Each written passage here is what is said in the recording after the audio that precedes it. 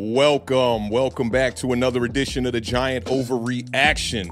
And today we are not going to be necessarily talking about the New York Giants. It is officially draft season.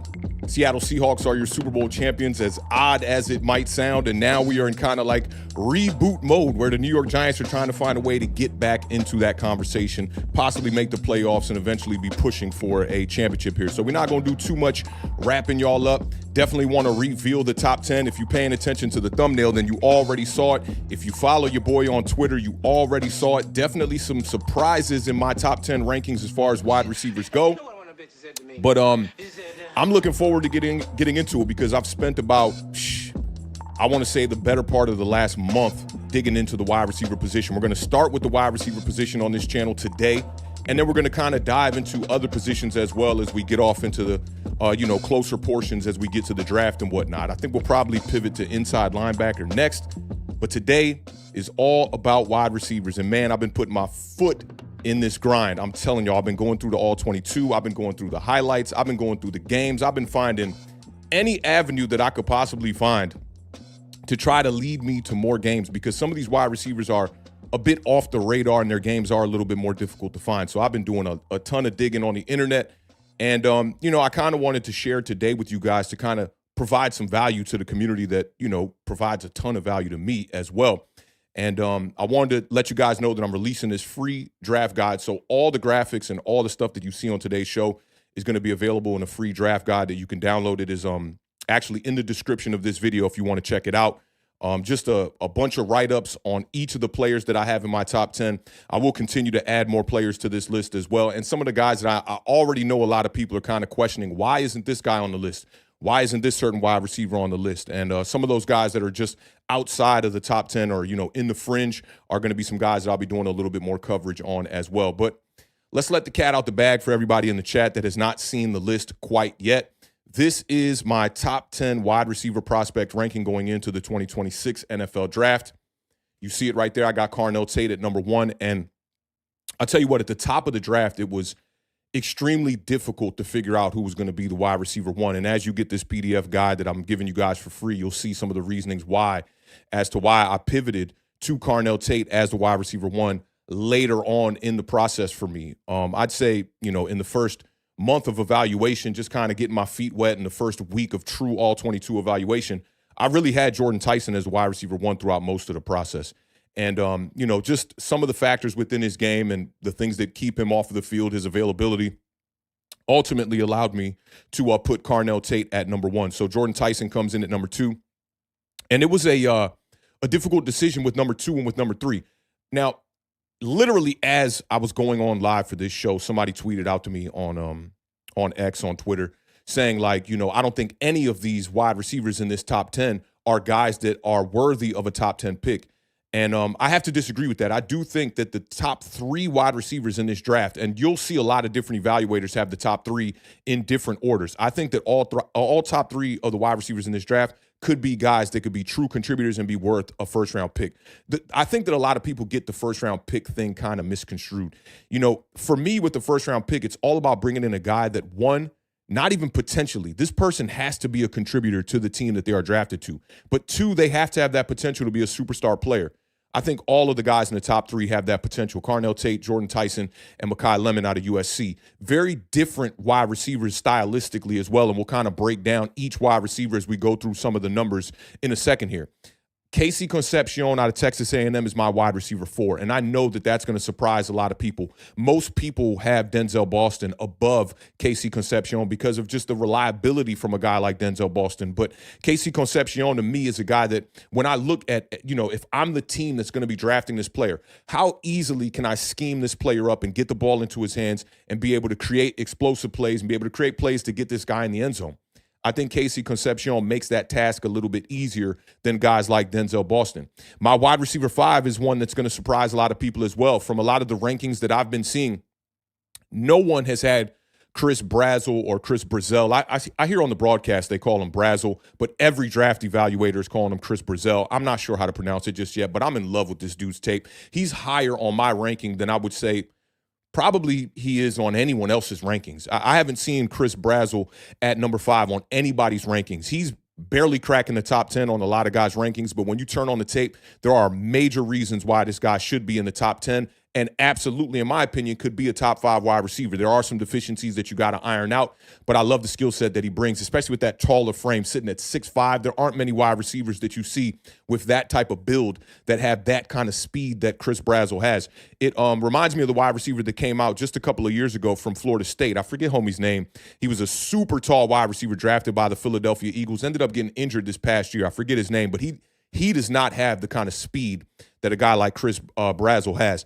Denzel Boston is just a very reliable wide receiver. I really feel like with Elijah Sarratt, which is actually a typo on that graphic, it's Sarratt.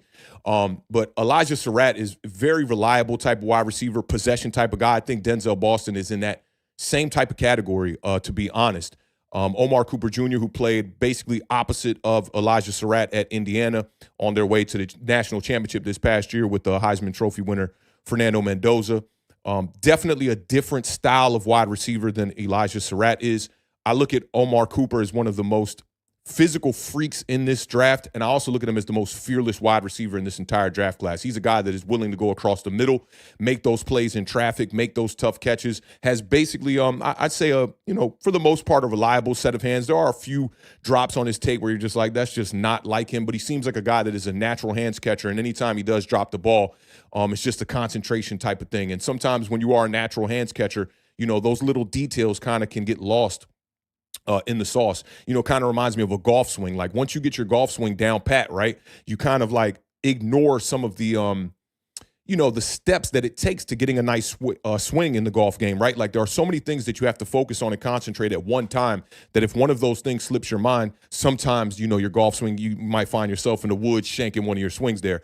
And I look at Omar Cooper as a wide receiver like that. As a guy that, just the concentration, it just seems with the drops. But his swing is there if you want to kind of compare that to the football game. Eric McAlister is a guy that, honestly, I've not seen in anybody's top 10. I've been seeing a little bit of talk around Twitter around Eric McAlister. Why isn't he as high on people's draft boards? The productivity is there, and when we get to breaking down his profile, you'll understand the reasoning why he is falling down a little bit lower on a lot of people's list. And number 10, the guy that was a wide receiver sleeper, I'd say probably just as early as last month, maybe as early as just 2 weeks ago, is now a guy that is no longer a sleeper because everybody is saying he is the sleeper of the draft. And Ted Hurst has the tape to back it up. And, I think that he's a guy that is willing of a top 10 spot, although he does come from a small school like Georgia State. I think that is going to make the evaluation a little bit difficult for other people. For me, I just look at the skill set that I see on the tape, and I like to do real-time evaluation. I don't look at my top 10 receiver ranking as a list of, hey, this guy's going to be the best wide receiver. Carnell Tate's going to be the best wide receiver in this class, and the hierarchy will fall in line accordingly. I don't think it's going to operate like that. I think that currently, right now, when you look at these prospects, this is how I view the hierarchy of the prospects in real time. Now, situation where these guys land is going to play a big part. The team that they go to, the quarterback that they play for, the offensive coordinator that they are underneath. And shout out to Matt Nagy, our new offensive coordinator for the New York Giants. Definitely, I'm sure, is looking at one of these wide receivers as possibly being a guy that he could bring in or, maybe influence the New York Giants to bring in. And I think it's important for the New York Giants in particular, for those of y'all that are going to be watching this video later on. I am a New York Giants fan. I cover the New York Giants. And this top 10 is kind of from a perspective of our team, but I think it will apply across all the other 31 teams across the National Football League. But the dilemma that the New York Giants are in is that they have the 5th overall selection in the draft. And there is a high chance that the New York Giants are not going to take a wide receiver in the first round. And there are the, fans across the NFL community that are already saying that none of these guys are worth the top 10 pick. So I think it is that much more important to be able to evaluate these guys because when it comes to day 2 and day 3, the Giants are likely going to have to try to find a weapon on one of those days to try to bring in a guy that can aid this offense for Jackson Dart. And I always keep reminding people, this is the same New York Giants offense that we saw with Daniel Jones in 2024. There is literally no difference in the offense.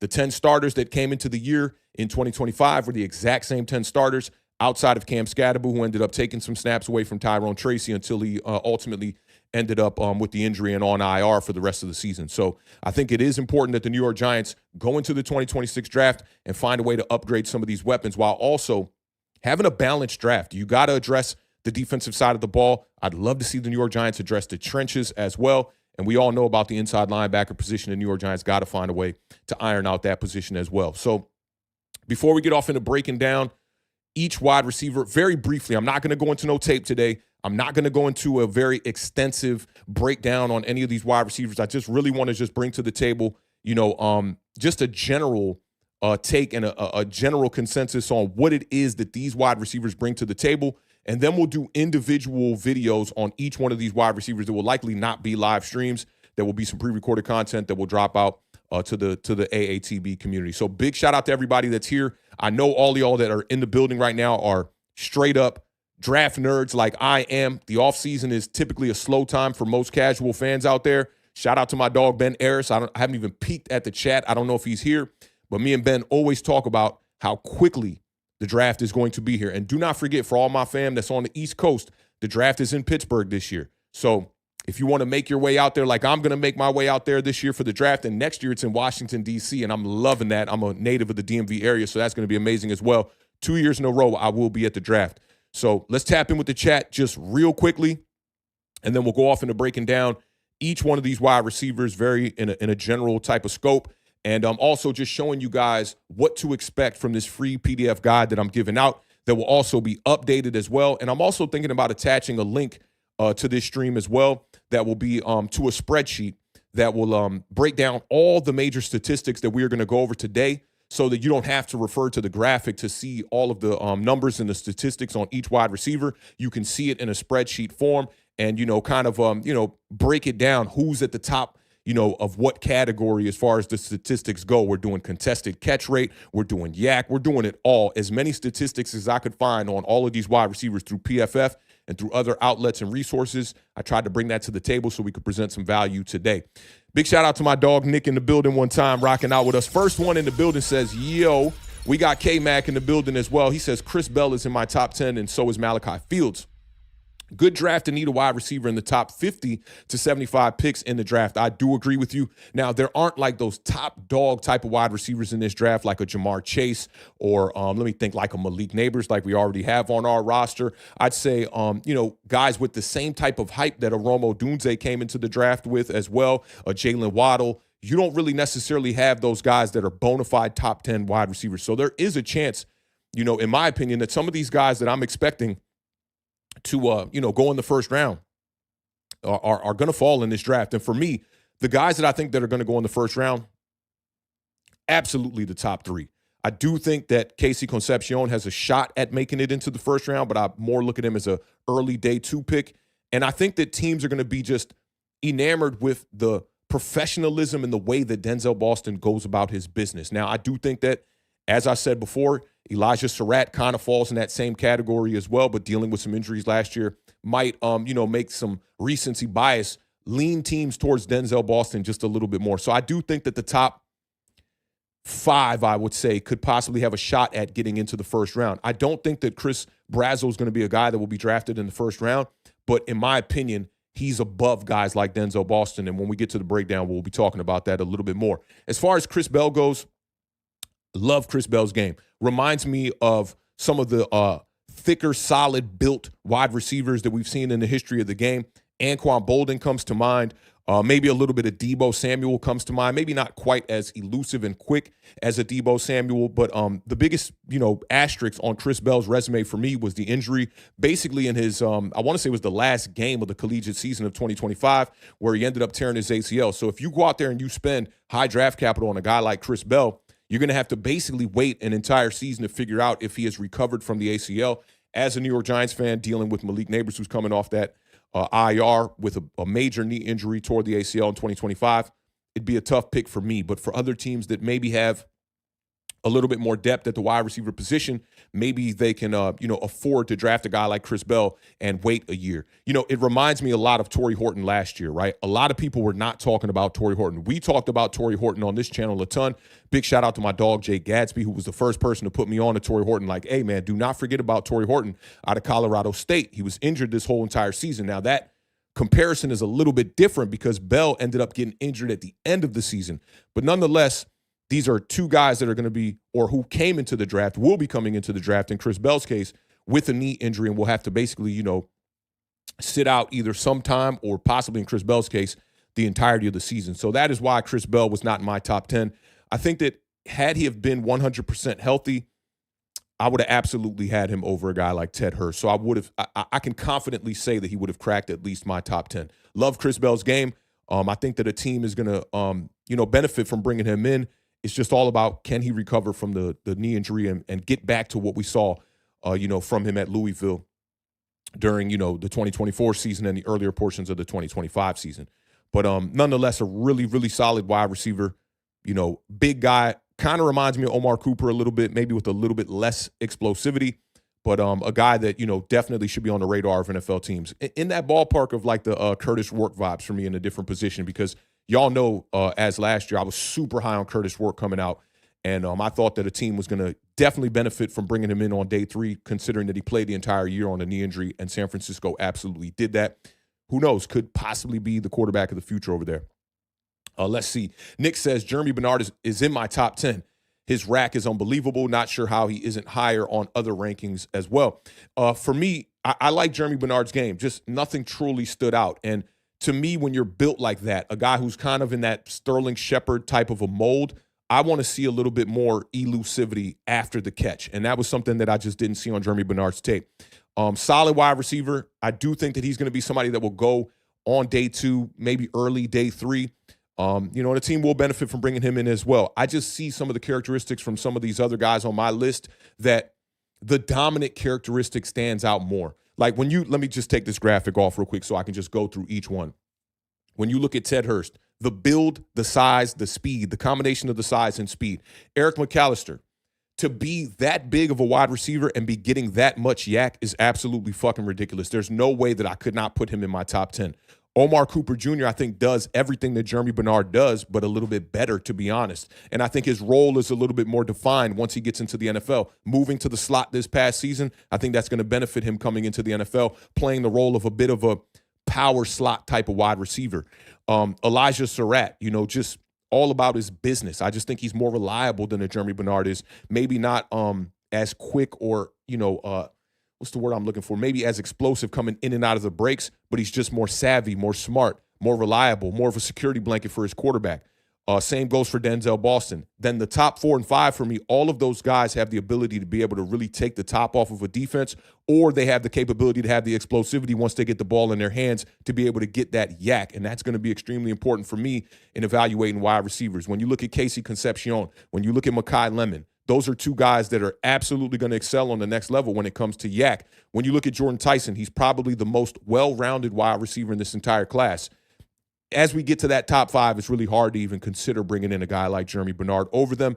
But I do see the argument to be made to put him in the maybe a 7 to 10 type of range there, I would say, for a guy like Jeremy Bernard. But listen, if Jeremy Bernard is out there early day 3 and the Giants have not approached wide receiver yet, absolutely on my radar. There's so many wide receivers that are guys like that. And when they tell you that this is a deep class, they're not saying that this is a deep class of wide receiver 1s or even wide receiver 2s. This is a deep class of wide receivers that are going to be able to contribute to their teams.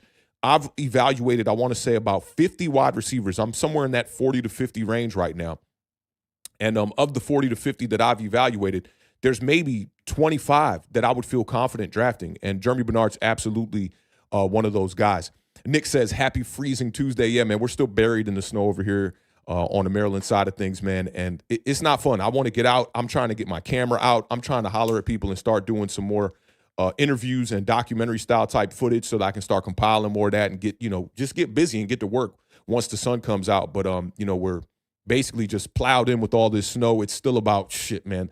The snow is just piled up all on the side of my yard and all on the side of the roads. It's just not a good look right now. So I'm looking forward to spring and just some sun coming out and being able to wear a T-shirt again outside. Brazzell II says, I like Zachariah Branch as a sleeper. I like him as well. If you look at some of the draft experts that are out there, the Mel Kipers, the Field Yates, all those guys, they're basically putting Zachariah Branch above a lot of the slot wide receivers in this draft outside of Makai Lemon. But there are some that are trying to make the narrative or trying to make the push for a guy like Zachariah Branch to be over Casey Concepcion. And I just think Casey Concepcion does a lot more. I don't even want to say a little bit more when it comes to route running and just having a refined route tree that will translate to the NFL a little bit more and be just more versatile from the slot position. I look at Casey Concepcion as a better option. If Zachariah Branch were to fall late day 2, early day 3, then I would absolutely be interested. But as far as, the second round goes, I'm not drafting a wide receiver like Zachariah Branch early in the second round. And right now, I want to say the Giants don't have a third-round pick. Yeah, we have a first-round pick, a second-round pick, a fourth round, a fifth round, and 3 picks in the sixth round. So for me, that the sweet spot for Zachariah Branch, if the picks stay currently where they're at right now for the Giants, I'm taking Zachariah Branch probably as early as the fourth round, and that's about it.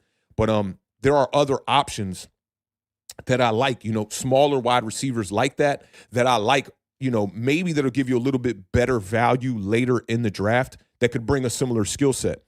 Zachariah Branch is amazing, don't get me wrong. I'll never forget him as a true freshman, USC, just the punt return ability. The dude was incredible, and his quickness and his speed, it stands out on the highlights, it stands out on the tape. He's just that elusive. He's one of the fastest players in this draft, and if he were to crack 4.3, at the combine 40 time, it would not super surprise me. I expect him to run probably a 4.3, but if he were to run a 4.29, it would not surprise me. But as far as value that I think you could get later in the draft, and I'm just thinking about Branch being a guy drafted in round 2 or round 3. I like Barry and Brown out of LSU. I'm trying to think of some of the smaller kind of gadget wide receivers. Even Colin Lacey at 5'10", 190. I like him as well. Who else is not Eric Rivers out of Georgia Tech is a guy that's slowly creeping up my radar a little bit as well. A guy who I think has some late round value that's not quite built the same as a Zachariah Branch is Kobe Young, who's a bigger build at 6'3", 215, but dealt with some injuries this past season. Another guy that's kind of fallen off the radar, I think could be another late round pick. To me, this is the perfect late round pick to match that type of play style. Is Deshaun Stribling out of Ole Miss that not a lot of people are talking about. A guy that played at a big school that I'm surprised he's not getting a lot of attention, but the productivity is not quite there. There is some productivity, don't get me wrong, but the statistics don't jump off the screen. But the explosivity does. Once he catches the ball and gets the ball in his hands, that dude is definitely looking for yak and looking for the end zone. So for me with Zachariah Branch, it's all about just where he falls, to be honest. Shout out to Go Jew Man in the building. One time he says, great to see you, Authentic. Good to be here, to be honest, man. I've been knee deep in this wide receiver grind, and I don't like presenting information that I'm not extremely confident in. I want to be able to come up here and break down some of these wide receivers and have a hierarchy and a ranking that I feel completely confident in. And I wanted to go through and do multiple passes on these wide receivers. I typically start off by doing just a quick gaze of wide receiver highlights on the particular prospect, and then I dive into the all-22. And big shout out to everybody that, lended a hand to me in getting me the all-22 footage. And I will try to share some all-22 with you guys. We'll talk about it at the end of the stream. But shout out to my dog Dante. Shout out to my dog Matt. They were pivotal in this process. I put some thank you notes about them as well, because just getting your hands on all 22 is extremely difficult. And to be able to get at least 2 to 3 games on, at least I would say the top 20 wide receivers that I looked at, it was pivotal in the process. So big shout out to those guys. Let's see. Bless Up KG is in the building. He says, we live finally. Yeah, man, I've been trying to stay active with you guys, man. We did the stream a couple of weeks back and whatnot. And when Harbaugh was hired and Denard Wilson was hired and whatnot, but just trying to stay active, but also trying to have a reason to stay active. I'm not just trying to come up here and give you guys filler. I want the content to be high level, and y'all know how it is, man. Whether it's 2 or 2 million here in the off season, we trying to bring value to you guys, man. That's the whole goal of this channel. So shout out to Bless Up KG in the building. Brazzell Tate is talking about Johnny Wilson. That's exactly who I was talking about earlier when I was talking about Chris Brazzell, because you look at Johnny Wilson, and at that height, whatever, I think he was 6'5", 6'6", maybe, you can see it slows him down. When we're talking about Chris Brazzell, the build does not slow him down. And, man, I want to show y'all some of the tape so bad, but I do want this stream to be monetized, to be honest. And once we come back, I do have it already uploaded for the top 10. I have at least an all-22 cut up from one game a piece of all of them, because I think that it's important to view a player and what he does throughout the duration of an entire game. Like all too often, what we see on Twitter and what we see on YouTube is all of these highlights from a wide receiver that really can skew the perspective, right? Like when you go and you just look at the highlights of a guy like Carnell Tate, you'll be like, oh my God, this dude is an incredible field stretcher. But then when you dig into the All-22 tape, you really get to see how he impacts a game. And a lot of that had to do with why I had certain guys higher on my rankings than other guys. Like people are probably looking at Eric McAlister and being like, why is Eric McAlister on Authentic's list, right? One of the biggest reasons was his game against, I believe was SMU. The way that he dominated that game, it reminded me of Elikai Manor when he played Colorado in 2023, I believe that was. The way that they just could not do anything to stop him in that game. He went over 200 yards in that game. And the same thing goes for Eric McAlister. Like the dude, just his ability that when he gets the targets, because he is a guy that needs volume, when he gets the targets, this dude excels and he is a problem. And granted, he did it against sometimes lower tier competition. I think that his skill set's going to translate to the NFL. And I just have all these routes in my mind and I'm just like, wow, I wish I could share these with you. And I do think that if enough people want to look at the All-22, because for a lot of people, they think All-22 is boring because it's such a wide bird's eye angle. It's hard to see things. As soon as you start a cut up, you have to really concentrate and see where the ball is going and whatnot. But if enough people demand it, I'll take those links and at least for the day, take them from private to public for you guys so you guys can check them out. But what I loved about the cut-ups was it's not highlights. Like you look on Twitter, a lot of people are doing all 22 cut-ups, but they're doing highlights. So it's really hard to see what the player does wrong. How does the player look when he's blocking, right? That's something that in my evaluation was something that was near the top of the evaluation. I don't want wide receivers that cannot block unless they're going to be a serious, serious benefit to the offense and making plays. So, I try to present this in a fashion that makes it not too glamorous because I think a lot of people, when they look at a prospect, they're afraid to show what they do wrong. And that's something that, I just did not avoid in this process. Let's see what else we got here, and then we'll go into the stat breakdowns real quick. I'm going to try to keep this stream around an hour, but y'all know how the over-unders go over here on Authentic and the Beard. We normally breach those. So we'll see. I'm trying to keep this to an hour. We're at 28 minutes. We'll see how it goes, though. K-Max says Antonio Williams in the slot if we lose Wan'Dale. Look, Antonio Williams is a guy out of Clemson. He's on a ton of people's top 10s. I've seen some of my favorite evaluators having Antonio Williams somewhere in the middle of the top 10. For me, I just saw a guy that just didn't jump off the tape. Reminded me of a lot of guys that didn't go drafted last year. Like when you think about guys like Ja'Cory Brooks, who was a UDFA, when you think about guys like Jackson Meeks, who was a UDFA as well, or when you think about guys like Ricky White coming out of UNLV, Antonio Williams, to me, does not jump off the screen more than any of those guys. So for me, I look at Antonio Williams as early as maybe a late day 2 guy, but in my opinion, he's a day 3 guy. But the productivity is there. The statistics were there. He was in the top 15 as far as the way that he performed when you look at the bare bones of the general statistics. But for me, if we're going to move on from Wan'Dale Robinson, it's not going to be Antonio Williams. Number one for me moving on from Wan'Dale Robinson, if you want to replace the slot guy, is going to be Makai Lemon. And then right after that, it's going to be Casey Concepcion. That's for me.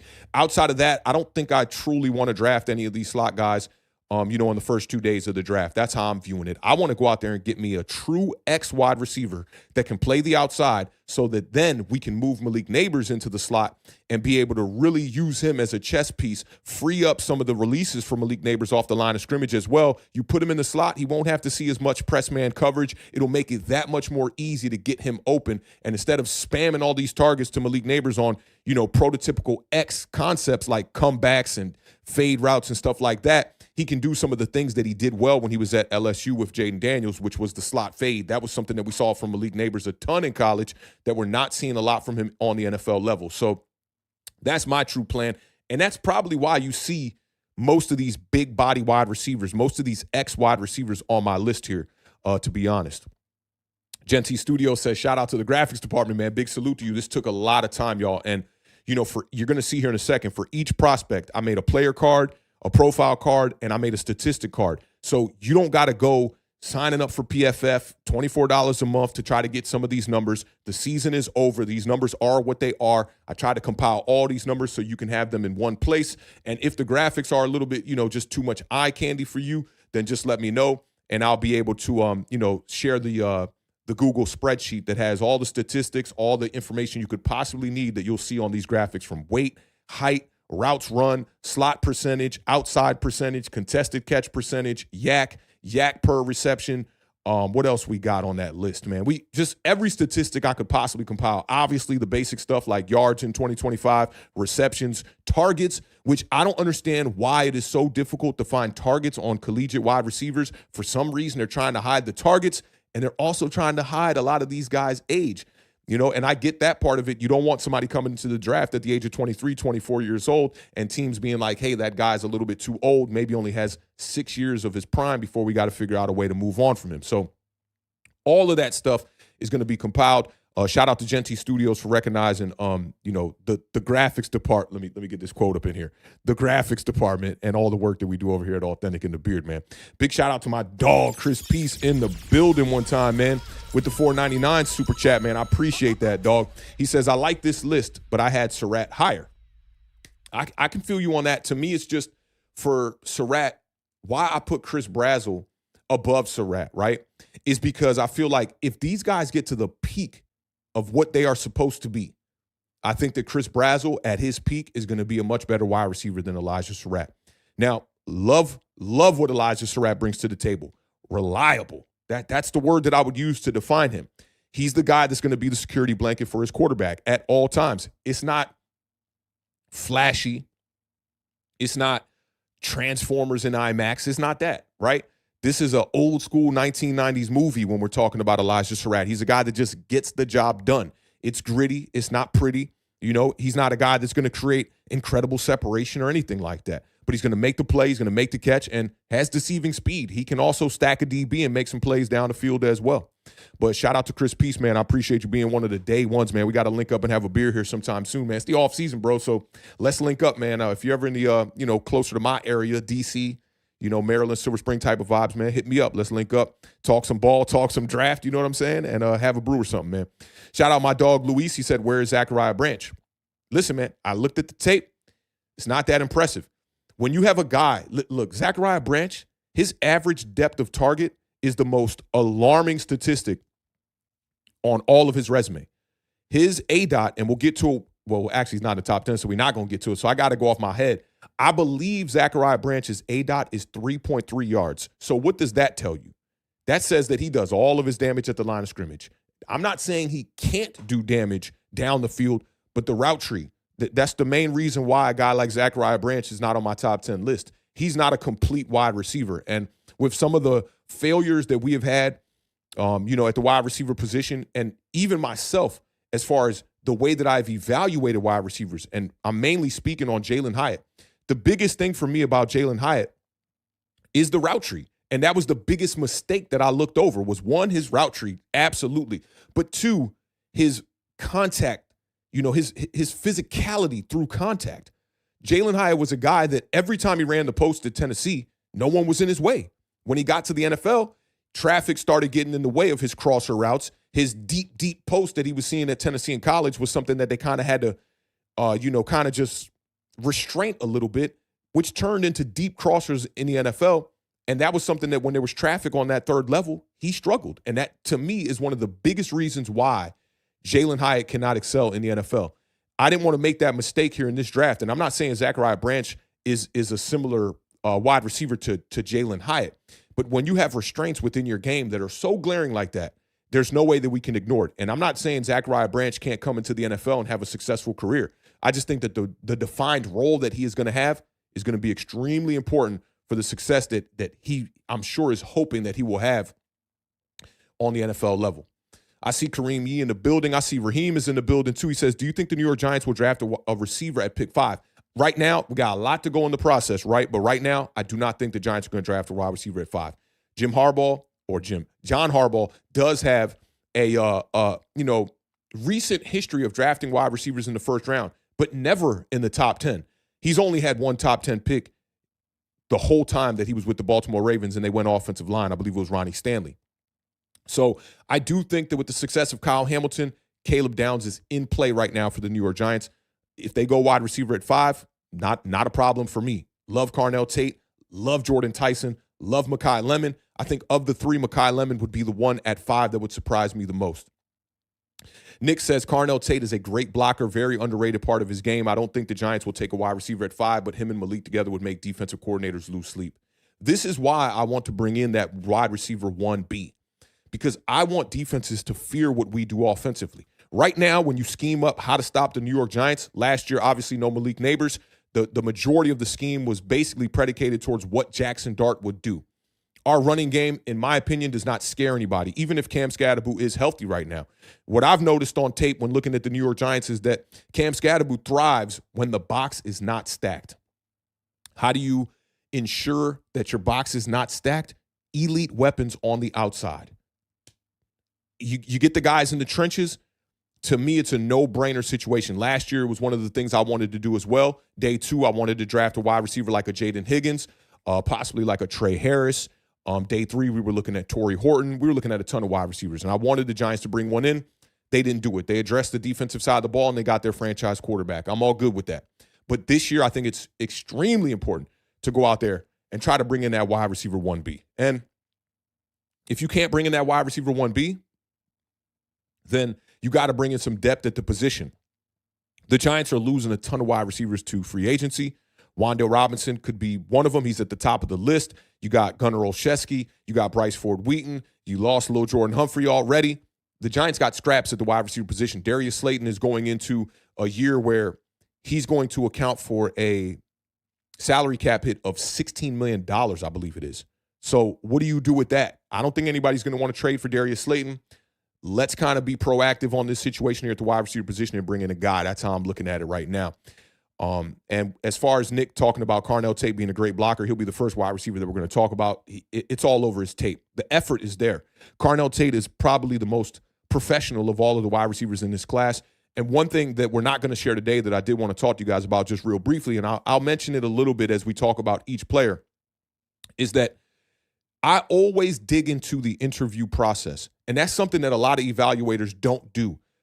With the recent story that just came out with the Atlanta Falcons surrounding Pierce over there with the whole domestic thing, character concerns are extremely important. Now, I'm not saying because a young man has an issue, with his character coming up that you have to avoid that player at all costs. But as I asked a couple of my homies yesterday when we were playing Xbox, I said, hey, man, if a guy has legal issues and you expect this guy to be the number 1 wide receiver off the board and you would draft him top 10, if he has legal issues, how far does that drop him down on your board? Most of my homies in that chat were saying it would at least drop him down at least 1 round.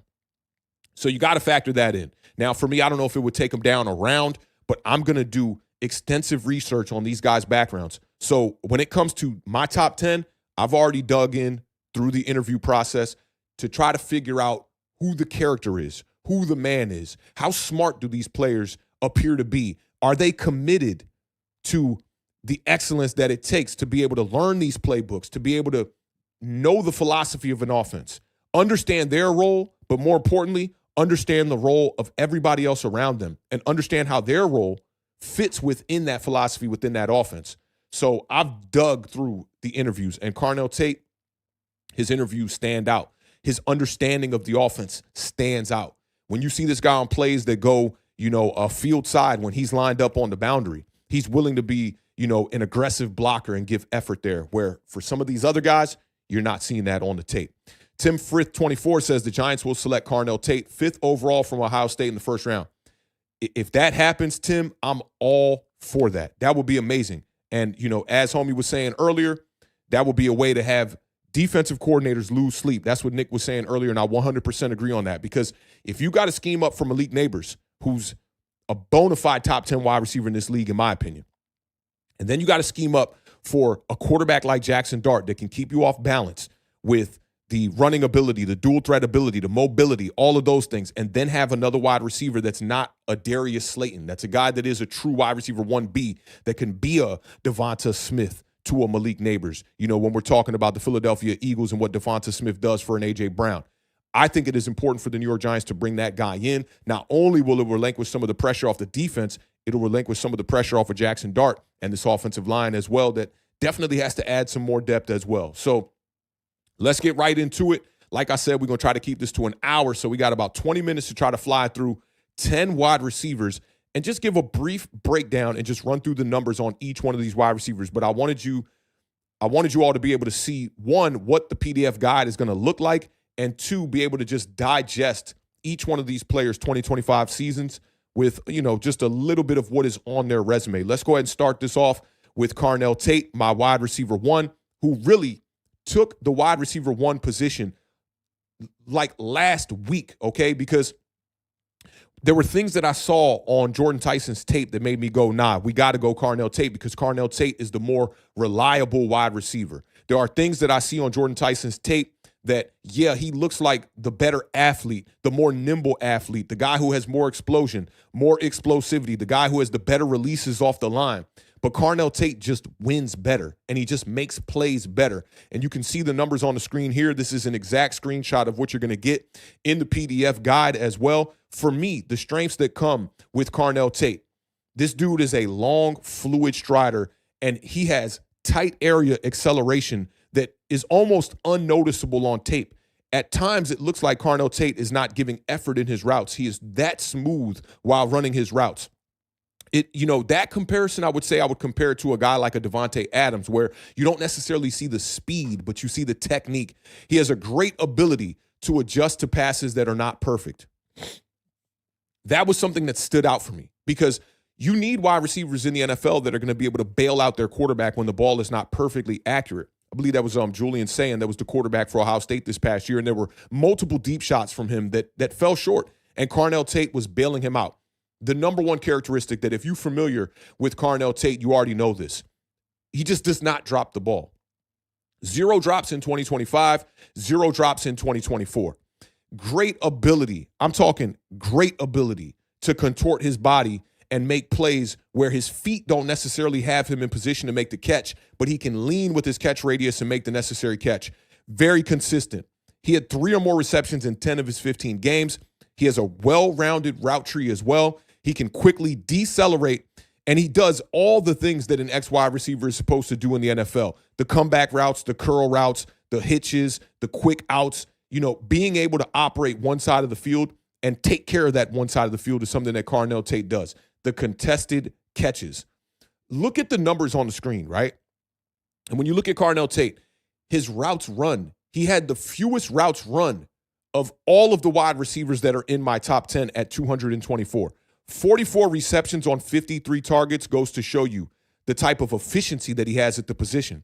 But his contested catches, he has a contested catch rate of 85.7%. That is elite. I don't care what wide receiver that you look at through the history of all of collegiate football. That is an elite number. When you look at the contested catches and you look at the drops, that is why Carnell Tate is wide receiver one for me. And as described earlier, his commitment to being a high-level blocker.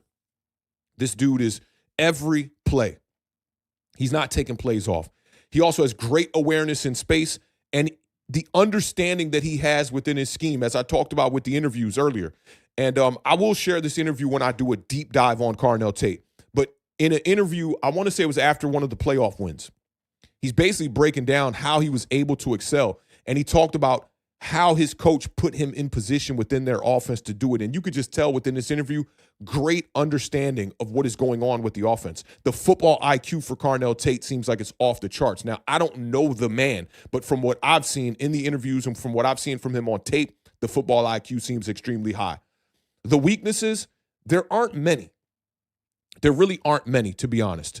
He's not really a yak guy. So if he catches the ball on a quick hitter, bubble screen, or gets the ball on a jet sweep, you're not going to see a lot of yards on plays like that.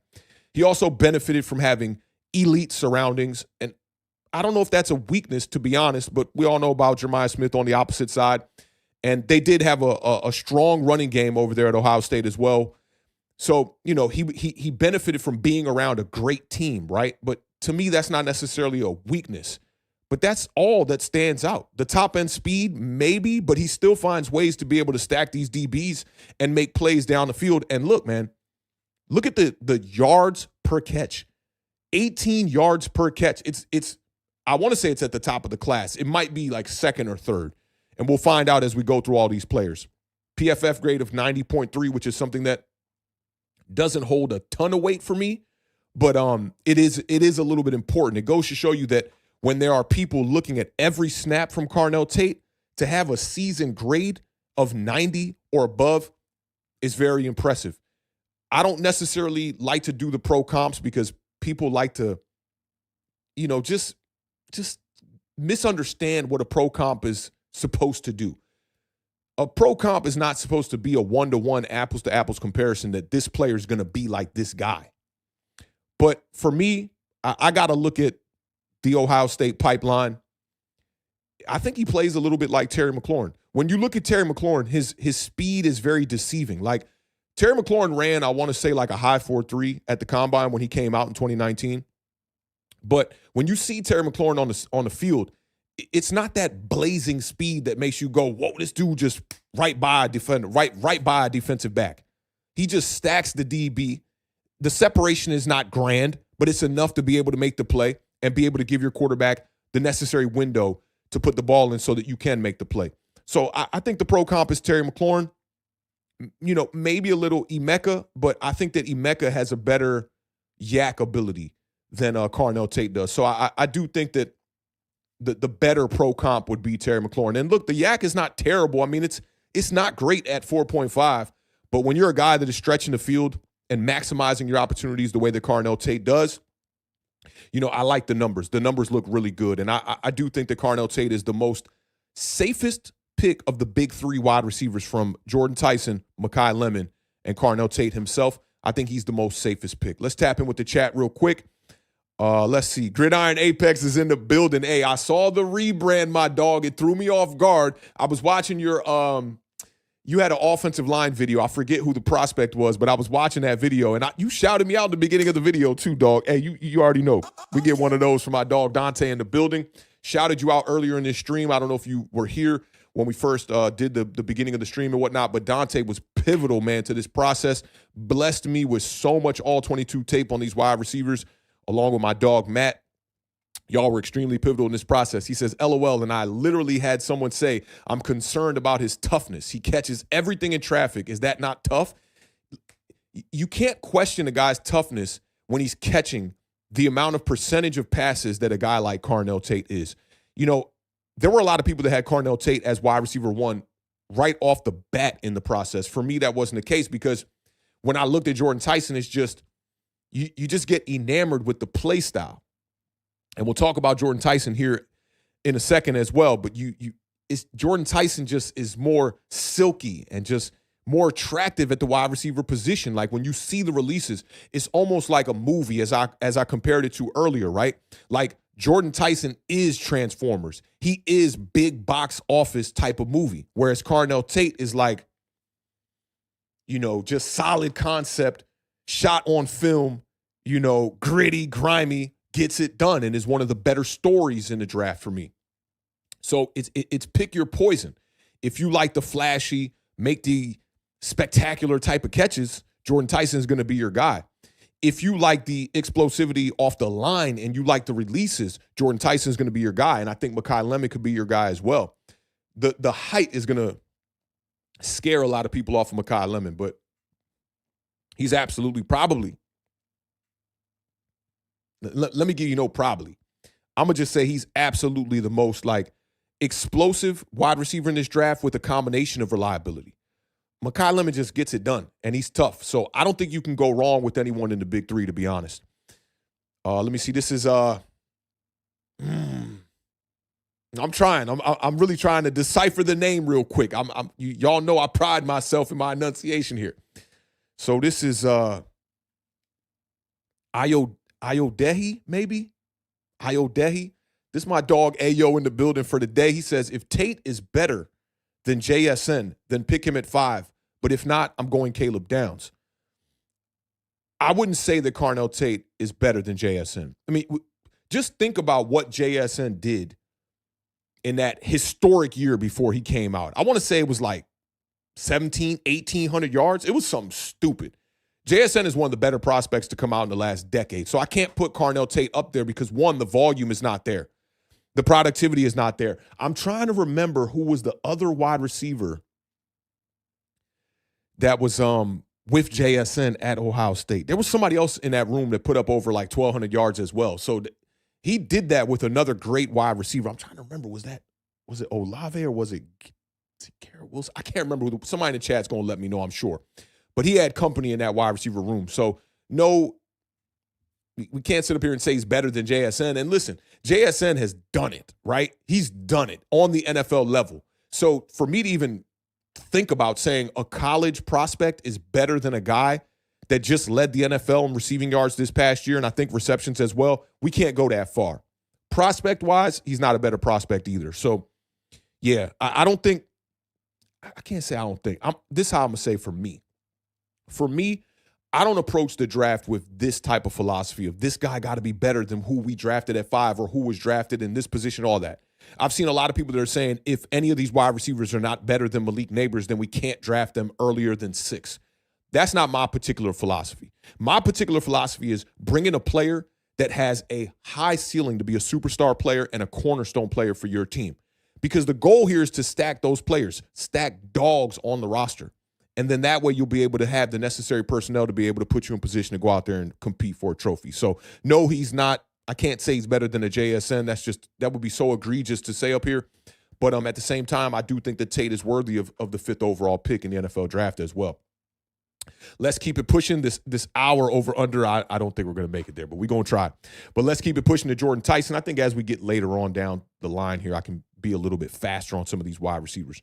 Now, when you look at Tyson and you look at his 2025 productivity, it doesn't define necessarily who he is because his breakout season was the year before. He did transfer from Colorado to Arizona State University. He was there before Deion and Shador and Travis Hunter and all of them got there.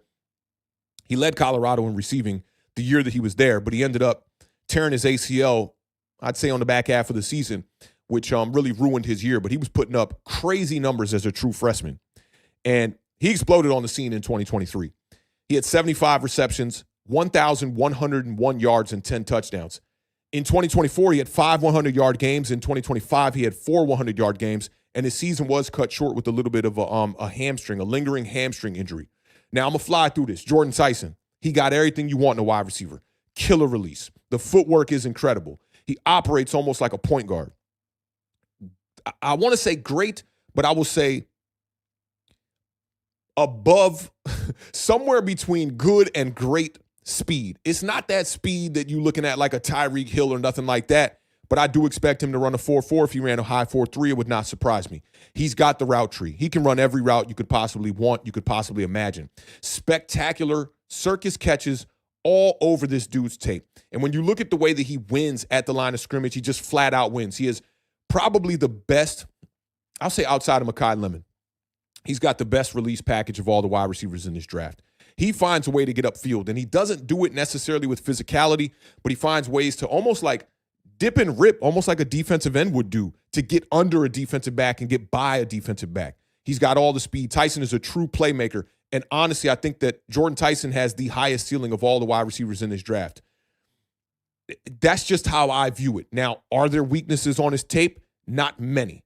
The play strength is one that I've noticed on the tape. Sometimes when he has to get out of his comfort zone as far as trying to catch the ball, maybe getting up high, or I'd say this is a problem that's more when he's trying to get up high. When he has to make the spectacular catch and climb the ladder, sometimes you see his hands are not the strongest at the catch point. There has been, I wouldn't call it a drop issue, but there have been some drops that just randomly reoccur on his tape every now and again. But you see it. In 2025, he only had 1 drop, according to PFF. When you look at his tape in 2024, there were a couple of drops here and there. For me, the biggest weakness is he cannot stay healthy. Jordyn Tyson has had an injury in every season of his collegiate career, and that's not a good thing. And that was something that I was more willing to ignore in the past. Obviously, when we were doing quarterback evaluations, you guys saw how high I had Michael Penix on my list. And it's just unfortunate that Michael Penix dealt with the injuries at Indiana and went on to Washington to really make those injuries a thing of the past. And then he comes into the NFL, drafted 8th overall by the Atlanta Falcons. And in his second year, he tears his ACL. I learned a valuable lesson in that if you are an injury-prone player in college, that means that you are putting yourself in position to get injured, that could possibly happen on the NFL level. So the biggest weakness with Jordyn Tyson is absolutely the injuries. ACL, MCL, PCL at Colorado, hamstring injury last year at ASU. He also had a collarbone injury he was dealing with a couple of years ago. The injuries are all over his tape. Again, the pro comps, I don't think that he is going to be. I'm not saying this guy's going to be this guy with the pro comp, so do not get it misunderstood. But to me, his pro comp is Stephon Diggs. He runs routes like Stephon Diggs. He gets open like Stephon Diggs. His physicality and his toughness is very similar to Stephon Diggs, who, although is not one of the most physical wide receivers, you can definitely bet your bottom line he's going to go out there and be tough, and he's going to show you tenacity. Jordyn Tyson is in that ballpark. If he gets to the ceiling of his game, I honestly think he could be similar to a guy like Odell Beckham Jr. When you guys see the tape, to me, that's his style. That's how he runs. He has, a running style where his arms kind of get outside of his frame like an Odell Beckham. He kind of runs wide. It's less of this and a little bit more of this. His head fakes, his the steps that he takes to manipulate a defensive back when he's running the 7 route and the 8 route, those false steps that I love. I used to try to kill those false steps when I played wide receiver. He runs those very similar to an Odell Beckham Jr. The way that he gets to his top speed also reminds me of an Odell Beckham Jr. as well. The big difference is the injuries happen in college for Jordyn Tyson, and with Odell Beckham Jr., the injuries happen on the NFL level. So that's something to keep in mind. Let's see. Chris P says Chris Olave and Garrett Wilson were on the 2021 team. Who is the other wide receiver that was at Ohio State with JSN? I'm not going to look it up now, but somebody in the chat going to get it. My dog, Ayo, I'm glad you brought this up. I'm glad that you brought this up, bro. Ayo's bringing up, I think getting Jacoby Lane in late round 2 of the draft could be the steal of the draft. Reminds me of George Pickens. Now, Jacoby Lane, I see the similarities with George Pickens because he does not win with physicality. He wins with nuance and style, and he has great hands. To me, Jacoby Lane, though, fits the mold. Let me say this, too. The floor. Let me talk about the floor. Jacoby Lane is the wide receiver that reminds me most of Jalen Hyatt. Like, he can do everything down the field. He can stretch the field, take the top off of these DBs, take the top off of these safeties. He can make spectacular catches. He has all the speed necessary to win at the 3rd level. It's the intermediate stuff. It's the play strength for me. It's going across the middle and not being able to push through traffic rather than trying to find a way to get around traffic. The thing about wide receivers that I learned over the last 5 years is that you absolutely have to have a characteristic where you can push through the traffic. It's almost like being on the highway and all 4 lanes are plugged up. You got to be a straight up goon to be able to hit the shoulder and try to avoid traffic in the shoulder lane because you're going to get in trouble. That reminds me of how I approach the evaluation process for wide receivers. You have to be able to push through traffic.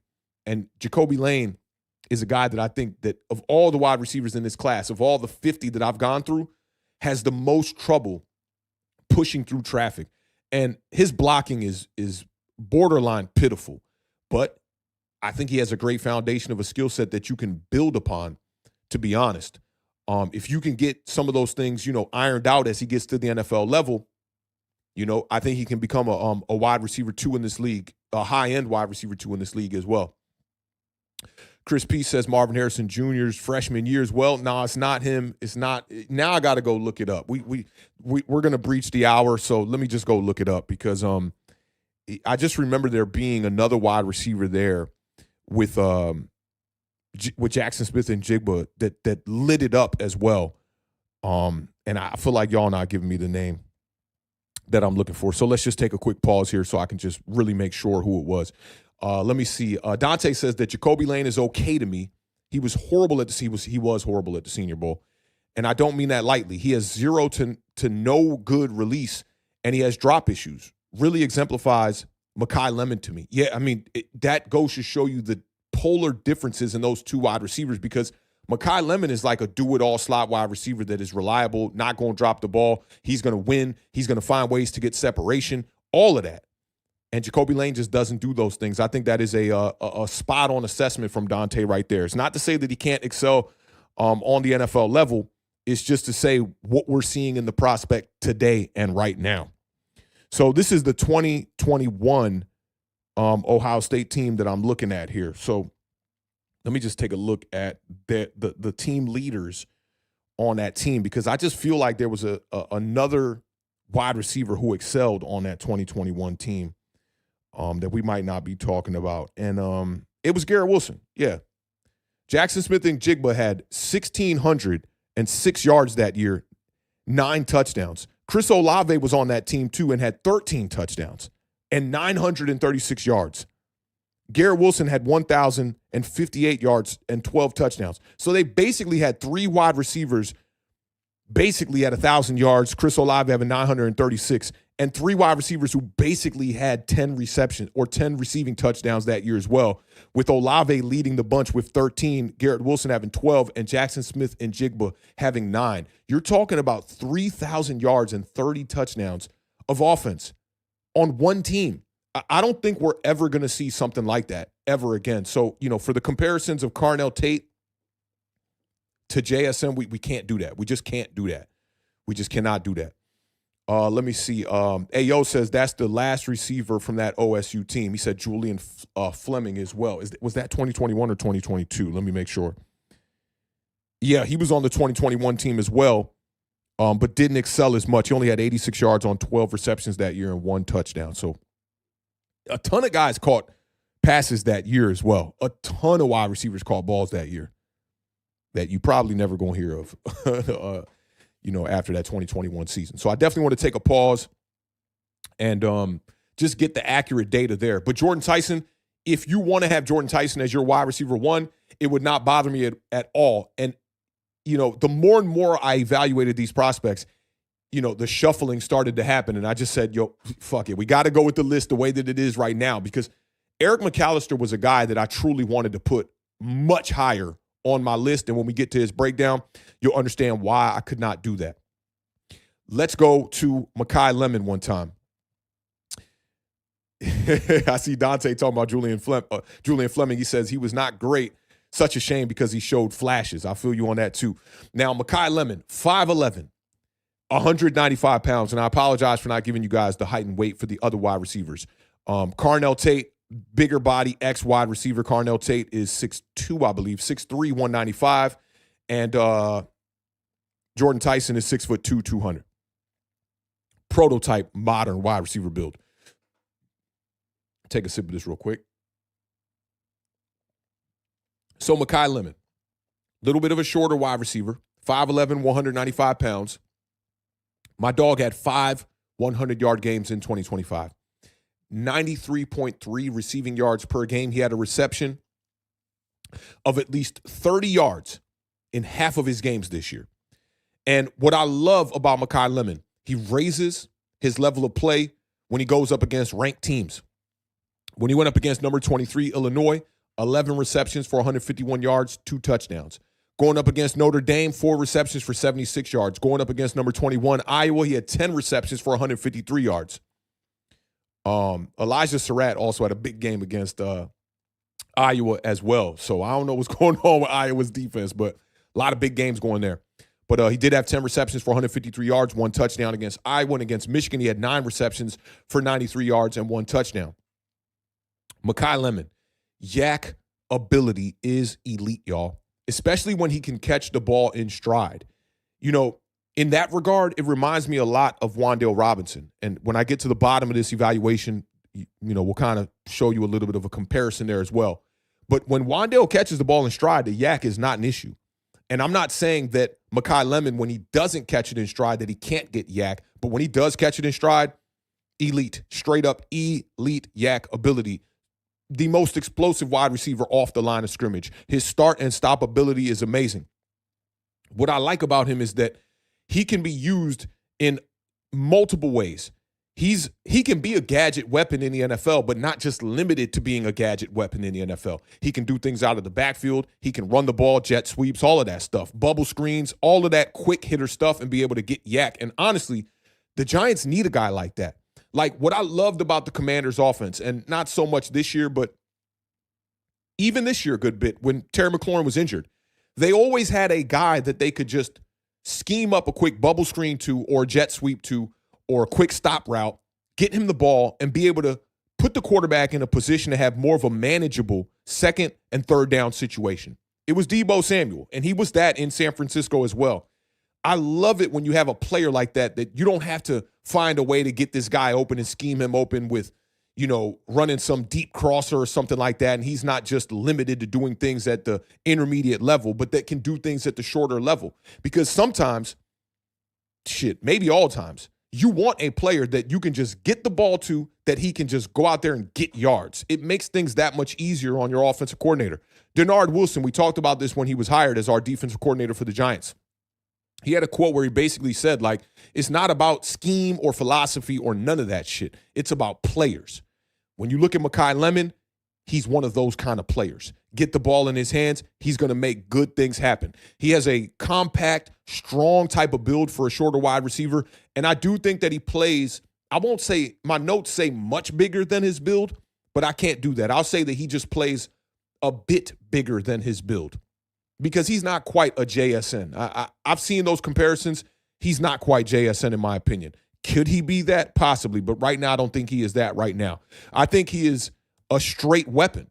And the goal is to just get the ball in his hands, whether it be deep down the field, maybe even on the intermediate level, but more importantly, I think it's on that short level.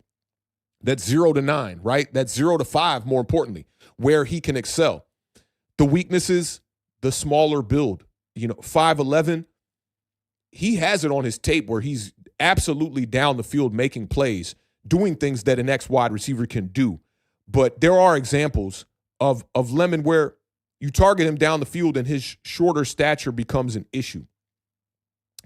I wrote this down here, but I don't think this is really an issue because he's relegated to being a slot wide receiver. But at times, the physical DBs, if they get their hands on him at the line, it can slow him down a little bit. But you never going to see a DB just straight up jam Makai Lemon at the line and just physically bully him at the line. That's just something you're not going to see. And what I loved about what I saw on his tape, a lot of the times after the play, as the whistle is getting blown, he's getting into fights with people, blocking and getting them up off of him as he's running routes and just being chippy.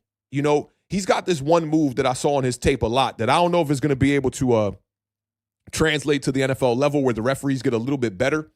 But he engages, right, with his hands when he's blocking, and he tries to get right up under the shoulder pads, right, and just kind of grab you where the shoulder pads have the two latches. Some of y'all that never played ball don't even know what the fuck I'm talking about, but there's two elastic bands on the shoulder pads that go from like the back of the shoulder pad underneath the armpit up front, and they clip in.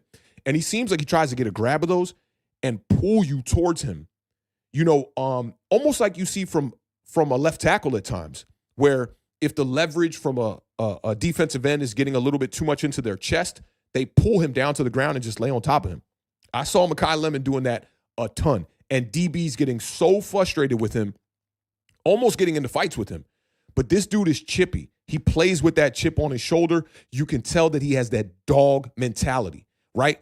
When you look at Carnell Tate, he's got the dog mentality. When you look at Jordyn Tyson, I think there's a question mark about the dog in him, to be honest, right? And I say that like, look at Odell Beckham, right? Like, I thought Odell Beckham, DBs like, what's my dog from Carolina and Washington? Josh Norman, right? Josh Norman brought the dog out of Odell Beckham Jr. I look at Jordyn Tyson in that same regard. But Makai Lemon, it's a little scrappy dog. When you're walking on the sidewalk and you see that dog behind the fence just bark, bark, bark, bark, bark, just barking at you. He's one of them dudes. And don't get it twisted that because he's smaller, he's not going to be able to scrap. But the big question for me is Makai Lemon more Wan'Dale Robinson, more JSN, or somewhere in between? And when you get the draft guide, I have write-ups for every wide receiver, about a good 2 to 3 paragraphs on every wide receiver that I did write-ups on. That's one of the biggest things I talked about with Makai Lemon is he's shorter. If you look at Jackson Smith and Jigba and just look at his tape, with Seattle, or look at his tape when he was in college, his arms are longer.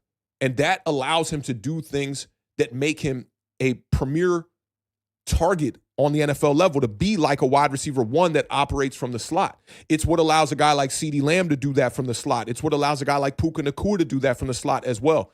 I don't put Makai Lemon in that same ballpark just yet. I think that if it all goes well, Makai Lemon can absolutely be a guy that's like a JSN. Puka, not too sure about that. Because Puka has a big frame. Like, Puka's a big dude. Makai Lemon's not a big dude. So I'm not too sure if he's going to have that same kind of a role in the NFL. Let me see what else the chat talking about here. Let's see. Gridiron Ipex says that engaged swim off the line is his shit. He also says he reminds me more of Devonta Smith, to be honest. And I think you're talking about Makai Lemon still here. I don't know if he'll be able to win down the field as much. I think that Tyson probably fits the Devonta Smith role a little bit more. I'm not sure if that's who you were alluding to, but I think Makai Lemon's just smaller. He's just smaller. I don't want to give him a knock on his catch radius, but when you see him catch the ball, you don't see a lot of that stuff. Like I see K-Mac talking about Amon-Ra St. Brown. You don't see a lot, and I got to go full screen for this just so y'all can really see what I'm saying here. Let me hide this real quick. So you don't see a lot of snags from Makai Lemon where his body and his arms are far off the body. Everything is really tight, in my opinion, with Makai Lemon. It's all, the catch radius is all about right here. He's not doing a ton of stuff where it's like, lunging out and making plays like you see from an Amon-Ra St. Brown or like you see from a Puka Nacua. That's why I just don't envision his role in the NFL looking similar to that. I think it's going to be more like your traditional slot wide receivers that we saw through the 2010s, like the maybe more like a Julian Edelman type of vibe. Similar to what we saw out of Jordyn Tate, right? Like when you see the way Jordyn Tate operates, it's not like how a JSN operates. Maybe it's kind of similar, but it's definitely not like what you see from a Puka Nacua. So I do look at those guys as, a bit different. I see K-Mac says junkyard dog. Yeah, man. And that's what I'm looking for, to be honest. I'm going to make it a point today that when we talk about the receivers that I think that have that dog mentality, I'm going to make it a point to bring it up. Not all of them have that in this class, to be honest. But of the top 3, Makai Lemon has the dog. Like, you see it on the field, man. And from the cut-up that I did on Makai Lemon, I did a game from 2024, actually, from Makai Lemon. I believe it was against Penn State that I did as the cut-up. You'll see, like, this dude is just, he's physical, man. He's so physical. He's scrappy. He wants to get into a fight. He's talking shit after the play a lot. And I like that. I personally like that characteristic. So Makai Lemon's absolutely high on my list. Next wide receiver I want to talk about, and I see Ayo saying Victor Cruz. I think if you get to the top of his, the ceiling of what he could be, maybe a Victor Cruz, but I still think Victor Cruz stretches the field better than Makai Lemon. Victor Cruz is more Jordyn Tyson, in my opinion, than he is Makai Lemon. Radicals in the building. Big shout out my dog, Rad. He says, pull up Doug Baldwin. Lemon and him are so similar. Yeah, I do think Doug Baldwin is a pretty good comp. Doug Baldwin could probably win a little bit more with his physicality, but I like that comp a little bit more than Victor Cruz and Puka Nacua and guys like that. Makai Lemon, I'm trying to think. Jalen Waddle comes to mind a little bit as well. I think he could operate a little bit like that as well. Some of the things that Jalen Waddle did down the field more, when he was playing at the collegiate level, they don't show up as much at the next level in the NFL, and I think it could be a bit of a translation like that as well. Next guy I want to talk about is Casey Concepcion. This is one of my favorite wide receivers in the entire draft. You guys know that I always talk about value when we talk about, what we want to bring to the table for this channel. Casey Concepcion, I think, as a prospect, brings a ton of value because he's somebody that is likely going to go early day 2. And if that's the case, if he doesn't go in the first round, to me, he has the highest, some of the highest day two value of any of these wide receivers. This dude, the game that I just cannot stop looking at and cannot stop talking about, and this is one that I really want to show y'all. I just really, you know what I'm going to try to do? I'm going to try to upload these. Man, there's music behind some of these cut-ups, and God, I want to show y'all KC Concepcion bad. I ain't even going to lie. I'm gonna try to upload this as I talk about KC Concepcion, because I just want to show y'all. I think I could show y'all better than I could tell y'all what KC Concepcion can bring to the table. Let me see if I can't just do this in the background real quick. Get this uploaded. This is going to be in my renders. I'm going to try to find the one that doesn't have the music behind it so that we don't get demonetized for this stream. And just bear with me for a second as I go through the database right now. Shout out to the graphics team one time. Y'all know they doing hella work. But let me just try to find this cut up real quick. And it wasn't one of the longer cut ups as well. Oh man, damn, they're in dot movie format, aren't they? Let me see if these aren't in dot movie. They aren't. I'm not gonna be able to get it. I'm not, because I would have to do a quick conversion. Let me see if I'm gonna do a quick search, but I don't think I can pull it up. I'm gonna do a quick search though and see if there's a because StreamYard only accepts .mp4s. Okay. All right. Fuck it. We're not getting monetized for this stream, y'all. All right. We're not getting monetized for this stream. Somebody send in a super chat or something for the monetization for the stream, but fuck it. It is what it is. Y'all know what it is. We try to bring value over here, and that's what's most important. Now, let's just kind of, as that uploads, just go over KC Concepcion real quick. The game that I'm talking about is against LSU. This motherfucker went crazy, okay? He literally took over this game. And when we're talking about dogs, this is another scrappy dog. This is a dog that is in the same breed of a Makai Lemon, right? He's a smaller guy at 5'11", 190 pounds, but he has that ability to completely just take the fuck over a game. And against LSU, he just went crazy. 3 receptions for 45 yards, 1 touchdown in the passing game. He had 3 punt returns for 132 yards and 1 touchdown. He also went crazy against South Carolina, where he had 7 receptions for 158 yards, y'all. He had 2 returns in that game for 44 yards. I describe KC Concepcion as a slot weapon. That is how I describe KC Concepcion. He's quick as ever. He creates separation with shifty route running, and he does it better than just about any wide receiver in this class. You look at him in the special teams game, he's a true weapon in the special teams game. And look, Gunnar Olszewski, he's fine and dandy, okay? But I want a real fucking weapon back there at punt return that, you know, like a Rashid Shaheed, that makes you have to punt the ball sky high or punt the ball out of bounds to avoid those type of playmakers getting the ball in their hands. The route running is excellent. It's on full display. If you want, hit me up on Twitter. I can send you links to just direct games if you want to watch games just straight up. Look at his game against Mississippi State.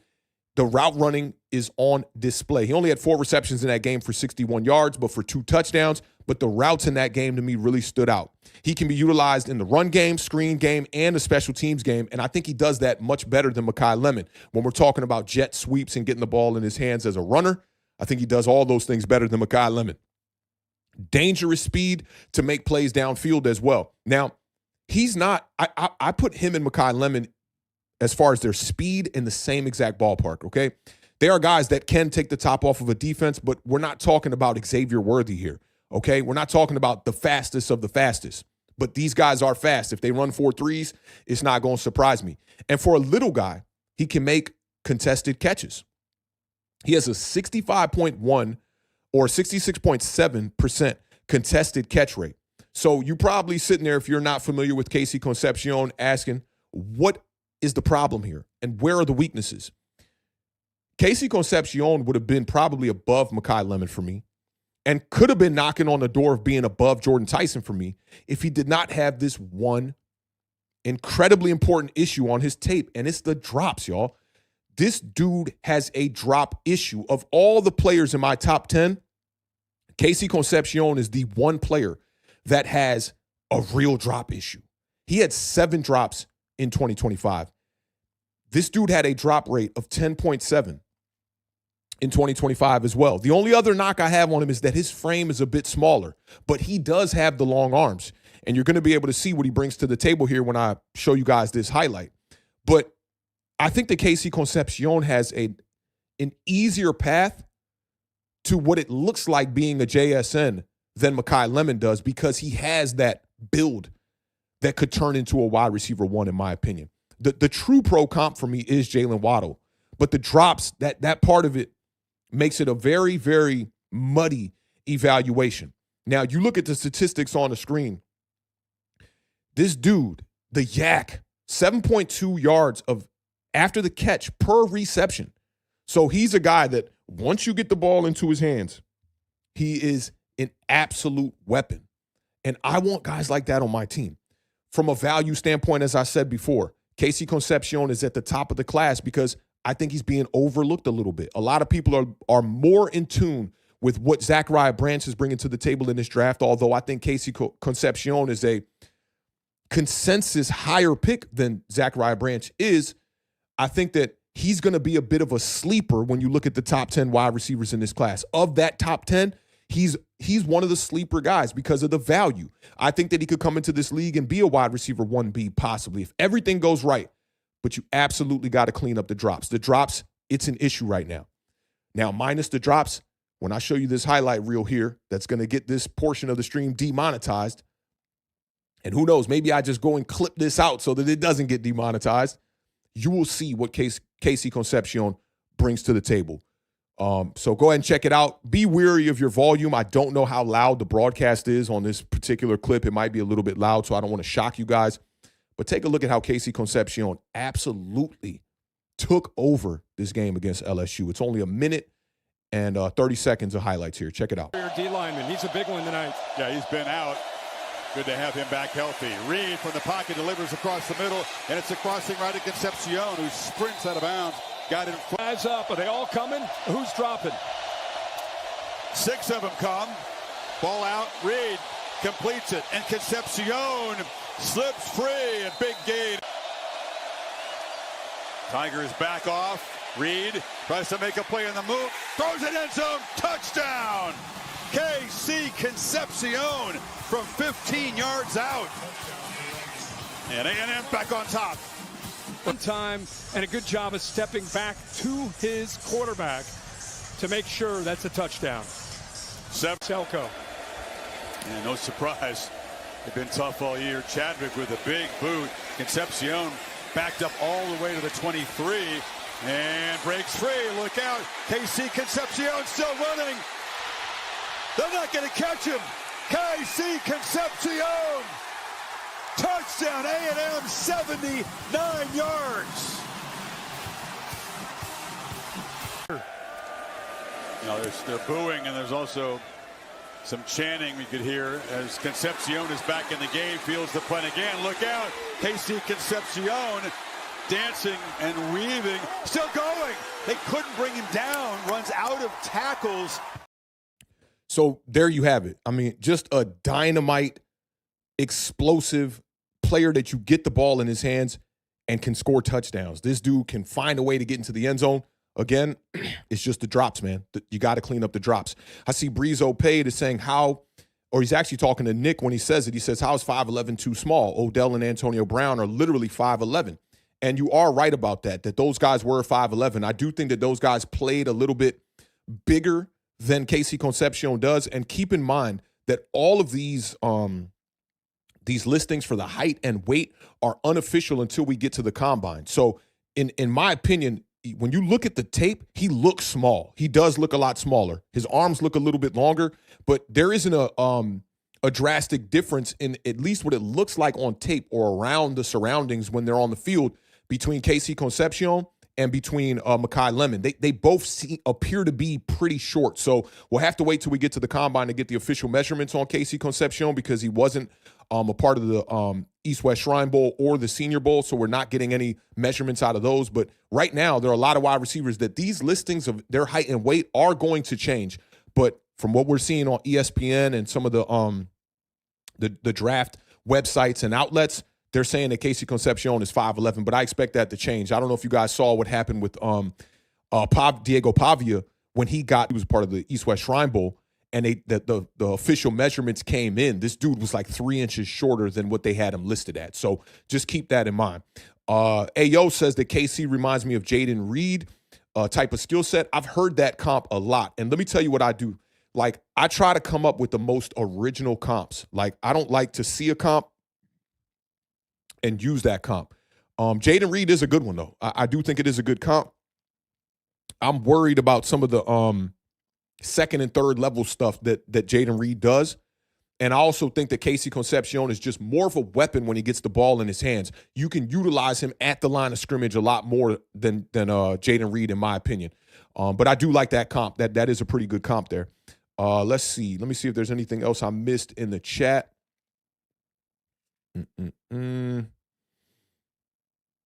DeMario says that wasn't Casey at NC State for a while? Yeah, he's nice with it. Yeah, he was at NC State, and he made big plays at NC State as well, which got him in the transfer portal to get to go to Texas A&M and whatnot, to try to raise his level of play and be able to get on these draft boards a little bit higher as well. And I think he did a good job of doing that.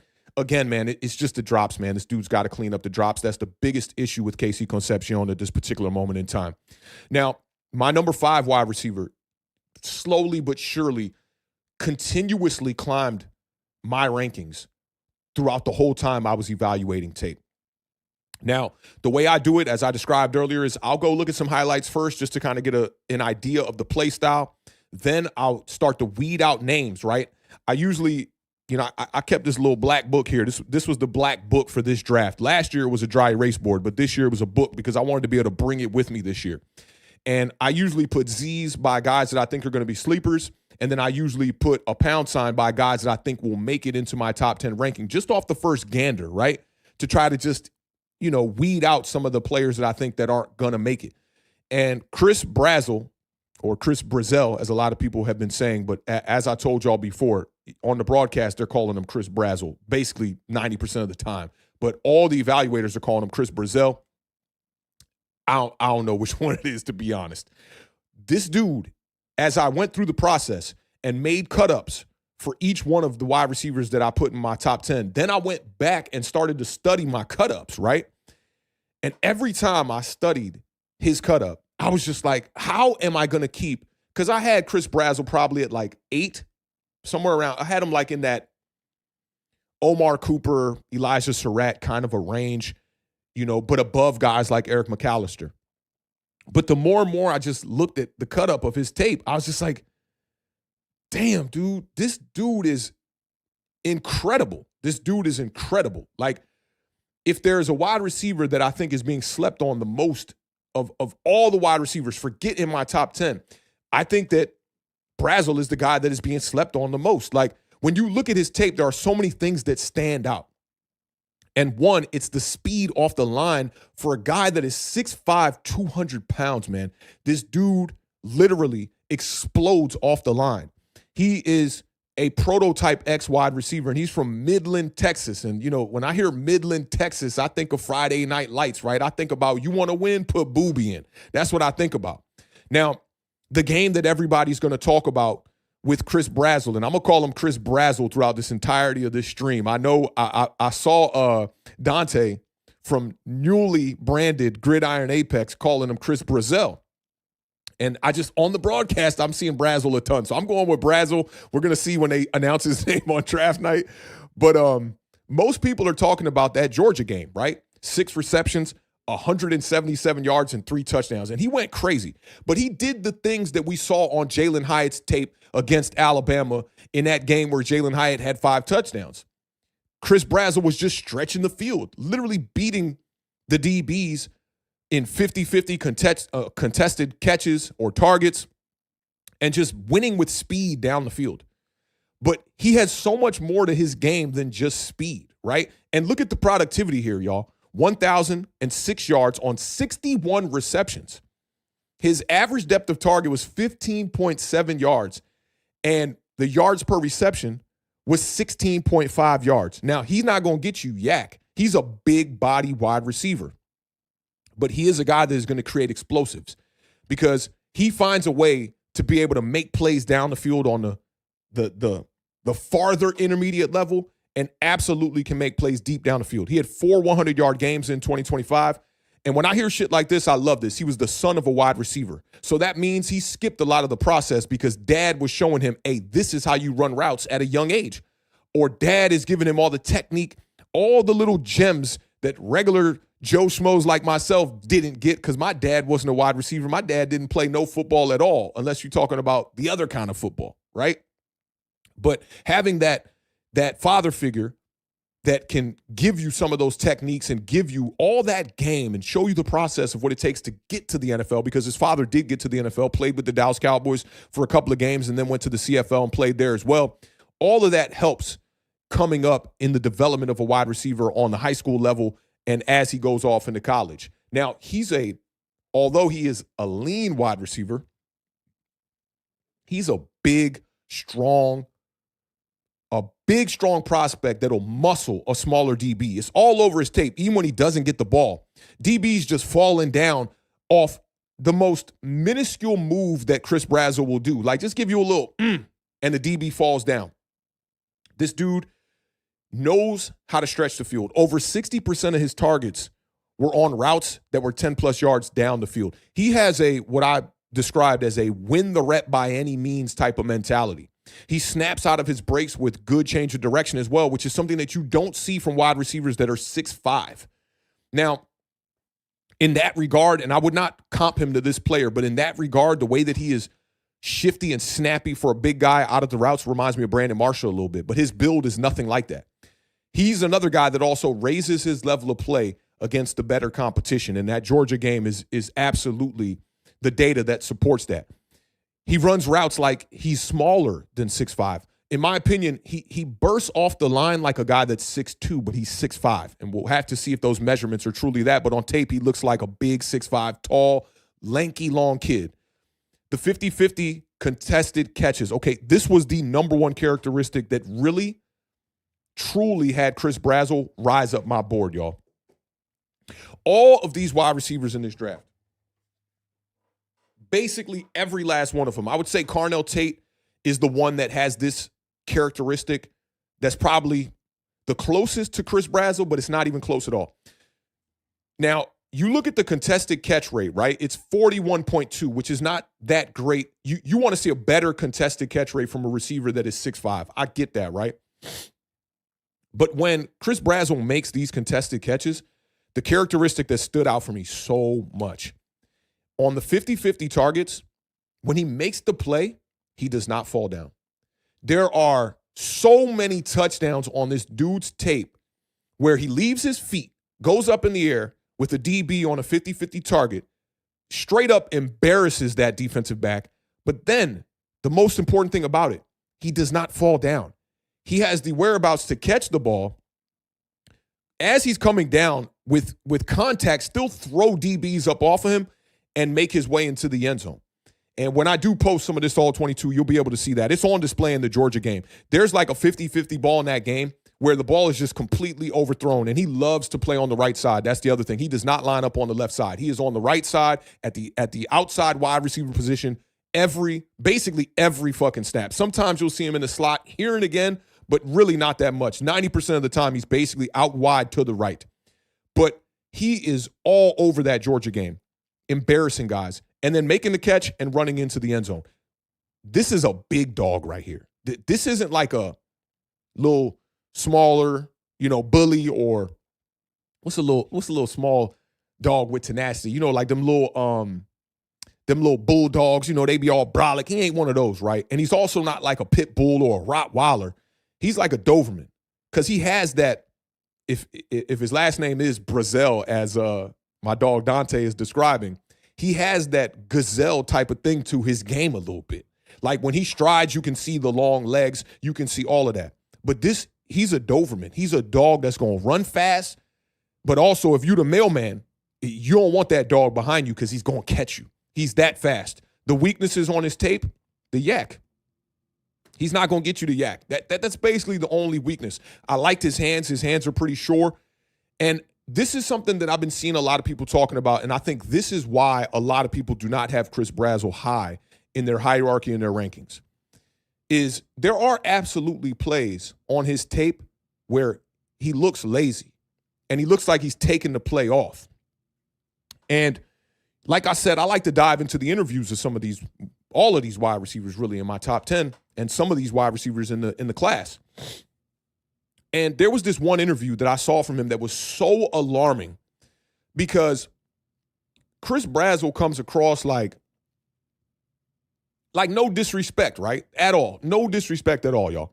I'm just saying this for what it is. But he comes across like a bit of a hood dude, a goon, right? Kind of like a hood booger a little bit, right? Like when he talks to the media, this is a guy that is not going to be extremely articulate with his words.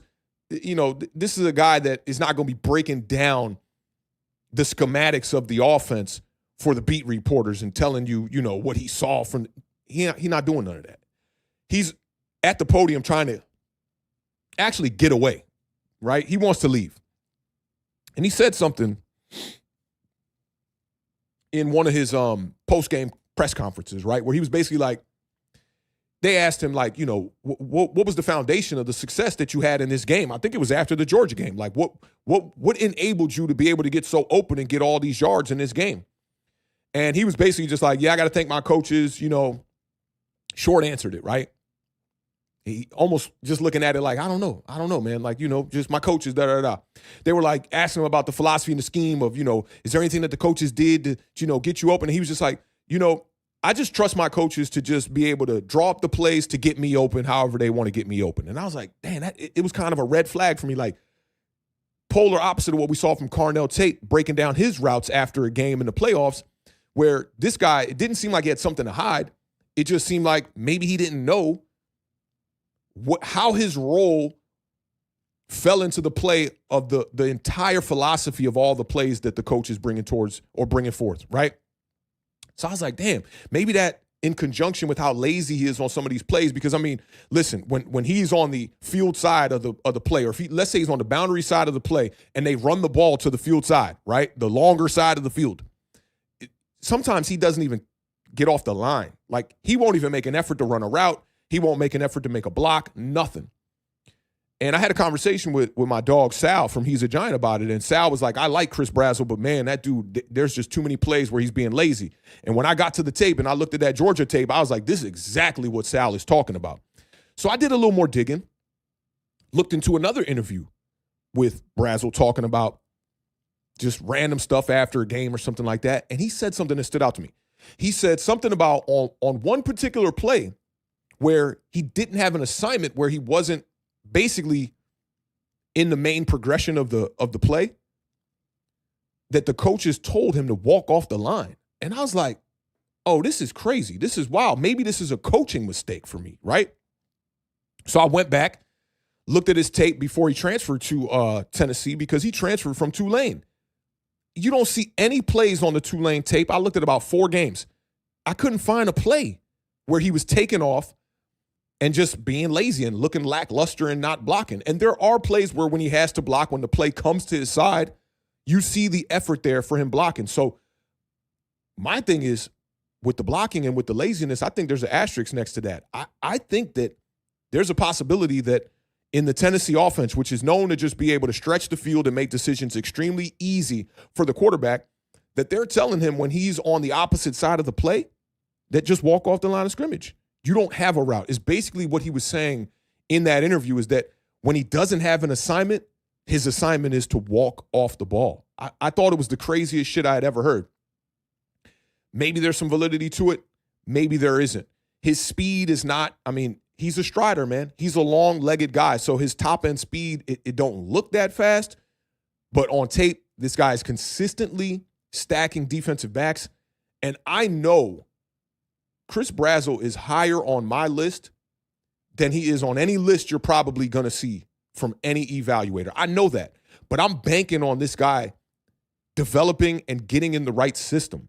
he might be a guy that after year one might not be hitting the ground running and being top of the class. But I think by year two, by year three, this is a Kyle Williams-like prospect, in my opinion, that if he can remain healthy, this dude can be a incredible asset to whatever team decides to draft him. To be 6'5", have that kind of speed and that physicality, man, he's not your typical skinny wide receiver. This dude has bully in him. And like I described him earlier, this dude is absolutely like a Doberman. And if you the mailman, you know how that shit goes. So big fan of Chris Brazzell's game. Big fan of his game.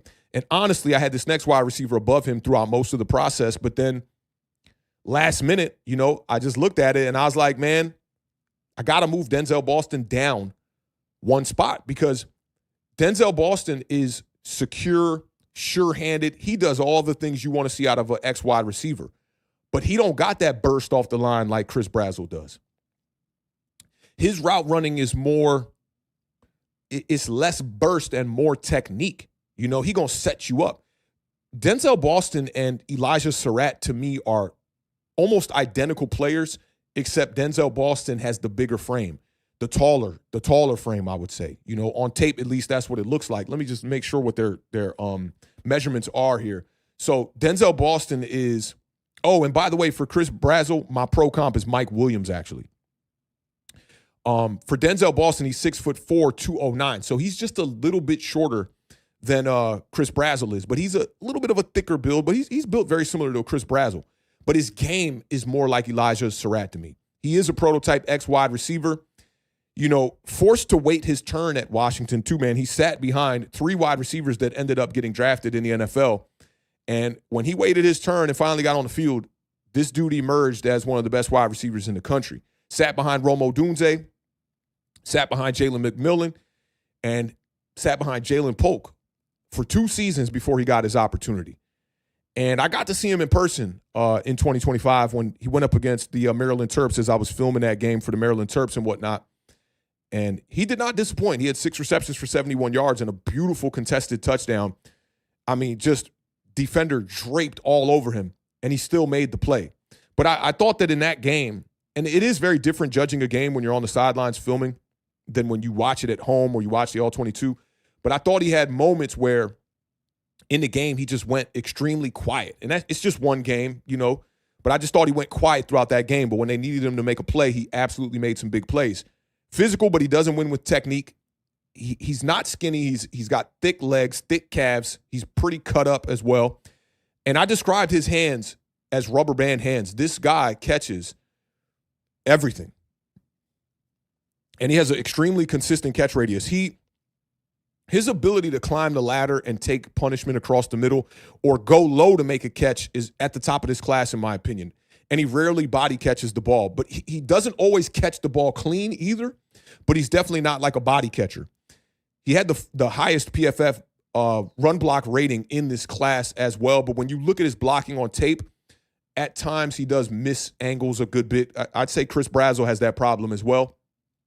And I think he has a lot of finesse to his game and just great feet near the sidelines. Like, think Mike Evans, like not fast, but just elite body control near the sidelines to be able to toe tap, contort his body, and make those difficult one-on-one matchups in the red zone. Love what Denzel Boston brings to the table as a red zone threat. Solid foundation of routes. He runs routes really well. The red zone fades, the quick slants, all that ex-wide receiver stuff he does extremely well. The big post, the double moves even, which I think you won't see as much of on the NFL level because of the top-end speed concerns. This dude, I think, could be the ideal wide receiver 2 in the NFL. You don't want to see him getting a lot of press man coverage. That's not something that he beats consistently. I think you could get him in motion to create a lot of space for him as well. And if you had to in certain packages, you could put him in the slot to create that space for him to get off the line of scrimmage, but he's absolutely an outside X-wide receiver. And the contested catches, man, that's where he makes his money, is the contested catches. 76.9 contested catch rate, 1 drop on the season.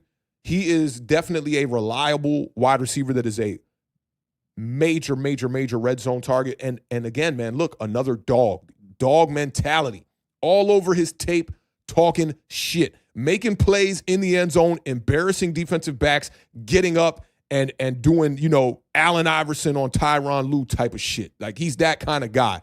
And I love that from a wide receiver. That's alpha type of characteristics and alpha type of behavior. I don't want no timid wide receivers on my team, but, it is what it is at this point. But he has that straight dog mentality. I put him in the pit bull category, to be honest.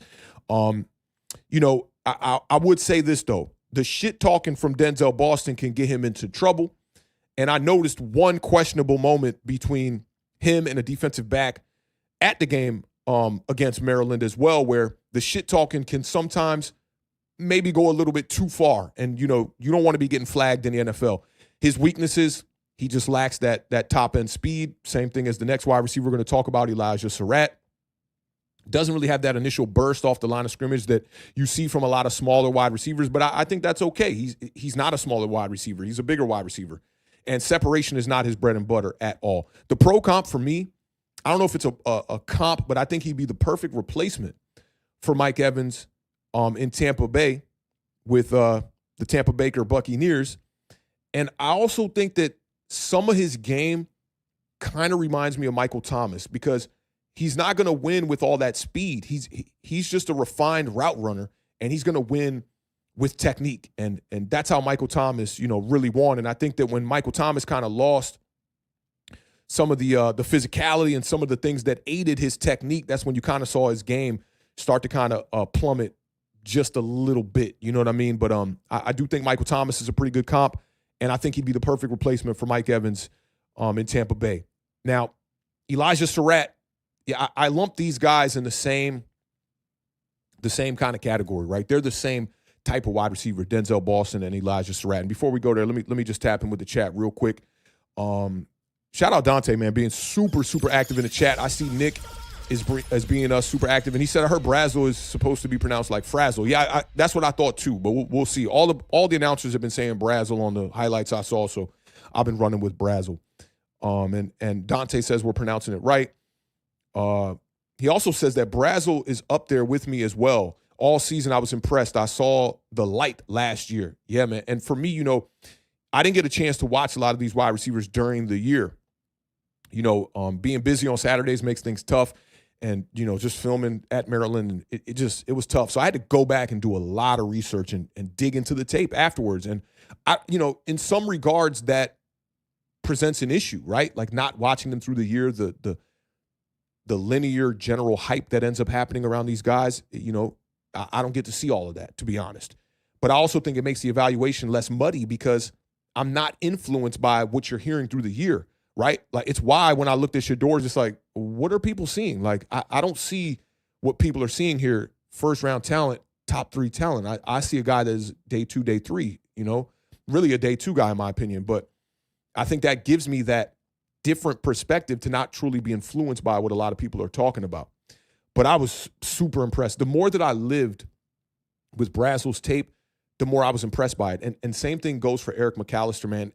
I don't know where he, lands for you, Dante, but like Eric McAlister is off the fucking charts, man. The ability to take over a game. He's another one that I really want to show y'all the highlights. But we'll save that for a different breakdown in a pre-recorded video. Dante also said he was buried on that roster by Squirrel White. Yeah, Squirrel White ended up at Squirrel White transferred, right, from Tennessee to, like, Florida State, I believe it was. I checked out some Squirrel White tape, and he's a little gadget player. I'd take a late day 3 pick on him. He's talking about Brew McCoy and Dante Thornton. Yeah, all those guys at Tennessee, taking snaps away. And then Brazzell was at Tulane, too, for the first 2 years, and he excelled, man. He played really well at Tulane. I thought he showed a real knack for going across the middle at Tulane and, showing the things that he really didn't do at Tennessee in that offense as well. Ayo says the next Dez Bryant for the Cowboys. I like that comp as well, too. That's a really good comp because Dez Bryant didn't really win with speed either. He won with physicality and his 50-50 ability. That's a great comp right there. I like that. Dante said technically Ford. Jeremy Bernard was there too. Wow. Yeah, man, it's crazy seeing how all these players, you'd be like, wow, that guy was over there with him and transferred over here. You look at all these wide receivers that transfer to try to get, a larger role within an offense, or, try to get into a larger spotlight to get on the national, scene and be recognized a little bit more. So it's awesome. Nick says, do you see any way Denzel drops to the second round?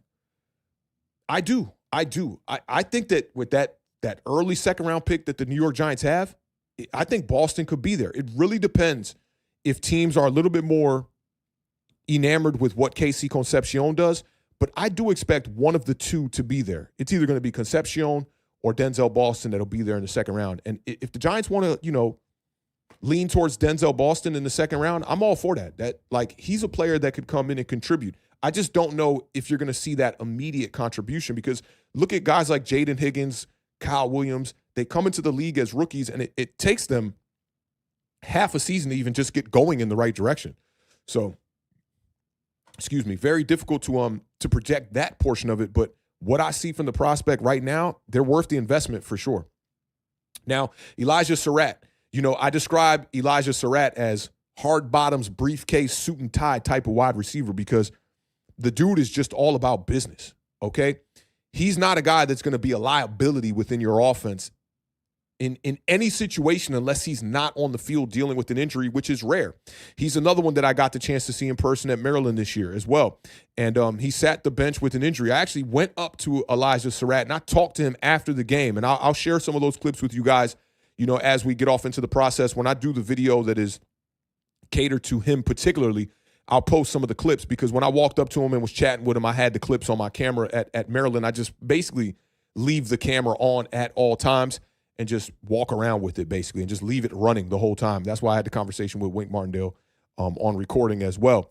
But the bittersweet part about seeing him at Maryland was that he was injured, and it ended his streak of recording a reception in every single game that he had played to that point.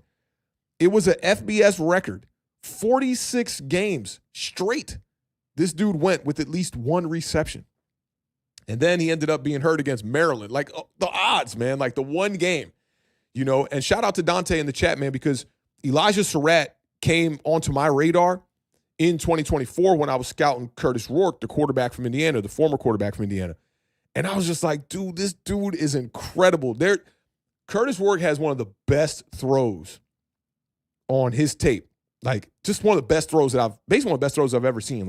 It's against Michigan. Mason Graham is in his lap, bro.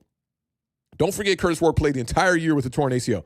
And he throws a fade ball with Mason Graham in his lap that I'm talking like Eli Manning to Mario Manningham type shit. It pinpoint accurate. It was the throw that made me go, this dude is one of them ones. And Dante, at the time with the East Coast Gridiron, now with, I don't want to fuck it up for Dante right here, Gridiron Apex, he was preaching Curtis Rourke as one of the top 3 quarterbacks. And I was like, oh, I need to look into this. So I started digging into the tape. Shout out to my dog, Matt. Blessed me with a bunch of games. And I used those games to kind of evaluate Elijah Sarratt this year as well. But Sarratt went from being Curtis Rourke's security blanket to then being Fernando Mendoza's security blanket during this Heisman run in 2025. So he is no stranger to helping out quarterbacks, okay? He started off at a small school, and he put up big numbers there as well. I'm trying to think of the school, St. Francis, I believe it was. But this dude just puts up numbers. Although he didn't play in that game at Maryland, the year before that, the game was on the road, and he lit us the fuck up. 7 receptions for 128 yards and 1 touchdown. He had 2 games over 100 yards in 2025. He did deal with some injuries there. He missed 2 games after the Maryland game, so he missed 3 games on the year. In 2024, he had 4 games over 125 yards. In 2025, he had a touchdown in 10 of his 13 games. 15 touchdowns total, including the playoffs. This guy is just going to get into the end zone. He's a major, major red zone threat. And more importantly, Elijah Sarratt is a chain mover. In 2024, which is the year that I think will give you a better gauge of what he is truly capable of. Instead of 2025, where he dealt with injuries, he looked a little like a step slower a little bit. I think when he gets back to being at the true health that we know he can be, he's going to be a guy a lot better than what we saw in 2025. But in 2024, 43 of his 53 receptions went for a first down. That is an incredible statistic right there. An incredible statistic right there. I think that when it comes to situational awareness, and I tag this to those first downs, Elijah Sarratt has the best situational awareness in this entire class. He knows where the sticks are. He knows how to run his route to manipulate the defensive back into a position where when he comes out of that break, it'll be at the sticks. And again, he excelled in 3 different offenses over 4 seasons. So this is a guy that is accustomed to change. And to me, that he has had productivity basically in every one of his years. It says that learning a new offense is a no-brainer for him. It's not going to be a tall task for him. It's not going to be a Kadarius Toney situation, and all my New York Giants fans know all about that. The weaknesses, I don't even know if this is a weakness, but he can win deep a lot. He does win deep a lot, but the top-end speed is limited, right? And he's a guy that at his build, you would hope that the top-end speed was a little bit more, but when you look at a guy at like 6'5", like Chris Brazzell, the top-end speed just jumps off the tape a lot more than a guy like Elijah Sarratt. But I expect Elijah Sarratt to come into the league and be a guy that can be a guy that moves the sticks, be an insurance policy for his quarterback, and just be like a possession wide receiver in the league. You know, like a Wayne Corbett type of thing, right? A smaller Keyshawn Johnson. The pro comp that I went with, I had to go back because so many of these wide receivers nowadays got so much speed. The most modern comp I went with was Adam Thielen. But I think the more accurate comp, and I'm not saying he's going to be a fucking Hall of Famer or no shit like that. Y'all don't get it twisted, all right? But I do think that his game is similar to a Chris Carter. And I know Chris Carter is one of the best wide receivers this game has ever seen. But to me, his game is like that. It's like all business. He's not going to wow you with the speed. He's got solid hands. He's not going to drop passes. And he's going to make plays and bail his quarterback out when he can. So I'm looking at the Chris Carter comp for Elijah Sarratt. That's how I'm viewing him right now. But, you know, I do think that Sarratt has bust potential. I really do think that. Like, there's nothing about his game that, like, overtly stands out. But he's just solid. He's just solid, right?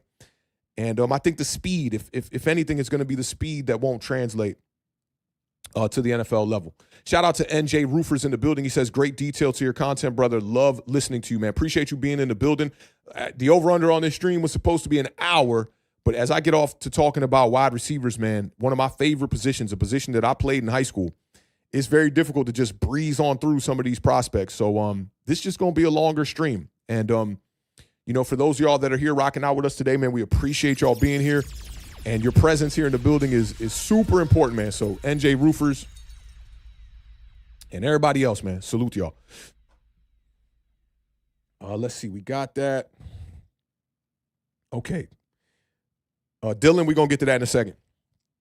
Hang tight. We're going to get to that in 1 second. We just got, 2-3 more wide receivers to go through. Let's keep the theme. And this was a harder evaluation for me with Omar Cooper Jr. because he doesn't have those nimble, agile type of characteristics to his game. He is a guy that wins in a straight line for the most part. That's not to say that he is not an incredible athlete, because Omar Cooper to me is one of the most athletic wide receivers in this class, but it's a different type of athleticism. It's more Zion Williamson than it is Allen Iverson, right? Or Steph Curry or something like that. You could say it's more LeBron James, right? It's big, it's physical, but like we can't put LeBron James in the Kyrie Irving category, right? It's more rigid. And I think Omar Cooper falls into that. I label him as the most fearless wide receiver in this entire class. He has no problem going across the middle and taking big hits. At times, I think that the way that he protects the ball, you can kind of see it on this picture right above me right here. He'll body catch the ball and try to protect it almost with a cross kind of type thing so that he won't fumble. And at times, I think that he keeps his body a little bit too upright, which allows defenders to hit him up top and really knock him off of his rocker and like his lower body kind of flipping out from underneath of him. We've seen this on multiple instances on his tape. Now, he played opposite of Elijah Sarratt, so that helps him out, obviously, a little bit, having a good wide receiver like that on the opposite end and a good running game over there with Indiana and arguably the best quarterback in all of college football, right? In Fernando Mendoza. He is a muscular build. He's cut up. He's 6 foot 204, but he's cut up. This dude is like ripped up. Like I said, he's got that LeBron thing going on, right? He has a lot of versatility. He can play the slot or he can play outside. He basically didn't play the slot until the 2025 season. And in that 2025 season, he excelled in a major way in the slot, as you can see on the numbers on the screen right now. His route running is good, but it's not gonna wow you. It's not Makai Lemon. It's not Casey Concepcion. It's not in that ballpark. I even think that Chris Brazzell is a better route runner than Omar Cooper to a certain extent. Like when you see the way he comes out of the break and the way he slams on the brakes, Cooper doesn't necessarily have those things. It doesn't look quite as elusive, right? The agility is not quite there. But this dude just wins north and south. And you see that yak per catch at 7.1. This isn't a guy that's going to be juking you out of your boots. He uses leverage to just get north and south, and he breaks tackles. That's his thing. He's a physical runner. And he has not dealt with many injuries or anything like that, but it is something to just monitor as we get to the next level. But there are people, evaluators in this draft, that are going to have Omar Cooper Jr. a lot higher than I had him. This section of my top 10 list, and let me just refresh it for you just so you guys can see the entire list one more time. This section of the list with Brazzell, Boston, Sarratt, and Omar Cooper, and Eric McAlister, you could rearrange any one of those wide receivers and put them above any one of the others. They're different, but they're all guys that I think fit that mold of wide receiver 2 in the NFL that will take attention off of pure wide receiver 1.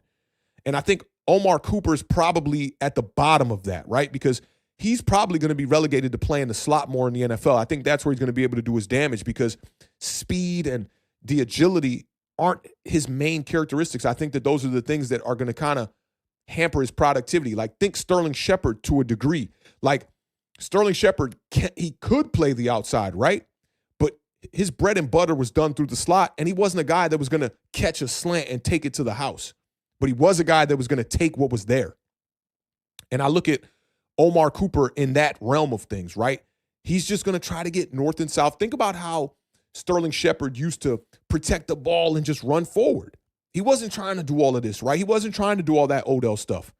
And that's the role I see for Omar Cooper. It's actually the later portions of Sterling Shepard's career. I don't comp them because they're not really similar players, but I think the effectiveness that they'll have on the NFL level will be pretty similar. So, but as I bring up those numbers again, I just wanted to show you that all these guys in that range from 5 to 9, you could rearrange all, like Eric McAlister could be above all those guys.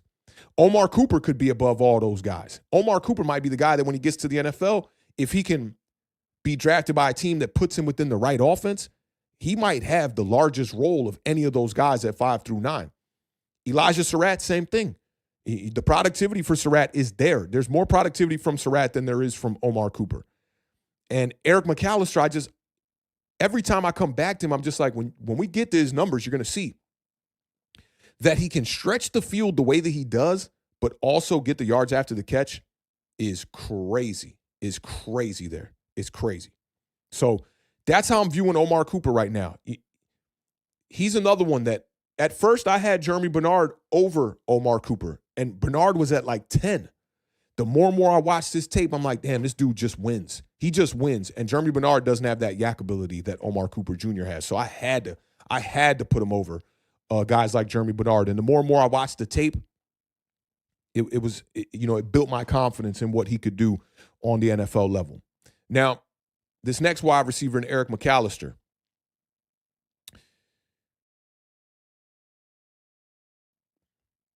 McAlister he's probably my favorite wide receiver in the draft, y'all. He's the most intriguing wide receiver in the draft for me. When I did the cut up for each one of these wide receivers, most of the time the cut up would, for one game, because I like to do one game cut ups. That's my thing, right? Because I want to be able to see how a player is implemented in the offense throughout the game. I don't want to see the highlights they're going to lean my opinion and influence my opinion into a direction that I do not want it to. So I like to look at the game. When I looked at Eric McAlister versus SMU, the way that he took over that game, it made him my favorite prospect. There were so many details. Like, I look for things on the tape that I can be like, not just, oh, this guy made a catch and made a play, let's put that on the cut up. Like, I look for how you run your route when you are not targeted. I look for how explosive are you off the line of scrimmage? How do you come out of the break? What are your hands like? How are your hands and how strong are your hands at the catch point when you're dealing with, physicality at the catch point from the DB, right? Do you have strong enough hands to take a hit and make the play? Which the next wide receiver, we're going to talk about that a little bit as well. I look at your ability to stretch the field, your ability to work all three levels, right? And how you work the routes on all three levels, right? How are you selling the route? Do all of your routes, at least, because I don't expect a wide receiver to come off the blocks with the same release every time. But once you get out of the release, how similar does everything look? Does your fade ball or your fade route and the footwork look similar to when you run the slant? Does your backside dig look similar to the go ball? Like, are you getting the defensive back to turn his hips and slamming the brakes and then going across the middle of the field on the backside digs? There's so many little nuances that I look for. Laziness, obviously. How you block is so important. Every one of my cut-ups has at least 2 reps from each one of these wide receivers with how they block. And I try to give you one good one and one that is questionable, at least, if the player has that on their tape, right? All of these things factored in. Eric McAlister, my cut-up for him was the only cut-up that breached the 6-minute mark. I'm doing this theme with the cut-ups, right, where I'm using like old school songs, like super old school 70s soul and funk. And for Eric McAlister, I used Isaac Hayes' The Look of Love, right? That's a long song already. He's the only wide receiver that when I put the song behind the cut-up, I had to go back to the beginning of the song to play more of the song because there were so many good things on this guy's tape in this one game. Now, that TCU game, he went ballistic. I don't got the numbers in front of me. You can go look up Eric McAlister's game logs. The numbers in that game were absolutely ridiculous, okay? I think he put up over like 200 yards, like 10 receptions, and it just seemed like every play he was taking it to the house. He had 3 huge plays where he took it to the house for over like 40, 50 yards. One of them was like 75 yards, right? He was the reason why his team won the game because outside of McAlister, there was not a lot to be desired from the TCU offense. And I know a lot of people probably thinking TCU, oh, man, there's been some wide receivers from TCU that have had a lot of productivity in college that have not hit the ground running in the NFL. Jalen Reagor comes to mind.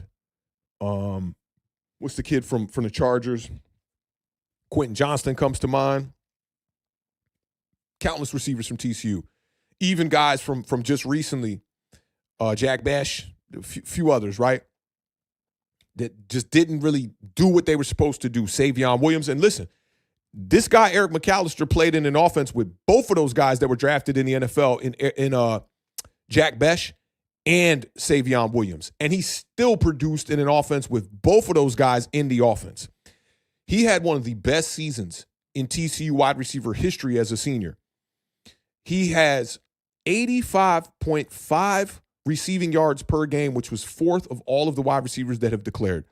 6 100-yard games in 2025, which was the most in TCU history. He had, and I do got the numbers for the SMU game, thank God, 254 yards on 8 receptions. That was the second most receiving yards in TCU history. In his first season at TCU in 2024, he led the nation.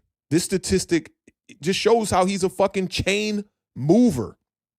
He led the nation with an 89.7% or 89.7% of his receptions being for a first down. 35 of his 39 receptions for a first down. Led the nation, okay? 27 missed tackles forced on 71 receptions. That's basically a broken tackle on 38% of his receptions. And you'll see it on his tape, especially in this game against SMU. He had one where he caught a quick slant, took it 70 yards to the house.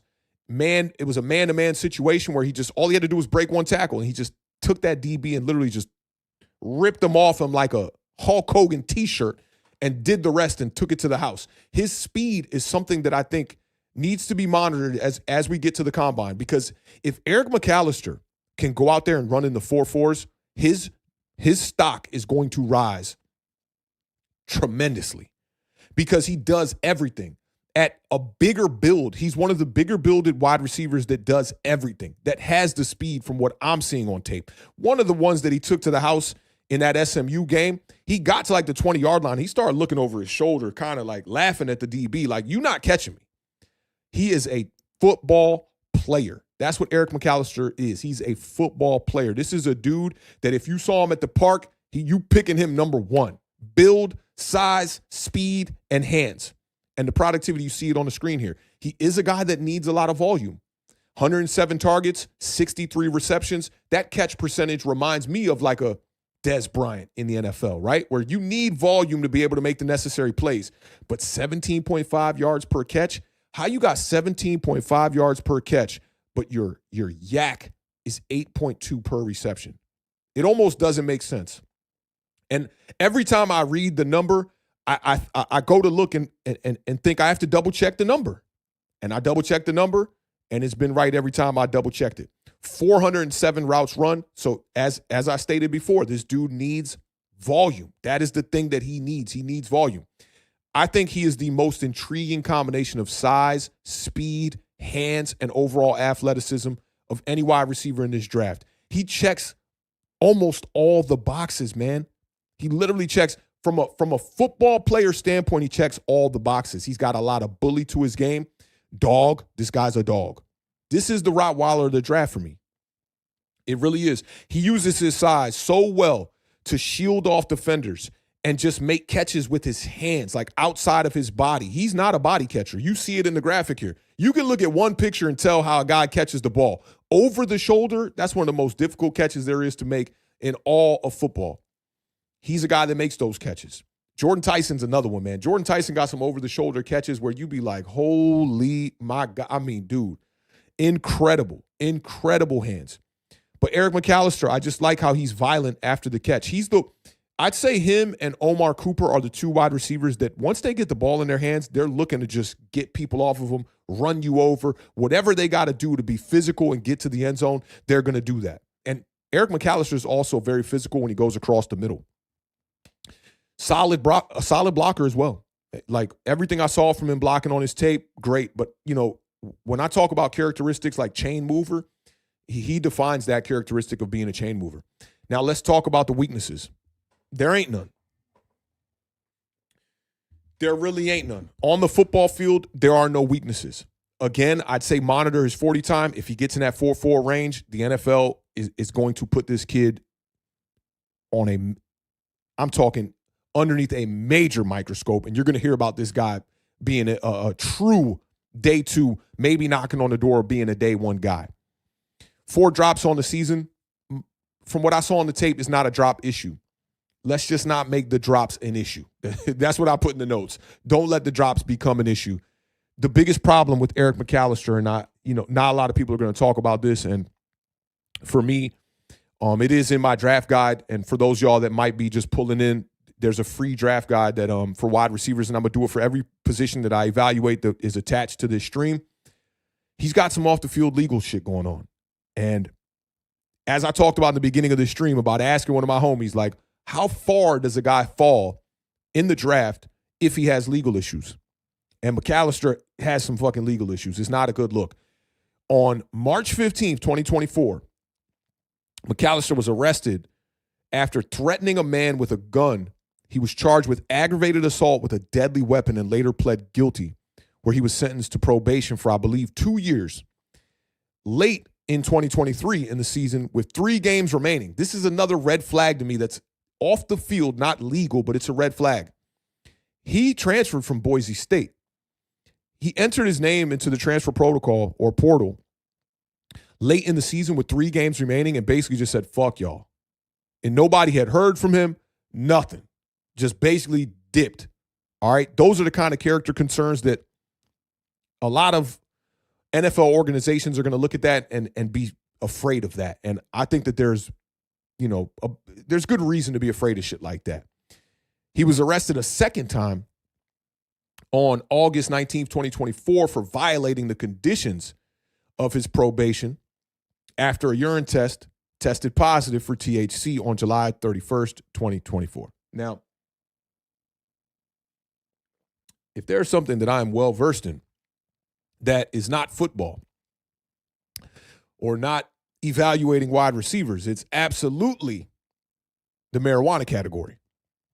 Okay? I know all about the 420 gang. That's my cup of tea. I just did a whole documentary. Shout out to my dogs over there with Colta on their entire marijuana farm. And I don't view marijuana as, just some crazy substance. That's my particular viewpoint of marijuana. I don't even look at marijuana as really like a drug that you could classify as like, some high level narcotic or some shit. I'm not putting marijuana up there with cocaine, heroin. These are all keywords that are probably going to get this this stream shadow banned and shit. But I don't view marijuana as that big of a deal, right? But what I do view as a big deal is that they put you on probation and you could not abide by the terms of that probation. So that just shows a little bit of immaturity to me. And the walking away from your team at Boise State is another one. And those are just things why I have Eric McAlister down at 9 and not somewhere around 5 or 6, right? And I see Nick in the building. Nick says not many people care about weed anymore, but that other stuff is a tough look for him. The gun shit's crazy. It really is. It's terrible, to be honest. But the weed part of it, I'm the kind of person that's like, I see somebody smoking a spliff out in public and I'm like, that's normalized, especially here in the DC area. But there are still people that are like, they don't like the whole weed stuff. And, if you're going to have a guy that you potentially want to be a star on your team, it's not a good look. I'm not saying it's a terrible look. It's not a good look. But the gun stuff is that's the one that's like, man, dog, supposedly he like ran up on somebody with the gun, threatened them with the gun. That's not how I want to see my $1 million wide receiver handling his problems. Now, I understand, some motherfuckers going to talk some shit. Shit going to get a little dicey. But we're talking about a future NFL player here. There's a lot on the line. So those are the only reasons why Eric McAlister really falls down my list, to be honest. Like, his game, it got nothing to do with his game. The only weakness that I kind of view is like, okay, something to keep an eye on in the NFL is that he needs volume. And if you come into the league and you're not getting volume, how does that affect your game? I don't think we'll know. I don't think we'll know until we actually see him get out there on an NFL field. So we shall see. But Eric McAlister coming in at number 9 for me. But man, the play when I look at the play on the field, I want to put Eric McAlister over guys like Casey Concepcion and Denzel Boston, to be honest. The play on the field is incredible. Which takes me to our next guy, last but not least, Ted Hurst. If you've been paying attention to anything that has been going on, and by the way, my pro comp for Eric McAlister, me and Dante was talking about this one. Dante says Jordy Nelson. I like that. I was thinking more like an Allen Robinson, Alshon Jeffrey, somewhere in that lane. And also, when you think about a big wide receiver that has yak ability, and you think about New York Giants, who comes to mind? For me, is Hakeem Nicks. Now, I don't know if Eric McAlister, and this is why I say that 40 time is going to be important, because Hakeem Nicks was a fast motherfucker. I want to say Hakeem Nicks ran a 4.4, maybe even a high 4.3. So if McAlister can get in that realm, his yak ability reminds me of Hakeem Nicks. It really does. And just his ability to catch it and go. Because Hakeem used speed, but he also used his physicality to rip defenders off of him, especially in the middle of the field, and create those big explosive plays. I do think that Eric McAlister can be one of those guys. Now, Ted Hurst, wide receiver out of an extremely small school that had serious big-time play, y'all. Ted Hurst is 6'3", 207. So he's the old school, traditional prototype build for an outside wide receiver. He had 4 games over 100 yards this year in 2025, and he had at least 60 yards in all but one game this year. Now he's playing at a small school, Georgia State. You're not getting a lot of, competition over there. And that's something that you got to factor in. This guy's not going up against the top dogs in the SEC or any of the Power 5 conferences. That's something that's just not on his tape. But what I respect about him is his loyalty. He went back to Georgia State after a great year in 2024 where he could have transferred. He could have absolutely hit the portal and went to a big school, no problem. The all-22 games that really stood out for me, and shout out to my dog Matt, because finding games, especially all-22, on Georgia State, believe they're the Bulldogs, is not an easy thing. So the all-22 games that I had that really stood out for me was his game against Memphis and also his game against Ole Miss, where he dealt with 2 or 3 different quarterbacks, I believe. I don't know what they were doing. They had like a quarterback that could do some option stuff. I forget the kid's name. And then they had another quarterback that did some drop back stuff in that game. And the second quarterback with the drop back stuff, he was absolutely fucking terrible. And when we get to the end of this, hopefully I remember to talk about quarterback play and how it affected each one of these wide receivers. I hope to do that. But his game against Memphis, 9 receptions, 97 yards, that was the game that I decided to cut up. It really showcased everything that he can do. On his tape, he really looks like an alpha wide receiver. You can see it in this picture here. He has the white towel in the back of his waistband there. And that's an old school thing. Like, this dude reminds me of those wide receivers from back in the day. It's like how Jerry Rice used to dress it up. A lot of wristbands, the big towel hanging down, almost down to his calves coming out the waist. And he definitely looks the part and plays the part as well. Super athletic to be 6'3". He can win at the stem in a couple of different ways. He can do it with physicality, but he's a great blend of strength and agility. Like, Ted Hurst has some of the things that I think Omar Cooper is missing from his game, which is that fluidity at the waist, right? Like, normally the build of a guy like Omar Cooper would be more fluid than Ted Hurst, but Ted Hurst is just more fluid. He's got really good vertical speed, and in my opinion, he kind of moves around like DK Metcalf a little bit. His blocking is decent, but it's nothing to write home about. And I'll say this right now about the entire class. Most of these dudes don't got nothing on their tape that stand out as far as the blocking goes. Like Elijah Sarratt was a good blocker. Eric McAlister was a good blocker. Carnell Tate was a good blocker. And I thought Makai Lemon, although very undersized to be a really good blocker, the effort is something that is definitely there. He makes it a point to, implement himself in the run game and get dirty in that blocking regard. I like that from him. But Ted Hurst, get to the NFL level, we're going to have to work on the blocking a little bit. This was something that stood out on his tape for me as well. Like, he consistently falls forward and gets yak, but he's not a yak guy, as you can see, at just 5.3 yards after the catch per reception. He's not a yak guy. But what I liked about him is he'll make the catch, the defenders will have him in their grasp, and he always falls forward and gets you at least another extra, we'll say 2 to 3 yards just about on every possession. But he's not a wide receiver that has like wiggle that's going to shake you out your boots after the catch and get a bunch of yak. That's not his thing. The issues that I have with his game. And before we talk about the issues, let me talk about this. Ted Hurst is the sleeper wide receiver that everybody and their mother is talking about now. Okay? For me, bigger sleeper wide receivers are guys like what's my dog here? Daniel, what's his name? Daniel Sakowicz. That's a sleeper. He's coming out of a super small school as well, but no one talking about him yet. Ted Hurst is the sleeper that everybody is talking about. And in my opening statement in the guide, I talk about it, that if everybody calling you a sleeper, you're no longer a sleeper no more. So Ted Hurst is not a sleeper in my eyes.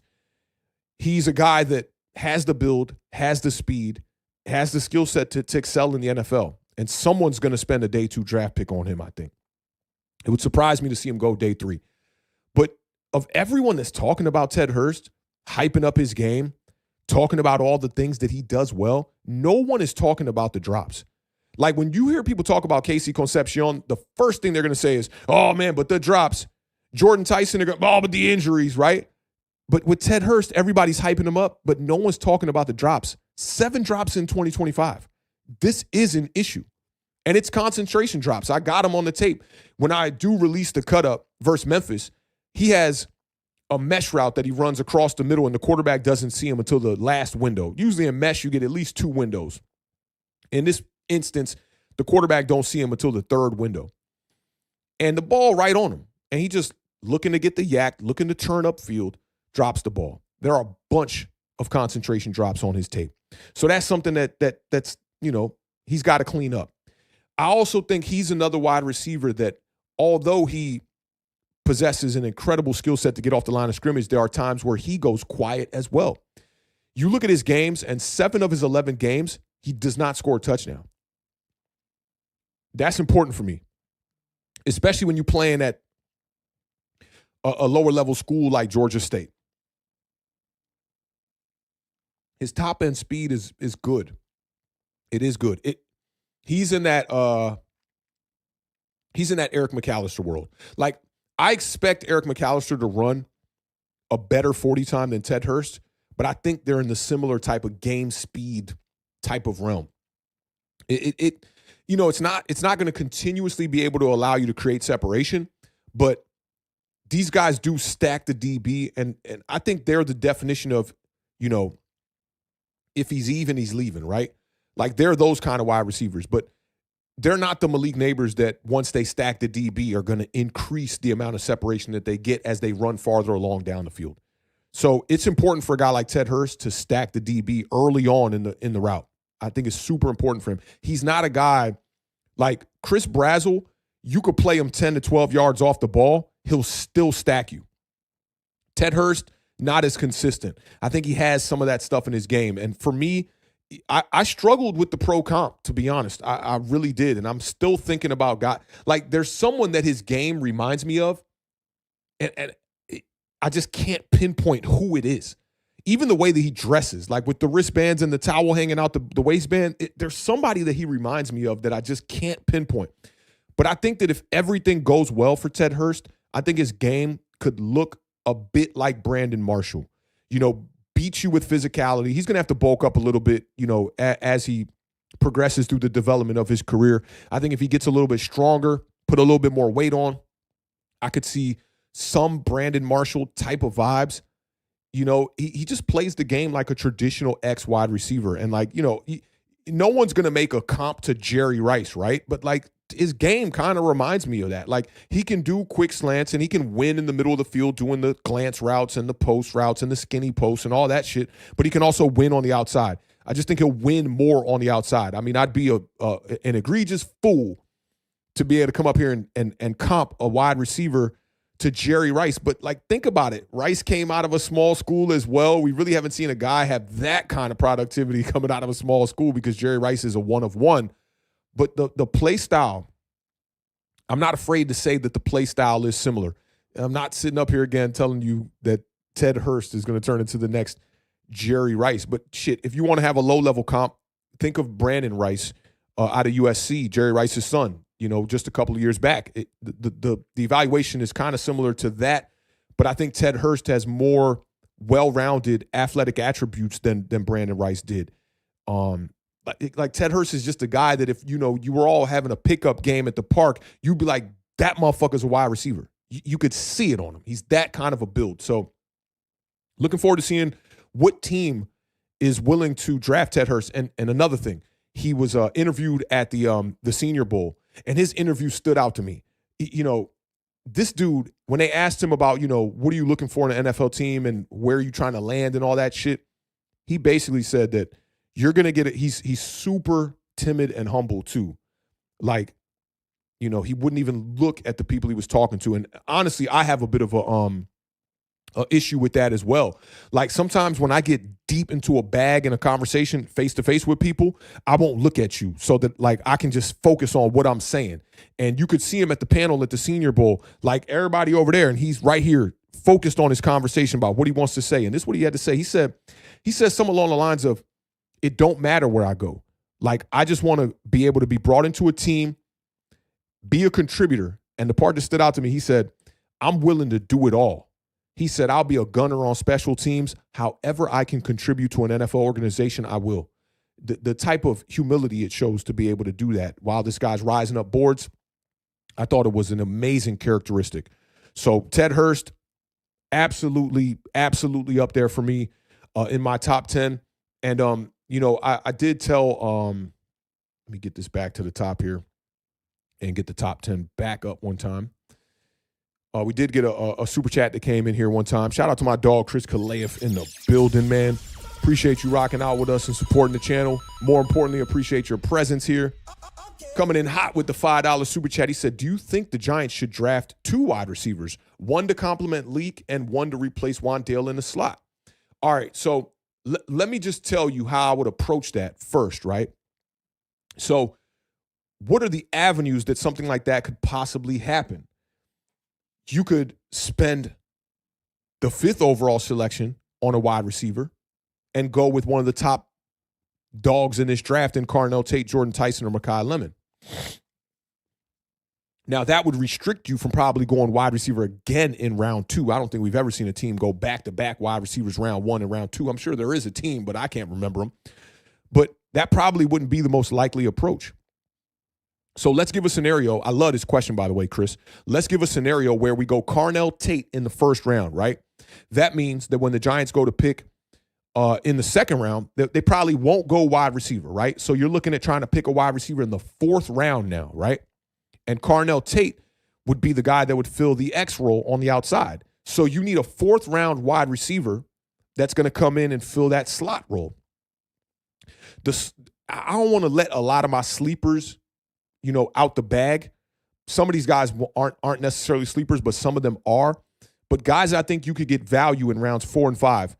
Barian Brown out of LSU is definitely a guy that could come in and be that slot weapon, everything at the line of scrimmage. He's not going to be able to do the stuff down the field that Wandale Robinson did this past year in 2025. He's not going to be a guy that's going to get you 1,000 yards either. But with 2 dogs on the outside, with Carnell Tate and a Malik Neighbors, you don't need that dog in the slot like a Wandale Robinson, right? So I think you could supplement that with a Barian Brown. Louisville's Colin Lacey, who was at the Senior Bowl, he's another sleeper, elusive guy that I think you could draft day 3, likely, right? So 4th round, 5th round, maybe even all the way in the 6th round. Colin Lacey should be there. Dealt with an injury this past year, lacked productivity. He's another one, I think.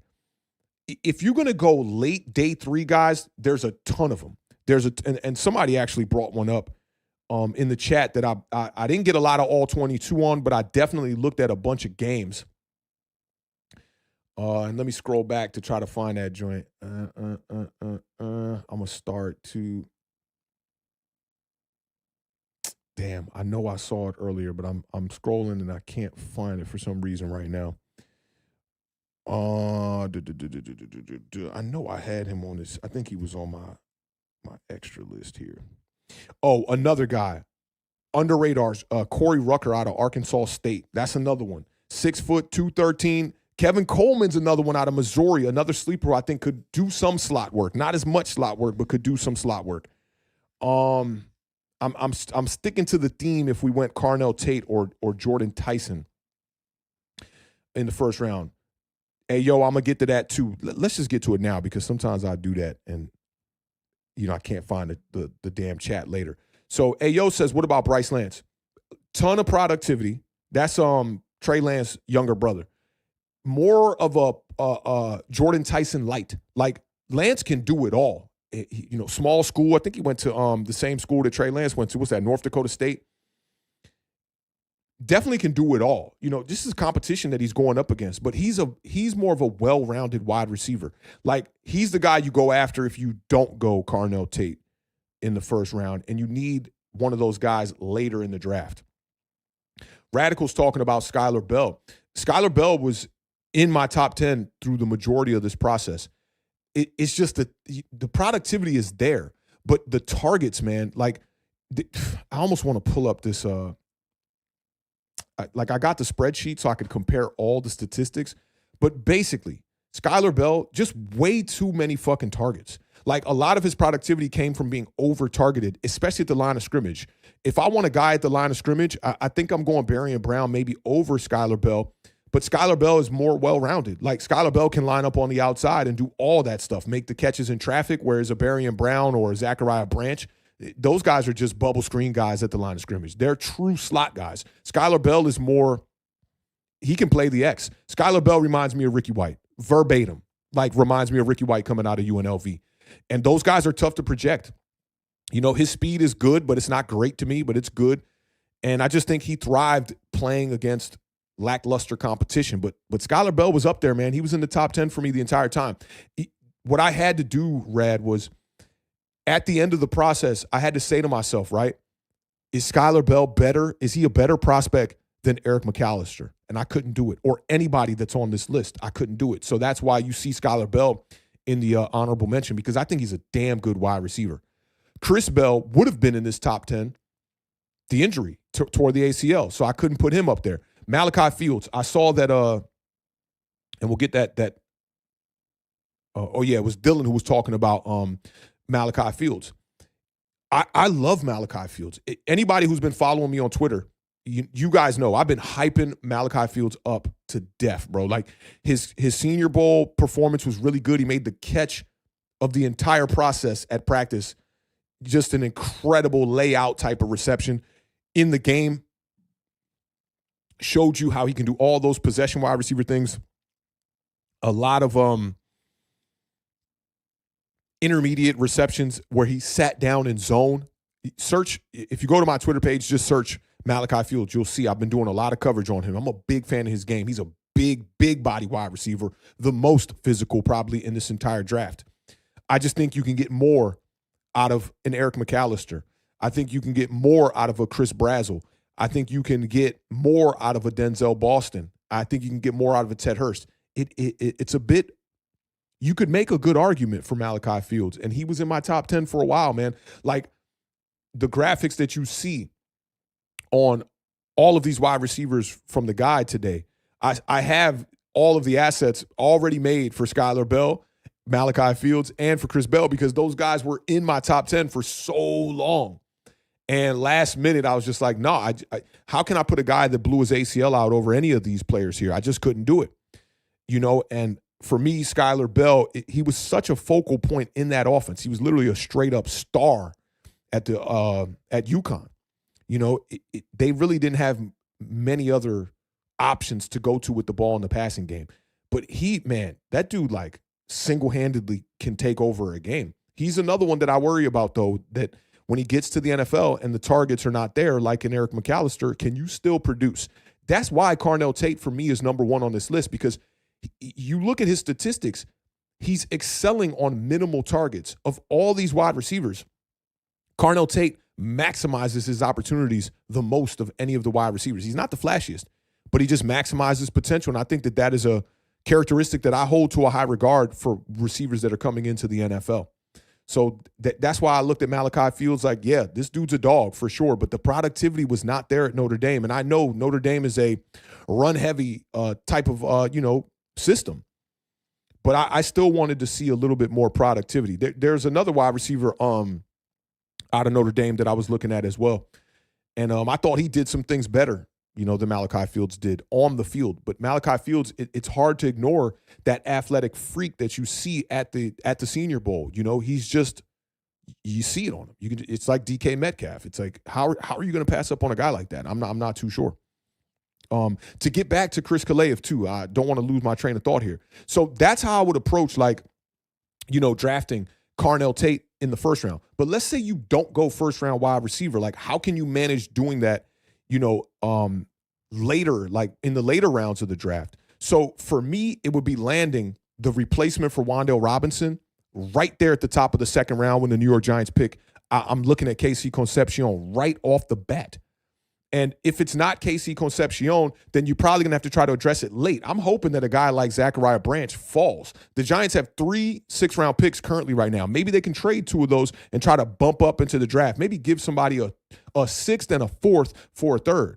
Maybe something like that so that we can ensure bringing in a replacement for a Wan'Dale Robinson, right?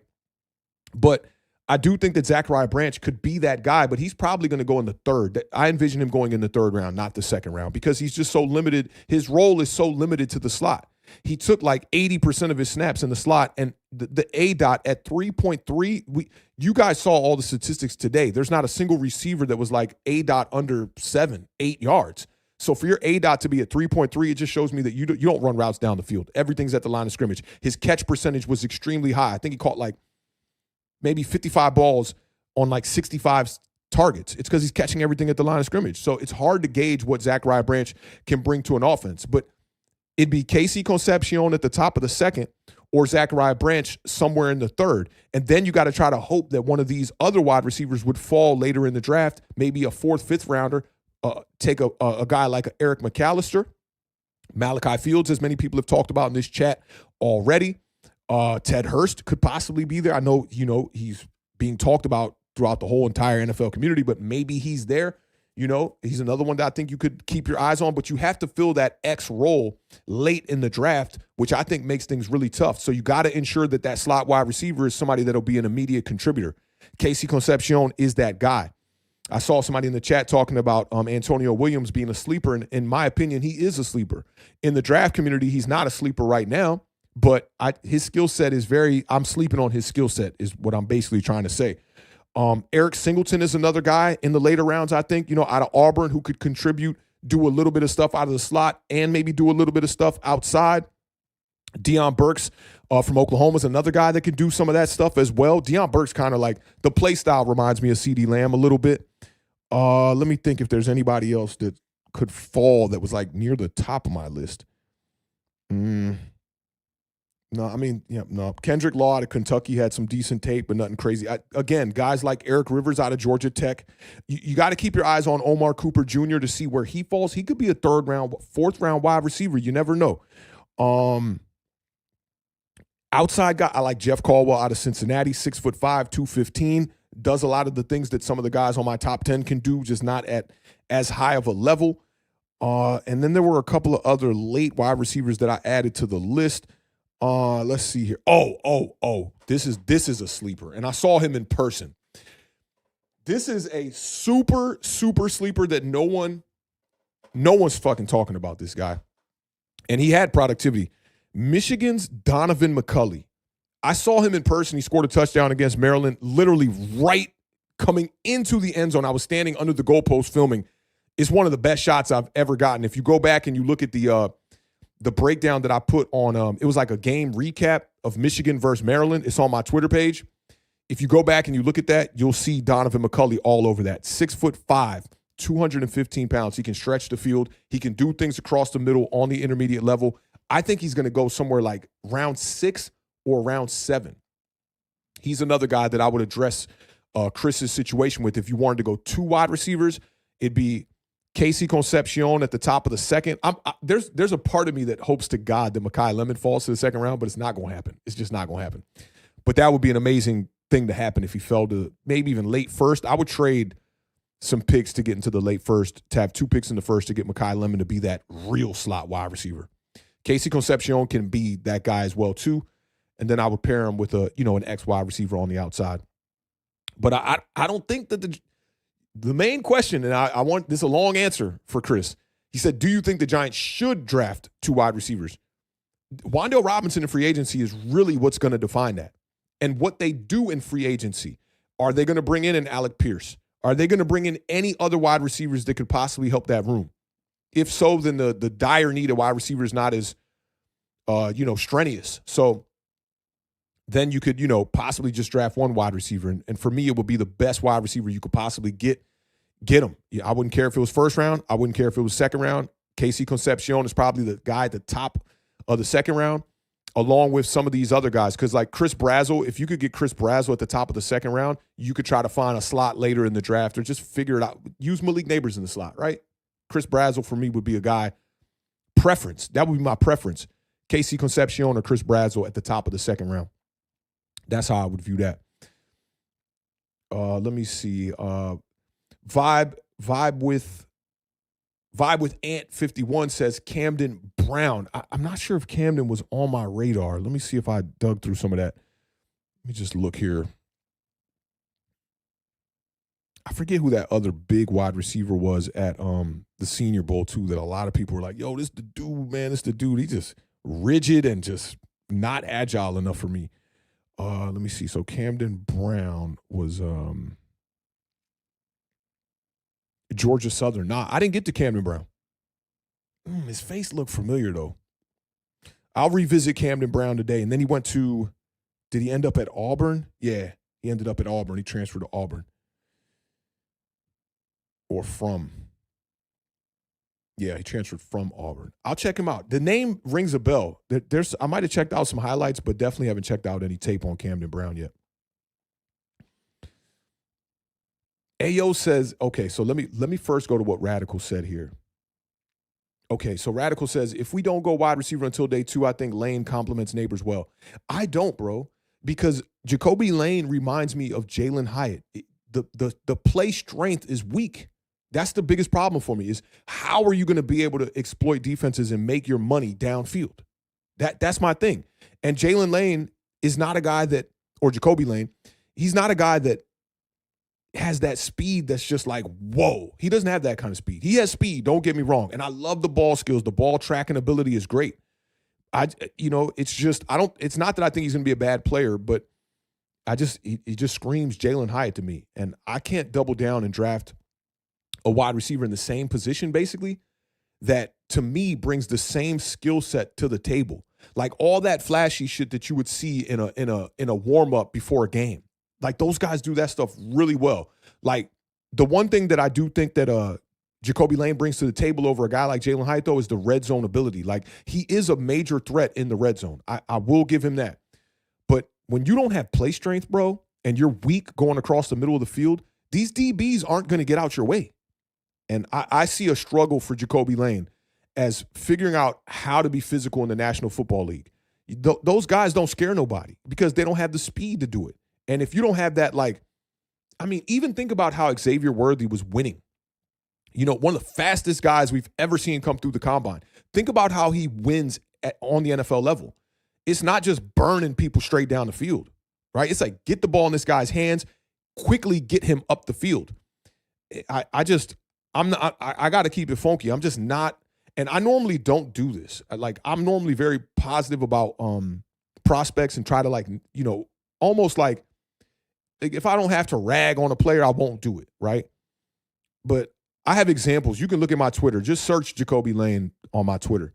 I have examples of what I don't like about his game. He's not a good blocker. His play strength is just not good. At the line of scrimmage, to be an X wide receiver in the NFL, when teams press you, you have to have different releases. And that dude, his release package is trash to me. Same thing with Ted Hurst. Ted Hurst, his release package is he's limited to one release. Scissors at the line, boom, pick a side. That's it. I like the guys that have variety of releases that when a DB tries to jam, like you go look at Makai Lemon, I dare these DBs to try to jam him at the line of scrimmage because what's going to end up happening is when you miss, he's going to put you in a vulnerable situation where you're trailing and now you're not in sync. And anybody who's played wide receiver or defensive back, you know that staying in sync is that's what it's all about at the defensive back position. And Jacoby Lane, I just find it easy. I find it's going to be easier for defensive backs if he, unless he improves in that regard. The physicality's not there. I want to pair Malik Neighbors with a guy that you can get the ball in that person's hands and they can make plays without having to get down the field. Jacoby Lane is not doing nothing with a bubble screen. Jacoby Lane is not doing nothing with a quick slant. Jacoby Lane is going to have to try to make his money on fade balls, post balls, and something that's not on his tape that he's going to have to improve on if he wants to be able to be an XZ wide receiver in the NFL is he's got to run a better backside dig. When you look at Ted Hurst, man, when you look at Eric McAlister and just look at the one game against TCU, go look at the broadcast view and just look at the 3 backside digs that he had in that game. NFL shit, man. Jacoby Lane to me screams like, and I fucking hate Emmanuel Acho for even doing this to Justin Herbert, but Jacoby Lane to me screams like social media wide receiver. Like that shit looks pretty, when you look at them highlights on social media. Just go look at a whole game from Jacoby Lane and go look at how teams just completely just X him out of the game. I saw it in Maryland at our game. He scored a touchdown in that game against Maryland. A fucking, I mean, one of the most sickest fucking catches like you'll ever see. He's falling backwards and just palm one hands it on the sideline and gets both feet down. Beautiful catch, right? But outside of that, that dude was quiet as shit during that game. And I just feel like, he's the kind of wide receiver that, he'll go quiet and there ain't no dog in him either. That's the other thing. I don't see dog in Jacoby Lane like I see in Makai Lemon. Makai Lemon's like, you remember when Malik Neighbors was asked by Brian Dable, like, hey, man, how do you feel about, like, going a whole first half where you're not really, like, the focal point of the offense? And Malik Neighbors was blatantly honest, like, that shit ain't going to sit well with me. I want to be a part of the game plan. We work on things throughout the week. I need the ball during the beginning of the game. Jacoby Lane don't got that kind of dog. Ted Hurst don't got that kind of dog either, to be honest. I'm hoping that Ted Hurst can find it. But Jacoby Lane is the kind of guy that you religiously see him get rerouted at the line of scrimmage, and that's why he's not in my top 10. That's why he's not in my honorable mention. And when I was building up the spreadsheet as far as my hierarchy, Jacoby Lane came in at 15. Of all the ex-wide receivers, and I could have recency bias because of Jalen Hyatt, man. Like, Jalen Hyatt's tape fooled the shit out of me. Like, I saw a guy that was just running free down the field, and I was like, damn, this dude, crazy hands. He does not catch the ball with his body. But this was the thing that showed up on Jalen Hyatt's tape when he got to New York that just, it bothered the fuck out of me. And why I talked about it so much during Chris Brazzell's breakdown. If you're a Giants fan and you watched every game this year, Jalen Hyatt, and last year more specific because Jalen Hyatt didn't play much this year, but last year more specific, like that motherfucker falls down on every route. Fade ball, DB get close to him. He's trying to create separation. He got to fall to the ground to try to make the catch.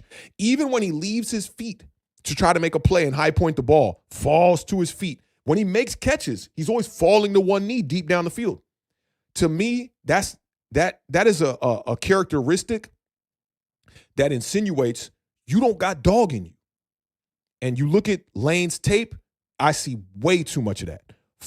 Dog, you 6 foot and a lot of change, man. You should not be falling to the ground on every fucking route. So for me, that's how I view Jacoby Lane. It just don't jump off the tape, and the physical part. Like, you got to have it, just like I described at the beginning of this stream, right? You're not always going to be able to drive around traffic on the highway. Sometimes you have to go through that motherfucking traffic. You got to sit in it, listen to your radio, and if you drive a manual car like I used to drive, that shit not fun. But you got to go right through it. And those type of wide receivers, they're and again, I'll tell you, it could be some recency bias. I look at them very different when they're the kind of guy that avoids contact. And what's crazy is when I played wide receiver, that was the kind of wide receiver I was, bro. Like, I went through a whole fucking season, practice and all, and only got tackled like 4 times, bro. I was stepping out of bounds. Anytime, shout out to my dog, Al Glay, bro. Al Glay was like one of the most prolific athletes I ever been around. This dude, like, he just had that it thing naturally. He's from Liberia, and I don't know what they doing in Liberia, but this motherfucker could do everything. Run, he could juke, he could catch, he could play running back, wide receiver, all that. DB, he was our CB1. And on defensive days, I didn't practice with the defense because they're like, you're not playing no defense, bro. Like, I was the wide receiver that ran demo routes against our defense for the most part, right? Scout team type of offense on defensive days because they knew I wasn't playing defense. I told them, I'm like, my cousin was the quarterback and safety, and I was like, I'm not doing what he does, okay? I'm playing offense. So, long story short, my dog Al Glay, like, every time I went across the middle, he knew that I would try to avoid contact. So his whole goal all year long was to lay me out. And back then, this is like the 90s, bro. This is late 90s. Offenses didn't have a lot of like vertical to the offense, vertical passing game. So all we did was really run quick slants and fade routes from the outside wide receiver position. I played wide receiver my entire junior year and really only got targeted maybe like 12 times the entire year. So my dog Al, every time in practice, was trying to lay me out. He caught me one time all year long, and it's one of the hardest hits I ever took, but took the quick slant before I could get my head around. He was playing strong safety in this particular instance, and he fucking laid me out. And I am that kind of wide receiver, which is why I'm a little bit more biased towards those guys. Like, I know what happens mentally to a wide receiver when you don't want to go across the middle and have that dog mentality to take big hits. And we're talking high school level. So when you get to the NFL level, yeah, can't do it. Definitely can't do it. I see AO says, do you like Brennan Thompson? Loved what I saw from him, just not enough to put him, in my top 10 or in the honorable mention. But Brennan was one of the earlier wide receivers that I looked at, and it just didn't jump. But it was good. It kind of reminded me of Williams out of Clemson a little bit. Like, just didn't jump off the screen too much. But listen, if the Giants want to draft a guy like that late, day 3, I'm all for that for sure. Radical says Lane's favorite route is the dig, but I get the lack of physicality. That's not what I saw on his tape. And I got a lot of games. That's not what I saw on his tape was the dig. I never saw a clean NFL dig in any of the games that I evaluated. I didn't see a clean NFL dig where I'm talking hit that bitch at about 13, 14 yards, come off the line like, wow, right? And then hit the brakes and decel and go across the middle and sometimes make it to the second window of that dig. I didn't see that. I saw Makai Lemon eating. That's what I saw. And it's crazy because I would evaluate games for both of them, and I'd be looking at Makai Lemon, and it would just be a play that would stand out. And I'd be like, oh, man, Jacoby Lane right there. Look at you, man. Look at you. Looking soft, looking soft. I don't want to turn this into I'm ragging on him because he's a good player. But that skill set is at the top of the list for me, man. Like, you got to be physical. If you're going to be a 50-50 guy, you just have to be physical. You got to be physical and be able to go up there and muscle some of these DBs. It's what I like about Malik Neighbors so much. Like, Malik Neighbors is quick, shifty, but the play strength is out of this fucking world, man. Let me see. He says, Radical says, that's where we are different. I don't think he's Hyatt. Yeah, I haven't seen one person compare Jacoby Lane to Hyatt. But I also think a lot of people talk draft ball, and they not looking at the tape, man. They not looking at the tape. They're not going into these games and really diving in deep, bro, and seeing what a player does outside of his highlights. Those are the things I did not like from Lane. And the backside digs, I didn't see those on his tape at all. And I went through probably 5 all 22 games of theirs and watched maybe like 2 to 3 games just on a regular broadcast because some of these games I can't get the all 22, and I'll be like, I got to see that game. But I just didn't see that. Nick says the Giants need a wide receiver 6'3" and up. In your opinion, who is the best option for the Giants with that height? Brazzell is too skinny in my opinion. Also scares me. He is so similar to Hyatt. I think that the similarities with Brazzell being compared to Hyatt, because to me, Jacoby Lane is so much more Jalen Hyatt than Chris Brazzell is. And when I post my cut-ups, you'll see Chris Brazzell, I don't know, he's skinny, but I don't know if y'all ever grew up with some of these dudes that just be skinny and got that strength. Like, for me, it was my dog, Khalif Watson. He moved to my neighborhood in 5th grade. He ended up going on to play basketball for the Miami Hurricanes, and he was at UCF for a while.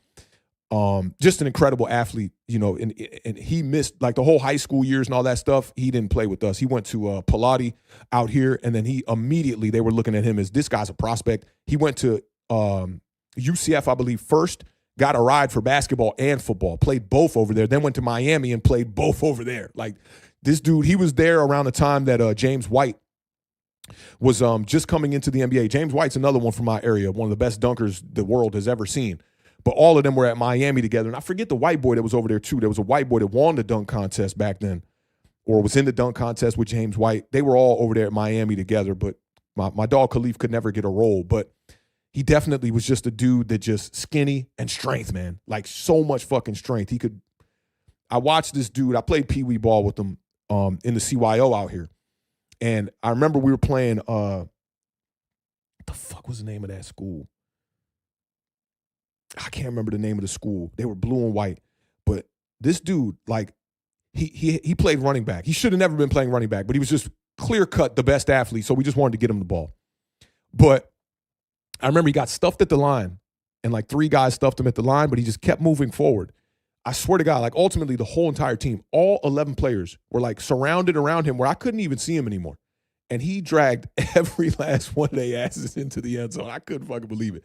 But I think that Brazzell is a guy like that is super, like, he's skinny, but he's super strong. Like, when I post my clips, you'll see he's throwing people off him without even having to give effort. So I like Brazzell there as one of the, over 6'3" wide receivers. If you want well-roundedness, though, Eric McAlister, I think, is it. Carnell Tate, I think what Carnell Tate's 6'2", I don't know if that is, just beneath your 6'3". I would love to have Carnell Tate be that X, that Z kind of wide receiver. To pick one, I'm going to say Eric McAlister. I just think well-rounded game. Very well-rounded game. Let me see what else we got here. Dante says Makai Lemon won more 50-50 balls as an undersized receiver. He says, and for his, let me see who he's talking about up here. He said, that's a good comp for Jacoby Lane, man. He's very overhyped, and watching him firsthand over and in person, he lacks something in the motor and motivation standpoint. The release, I'm telling y'all, man, like, to me, he's one of the people that's just being propped up the most by social media because it's flashy. It's just like the people that got Jordyn Tyson at wide receiver 1. And I fell victim to that. I'm looking at this shit like, yo, this is crazy. Some of these catches are crazy. But what about some of the nuanced fundamentals? Those guys lack some of that stuff there. And with more finesse comes less play strength. And I think Tyson and Jacoby Lane are good examples of that. I think Ted Hurst falls near there, but it's hard to evaluate Ted Hurst on it because he played against lackluster competition. Like, bro, there's a you look at KC Concepcion, for instance, right? There's a rep at the end, and it's in my cut up. It's at the end of the LSU game. It's him and Mansour Delane. 1-on-1 in the slot, but there's not an outside wide receiver to the field side. And they ran like a short concept, but KC Concepcion is trying to win deep. And you can see it, bro. Concepcion, he fucking beat the shit out of Mansour. He beat the shit out of him deep where Mansour had to grab his jersey. So it's hard to tell with some of these other guys because they haven't gone up against that type of competition. That's the tough part to evaluate. When you're looking at a guy from Georgia State going up against a bunch of DBs that's not going to make the league. So that makes guys like Ted Hurst a tougher evaluation. Guys like Skylar Bell, guys like Eric McAlister makes the evaluation tougher, in my opinion. But I just try to look at the traits on the tape, and yeah, this point about Makai Lemon won more 50-50 balls than Jacoby Lane is fucking crazy. Because when you see Makai Lemon on all 22, for those of y'all that have not seen Makai Lemon on all 22, he looks like what Wan'Dale Robinson looks like on the field. Like a little guy. He does not look like nowhere near a 6'5", 5'11" wide receiver. He looks like a little guy. Like, this dude will run the mesh concept. You losing him. You're losing him on the tape. And then he'll pop out, get a catch, get 8 yards of yak, no problem. So that's kind of embarrassing that a wide receiver like imagine Wan'Dale Robinson winning more 50-50 balls than Malik Neighbors. We're talking about Makai Lemon and Jacoby Lane because they were on the same team. Now, again, I don't want to rag on Jacoby Lane, but that is kind of embarrassing. You got a guy that's that looks 5'9" on the tape to me. I don't know what Makai Lemon's going to measure in that, but the dude looks 5'9" to me on tape. I don't know. We'll see. And that's my concern. That's why I said he's kind of more between, a Wan'Dale Robinson or JSN that's going to be really the telltale sign of like who he becomes in the National Football League. Now, the last thing I just want to talk about here before I get y'all up out of here, and let me just make sure to chat. Okay, we got the 6'3" is Eric McAlister. I'm going to catch up with the chat before we get off into the last thing I want to talk about. Radical had a response to this too. He says Lane should have gone back to – absolutely. Absolutely. He should have went back to school, got with one of the best wide receiver trainers out there, start working on that release, get with somebody – I was about to say something crazy. I know Dante can relate. Like, when you're like local vernacular might pop out or something. I was about to say some crazy shit. But get with like a wide receiver coach like Route God or somebody that can really fix that release, right? And then work on the play strength. But Brad also said he was injured this season. Go watch. I did watch some of last year's tape. The Penn State game was one that I watched with that Makai Lemon really stood out from 2024 that I featured in my cut-ups. He says Jacoby Lane was very good, but Lemon showed more this year. I agree there are some downsides with Lane. Yeah, definitely. And I think there are downsides to every prospect, to be honest. Like, the one guy that's kind of sure is the guy you're seeing on the screen right here, which is Carnell Tate, which I think that his floor is just, he's going to be good. That's what I think about Carnell Tate. Every other wide receiver on this list, I think, has a little bit of bust potential. I really do. But I think Carnell Tate is probably the most safest. But going back to school for Lane would have been the move. Dante says Brazzell looks bigger and plays bigger than his size. He's great size to me. When I see him run his routes, I'm not thinking, oh, this is a skinny guy, Jalen. I'm not thinking that. And I know the tendency to compare him to Jalen Hyatt is going to be high because they both went to Tennessee. They played in that system, what is that, the hypo system or whatever it is, the coach over there. So a lot of people are going to make those comparisons. And Chris Brazzell did win down the field sometimes similar to the way that Jalen Hyatt won. But when you look at all that intermediate stuff, all the fundamentals, Chris Brazzell has all that shit on his tape. And when I've released my cut-ups, you'll see why. And Dante has given me a lot of all-22. Dante is for real, the all-22 evaluator GOAT. Like, Dante will tell you, like, I came across his channel because I'm knee-deep in this draft shit. Like no one else except Dante is. And they were doing a stream at shit, man. It had to be like pushing midnight or something, Dante, when y'all were doing that stream on Curtis Rourke. And I'm just like, oh, these dudes know ball. You're the co-host that was with you at the time, his name is escaping me right now, but both of y'all. I'm like, these dudes know what the fuck they talking about. And what I love so much about it is they're giving you examples to back it up, which I normally do, but today I'm not doing that because I didn't want this to turn into like a breakdown. I want to be able to talk about the whole class. We'll run it for 3 hours, whatever the fuck. We said it was going to be hours, 3 hours. Fuck it. Who cares, right? We'll run the whole tape, and then we'll come back and do individual streams on each wide receiver and do individual content on each wide receiver. But Dante and them, they in it. So when I saw the way they evaluated players, that helped me out a little bit too, because most people going to go look at somebody else's list, go look at the highlights they seen on social media, on YouTube and all that, and they're going to go, oh, this guy said top 10. Todd McShay said this, or fucking what's the Shedeur Sanders dude? Mel Kiper said this, so I got to go with that, right? Dante and them have independent thinking, and they actually made it easier for me that when I evaluate, don't listen, just listen to the tape, man. Don't listen to the other voices. Just listen to the tape. Like when I see this guy run a backside dig, is this going to translate to the NFL? When I see, Eric McAlister do it, I'm like, God, dude, I'm like, this looks like fucking Devontae Adams right now, man. So I think that those things can translate, but evaluation is something that everybody can get wrong. But I always tell people, like, I had a argument with my homie Cross on Twitter, and it got to the point where I was like, you know what? And shit, with Rad, it got to this point one time too, where it's like, if you gonna misunderstand my take to the point where now you turning it into something else, like my Shedeur Sanders takes with Rad turned into, oh, you're always ragging on this guy. I just don't think he's a good player. That's all it is. I don't think he's a good player. Same thing happened with Cross, where it's like, yo, you want to bring up old evaluations with the hierarchy of my evaluation to somehow say I was wrong on a prospect. And in this particular case, it was Drake May, a quarterback that anybody and their mother knows I would have drafted to the New York Giants. But because I had Drake May at 3, that means that I wasn't up. Oh, he wasn't over Jaden Daniels and Caleb Williams. Like, that's not good enough. Now it's like turns into this whole shit.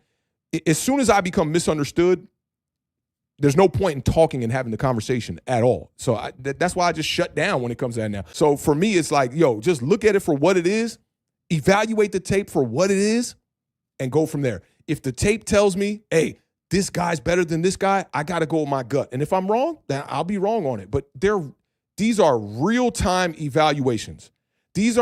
I'm not putting up this list to tell people Carnell Tate's going to be better than Jordyn Tyson and Jordyn Tyson's going to be better than Makai Lemon. No, it's not.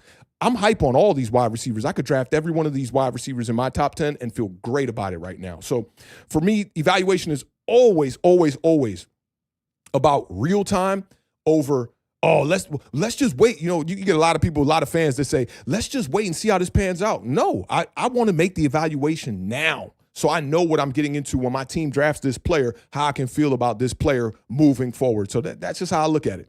Nick says separate conversation, but we have to take Caleb Downs at 5. Brazzell or Denzel Boston in the second would be optimal. I would love it. And I think if I had to choose between those two, it'd be risky. Don't get me wrong, because Denzel Boston is the safer pick, right? For sure. He's the safer pick. I would go Chris Brazzell. I think the ceiling is higher. I think he pairs a little bit better with Malik Neighbors. I think some of the things that Rad was talking about that he likes about Jacoby Lane to pair with Malik Neighbors, those are the things that I like from Brazzell's game. The backside digs from man, the way he's hitting the breaks, the deep out route from Chris Brazzell. Man, he's leaving people in the dust. his ability to high point the ball too, loved it.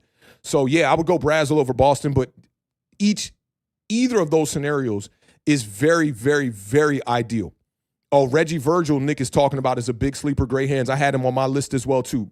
He got the Z's next to him for sure, along with Stribling out of Ole Miss as well. Those guys, definitely.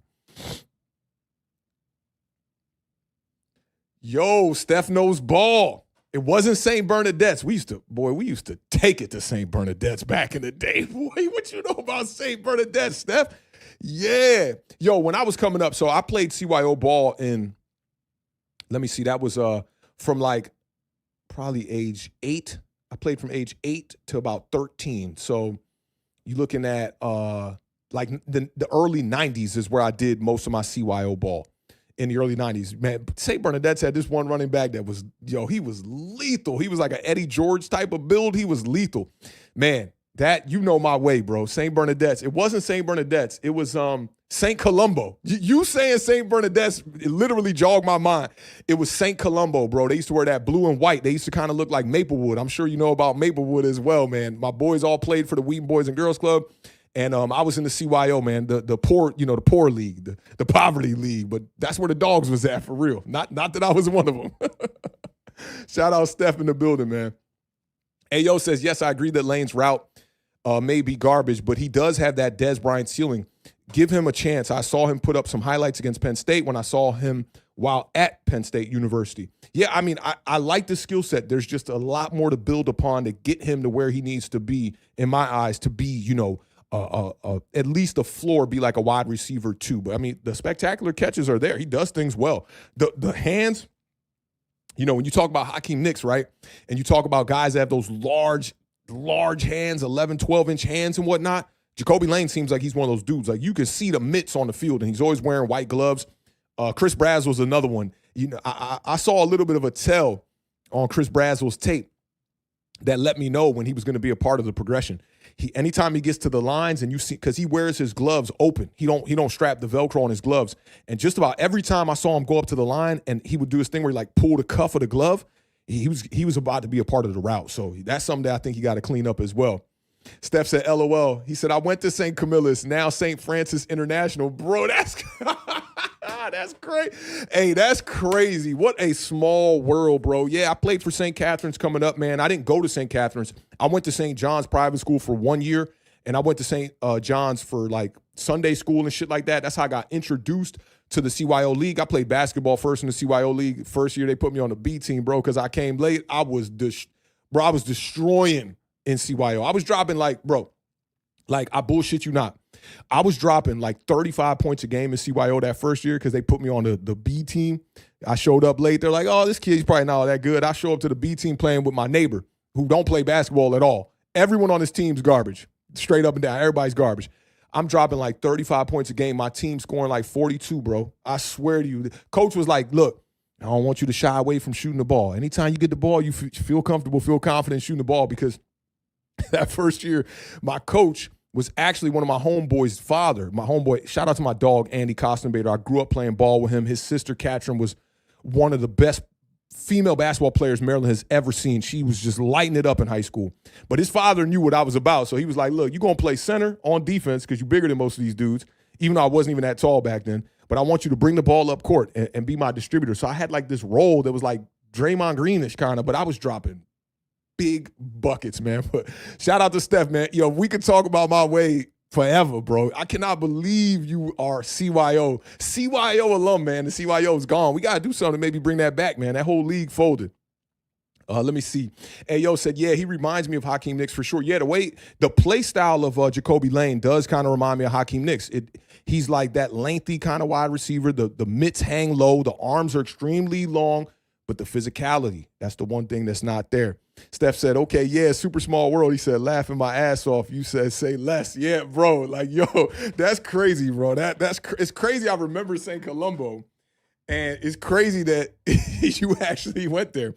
Like, I don't even know where St. Columbo is, but they were a CYO team that we played basically, I want to say like every year we played St. Columbo, man. And y'all were dogs. Look, It's the last thing I'll say about that. St. Catherine's was not known for, especially our Pee-wee team. Our big team was known to be a better team, but our Pee-wee team was not known to be that good until, like, my class of dogs got there. And I don't know if you know about any of these dudes, man, but Brian Webster, he was the running back for us. Randy Brown, who ended up going to Rockville and becoming one of the better running backs in the whole damn county. That dude was incredible, man. We had, who else was on that team, man? Shout out my dogs. Larry Fuquay was on that team. I had dogs on that team, man. Y'all making me reminisce about my Pee-wee days and whatnot. But yeah, CYO, bro, that was definitely the good old days. All right, last thing. We've been here for 3 hours. I'm getting a little tired. I can't even lie. Last thing I want to talk about is just real quickly going through all of these players real quick, right? And the quarterback play. Like, some of these guys I think were more affected by the quarterback play in a more drastic way. Like Carnell Tate, I thought had pretty good quarterback play throughout the majority of the year. This particular season, I thought that the quarterback play at Arizona State was just a little bit shaky. There were some injuries at the position as well. I thought it was a little bit shaky. Makai Lemon, last year, I can really speak volumes to the quarterback play over there. I forget the dude. He wore number 7, shorter white boy. The stature of his quarterback, I thought, for him and Jacoby Lane, I thought it hurt their production a little bit. Pretty accurate quarterback, but just really not, you look at guys like Elijah Sarratt and you look at Omar Cooper Jr., they benefited from having a big body quarterback that could get them the ball basically anywhere on the field, right? And I thought that, a few of these other wide receivers didn't benefit from that. Casey Concepcion being one of them as well.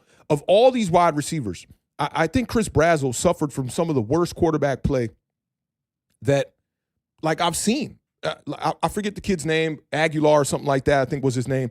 But just inconsistent, man. So many times you see him go across the middle, ball just skying over the wide receiver's head, and just not consistent quarterback play, missing reads, trying to run a little bit too much when he didn't have to, aggressively just too abruptly leaving the pocket as well. I thought Chris Brazzell did a good job just finding ways to excel in that offense, but you could see his frustrations literally on the tape. Like, sometimes the ball don't come to him, he's just like, dude, or other times where he literally just annihilates a defensive back at the release, go across the middle of the field, and the ball not on him. There are times where he's like jumping on the tape, like, bro, I'm here, doing the Wan'Dale Robinson that everybody knows about, right? So Chris Brazzell, I think that's another reason why he's higher up on my list. Eric McAlister, the quarterback play was also inconsistent. I thought a little bit, not nearly as bad as Chris Brazzell. Denzel Boston is another one. I forget the quarterback at Washington, number 2. Just extremely undersized, man. Like, not that he couldn't push the ball down the field, but this dude was like 5'9", 5'10" or something like that, maybe even shorter than that. And one of the most, like, just alarming, dangerous, like the most dangerous hit I had ever seen filming a game at Maryland was when we played Washington. And that quarterback, number 2, bro, he took a shot, blindside, upper body tackle. And it was one of them tackles where the defender for Maryland should have been flagged. He literally, like, splashed him, put all his weight on him at the end of the hit. And for a smaller quarterback like that, bro, I thought he was dead. I thought he was dead, straight up and down. But being shorter, it definitely burdened, and it was a struggle pushing the ball down the field a lot of the times, especially in the middle of the field. Like, I thought that the quarterback delivered the ball pretty well on the outside, but in the middle of the field, definitely some big struggles. Elijah Sarratt, Omar Cooper, solid quarterback play. Man, one thing I want to say about Elijah Sarratt, too, his clutch gene, man. What was the game? Maybe I got it in my notes here. Let me just scroll down and look at the game. It was 13-13 in the fourth quarter, man, with a minute left. And everything on the line, bro. I'm talking everything on the line. They're in their own territory. Fernando Mendoza assesses it at the line. He sees he's got one-on-one coverage with Elijah Sarratt on the quick slant, hits him on the quick slant, and Elijah Sarratt took that shit to the house, man. Like, those type of plays where you're in those big game moments like that and you can deliver like that, that's amazing. I love that kind of stuff. I'm trying to see if I got the game. It might have been against Penn State. Nope. It's just hitting me now. It was a defensive struggle against Iowa. That's the game that I was talking about. So recommend you guys, if you want to see that clutch gene from Elijah Sarratt, check him out, man. Against Iowa, just a great performance throughout the game, but then at the end of the game, making the plays necessary to really get his team over the top and win. Ted Hurst, shaky quarterback play a little bit over there, excelled outside the hash marks, but nothing detrimental to his play. But I did notice that at times, Ted Hurst, Chris Brazzell, really them two, there was a lot of moments where their quarterback struggled to target them, especially late in games. The game against Georgia for Brazzell, where he had his biggest game, I want to say it ended in an L by like 3 points. But like towards the end of the game, just not targeting him enough, not getting the ball in his hands enough. And, for the guys that I thought that really excelled, like the game plan you could tell was just obviously built around them. Eric McAlister, absolutely one of them. Ted Hurst, I felt like the game plans were not built around him. There was another wide receiver over there at Georgia State that wore number 3 that got a lot of targets.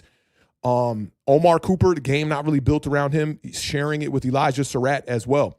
And Chris Brazzell, the game, in my opinion, should have been, right? The game plan should be built around him, but it just wasn't. I didn't really understand it. And they were a heavy pass offense, but distributed the ball very well-rounded, I felt like, over there at Tennessee. Casey Concepcion, they designed definitely, the gadget-type shit around him, and his punt return abilities are just amazing. Jordyn Tyson, the offense was built around him, and Jordyn Tyson's a guy I want to bring into New York because he has that familiarity with Cam Scatterbu, did a lot of damage over there together. He's just the guy that could be the Malik Neighbors of this draft. I'm not saying he'll be Malik Neighbors, but like when you think about what Malik Neighbors does well, Jordyn Tyson does a lot of those things well as well. So I think he could be the true wide receiver 1 from this draft. And then Carnell Tate's just Mr. Reliable. Mr. Reliable. Terry McLaurin, I think, is probably the best comp for Carnell Tate. So that's going to do it, y'all. 3.5 hours. I didn't think it was going to take this long, but as we got off into doing it, I'm just like, man, let's not, just kind of like shorten for the sake of making it short. Let's make it what it is. And sometimes you got to be a little bit more long-winded. What I will do for people that are rewatching this stream, I'll go back in and break it down, and have timestamps so that we can break this down into segments, and you can just skip to the wide receiver that you might want to tap into in the future. Make sure you guys keep your eyes peeled for some breakdowns, individual breakdowns on each player. And I think what we'll be doing on the Giant Overreaction on Mondays from here on out until we get comfortable breaking down another position group, because I'm in the middle of doing linebackers and running backs as well. I think we're going to go to inside linebackers right after.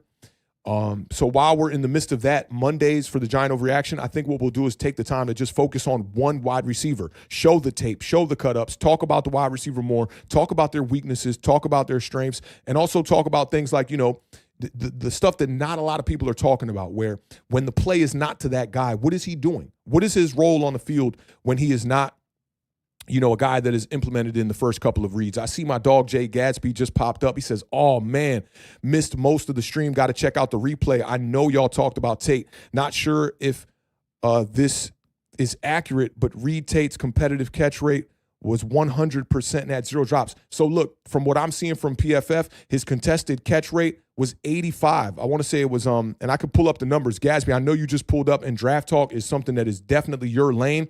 And y'all that don't know Jay Gadsby, when I did a lot of these breakdowns on Bleacher Report last year, Jay Gadsby was a pivotal person that was giving me a lot of prospects. Like, bro, you need to check this guy out. The reason why I was so high on Brashard Smith coming out of SMU, the running back, was because of Jay Gadsby. The reason why Torrey Horton re-entered the conversation for me was because of Jay Gadsby being like, hey, don't forget about Torrey Horton, wide receiver out of Colorado State that was injured. So, Jay Gadsby is one of them ones, man, when it comes to draft talk outside the quarterback position. You like that? Jay Gadsby is one of those ones. But Gadsby, I do think that you could benefit from what we talked about earlier, and it's a good time to talk about this one more time. So this wide receiver ranking and this top 10 that I put out today, I put out a free draft guide that is linked in the description to this stream. And I'll be pumping it for the rest of this week as well, telling people to go check out the draft guide. But the draft guide, Gadsby, where it brings value to people like you is the statistic breakdowns that we have for the graphics. So for every wide receiver, including Carnell Tate, we have a breakdown that shows you all the stats that you basically are going to need to know about these wide receivers going into the draft so that you can compare those stats. So we got routes run, we got targets, we got receptions, we got reception yards or receiving yards, we got touchdowns, we got yards per catch, we got yak, we got ADOT, we got contested catch, which was 85.7 for Carnell Tate this past year. We got drops, which was 0 for Carnell Tate this year and last year. And this is my bad, Jaji05. The name just threw me off. You another one that Bleacher Report dogs. My bad, Ja. That's not Gadsby. That's Ja. And Ja gave me count. Hold on. Now I got to correct the mistake real quick. Let me think about some of the dogs from Ja. Kyle Washington being one of the dogs at the wide receiver position. You had dogs up front. You had so many dogs on the D line as well too. Ja's another one that knows ball. My bad for mistaking you for Jay Gadsby. Both of y'all, Bleacher Report family that know ball. But all of these statistics are all in these breakdowns. So Ja, if you just need one spot, you can download the PDF file to your phone. It can live on your phone at any time you need to go get the statistics. You can go check them out. Now, for the people that don't want to do it from a graphic standpoint, I'm gonna release the Google spreadsheet as well with the link that I'm going to constantly be updating. And that spreadsheet's going to have a little bit more value than the PDF guide because the PDF guide only has my top 10 wide receivers, right? The spreadsheet is going to have all the wide receivers that I deemed that I thought could possibly enter that top 10 list. So the Jacoby Lanes are there. The Zachariah Branches are there. The Chris Bells are there. Skylar Bell is there. I'm trying to think of some of the other guys that didn't make the cut that are there as well. Yeah, just all the dudes that I considered. Oh, Malachi Fields is another one that's going to be there. So you can get all those detailed advanced statistics on all of those wide receivers as well. And we're going to do that for every position. We all know, right, that this is the boring time of the year for most NFL fans. But for the people like Ja, and Ja was a part of every one of my streams last year, basically, on Bleacher Report. And he would be there as we went through every position. Guys we were targeting at the running back position, wide receiver position, tight end position. Remember we talked about Harold Fannin Jr. a ton last year, and people were trying to tell me in them chats, oh man, Harold Fannin, we don't need a tight end, we don't need no weapons, da-da-da-da. Remember all that stuff, Ja? And look at Harold Fannin now. And another thing to keep your eyes on at the tight end position is David Njoku said he is absolutely not going back to Cleveland. So he's another one that's going to be on the free agent market that maybe a team in the NFC East needs to target. But we are going to be deep into this draft process, y'all. Like, this is going to hopefully become like a 3 days a week type of thing because I'm guaranteeing Mondays are going to be positional breakdowns for one player. But who knows? Maybe in the middle of the week might just pop up and say, hey, we need to be talking about Chris Brazzell a little bit more. Maybe we need to talk about Jacoby Lane a little bit more. A lot of people in the chat seem to be high on Jacoby Lane. So maybe that's another guy we need to talk about more. So all these resources, are going to be free of charge, giving them out to you. The one thing that I'm contemplating on doing, because all 22 footage, as soon as you upload it, it's flagged right away. So a lot of those streams are not going to be able to be monetized. And we all know time is money. I'm not here for y'all money, but we all know that time is money. So the all 22 cut-ups just by themselves on their own, they're already uploaded to my YouTube page, but they're private right now. I like to be transparent with y'all. I am considering possibly putting those behind a membership wall, something super slight like $2 a month or some shit like that during this slow time of the offseason, so that for the people that want to do draft evaluation themselves, they can be able to get their hands on some all 22 tape. But regardless, even if we do end up doing that membership for the all 22 cut up so you could just view that on your own, that does not mean that when we do streams here on Mondays on the Giant Overreaction that we will not be sharing some of that all 22 tape. So just keep that in mind. But definitely go back, Ja. This was, you see, it's a 3-hour stream. As soon as we get off, I'm going to try to remember to put the timestamps for you guys to just make this stream a little bit more palatable, a little more easier to kind of go through, because I know how draft content goes. People want to try to move fast, and not everybody has all the time in the world. But for them draft nerds that really want to get in and really do deep dives, I think we did that on this 3.5-hour stream. So big shout out to everybody that pulled up today. Again, I know that this is not like the most booming time of the year. Football season really just ended. A lot of people are just trying to get back to work, do their thing, and just figure out, what's next on their plate. And as we get closer to the draft, things will start to adjust on my top 10 rankings. Maybe. We'll see. I feel confident in it right now. but maybe things will get adjusted with more information. You know, we got to find ways to pivot. And also, I'm going to be just trying to give you guys as many resources and bring you guys as much value as I can possibly bring over here on this channel regarding the draft. So I'm looking forward to it, man. This draft stuff to me is the most intriguing, most interesting stuff. But, you know, not a lot of people view it that way. But for me, I love the draft talk, looking at a lot of these prospects, seeing what their role is going to be once they get into the NFL. And then hopefully, you know, we talk about some players that we possibly draft, you know, like Abdul Carter was one of them last year. Jackson Dart was absolutely, you know, one of them dogs I had in the top 3 last year. He was my quarterback 2 last year. So to see the Giants trade up to get him was amazing. And then to see him hit the ground running as a rookie and play well was amazing as well. So it's a great process. And again, this year, I think the most awesome part to look forward to is I'm going to the draft. And anybody on the East Coast, you guys should absolutely consider going to the draft, man. I think it's going to be a really good time. I'm looking forward to bringing my camera out there and documenting it. And again, for anybody who just pulled up, that was the top 10. Your boy Authentic released it. I can't wait to talk about this shit with the beard as well. I didn't even tell the beard nothing. I just started releasing stuff this morning, put the rankings out, put all the draft cards out, put all the stat cards out, put the stream out, and Beard's like, oh, all right, I see where we're going with this. So it's going to be interesting to get a chance to talk to him about it as well. But we got Carnell Tate at number 1, Jordyn Tyson at number 2, Makai Lemon at number 3, KC Concepcion at number 4, Chris Brazzell II at number 5, Denzel Boston at number 6, Elijah Sarratt at number 7, Omar Cooper Jr. at number 8, Eric McAlister, one of my favorites. I'm telling you, it took everything in my power not to put him at number 5, to be honest. But Eric McAlister at number 9 and Ted Hurst at number 10. For those of y'all that got to pull up and rock out with us today during the live stream of this stuff, you know, just continue to support what we do. We're going to need y'all to help us get this draft content out there, especially when we start doing some pre-recorded videos. Those do not perform well on this channel because it seems to be that YouTube thinks and knows that Authentic and the Beard is a live, long format content channel. So when we do those short videos, just make sure to share them with your homies. Make sure to like them, hit the subscribe button on that. We want to try to get this stuff out as far as we can possibly get it into the Giants universe.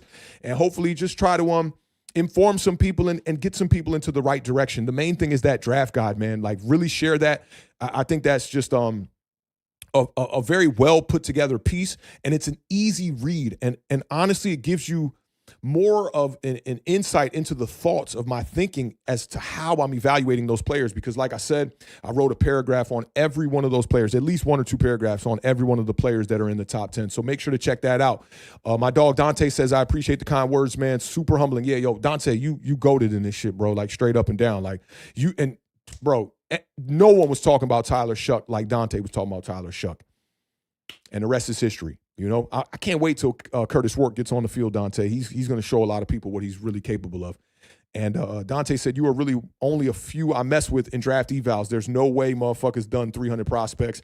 That's why everyone misses a lot. Yo, I'm sure you saw my tweet about that where I was talking about that, right? Yo, I've been doing wide receivers since the playoffs started, right? I just finished.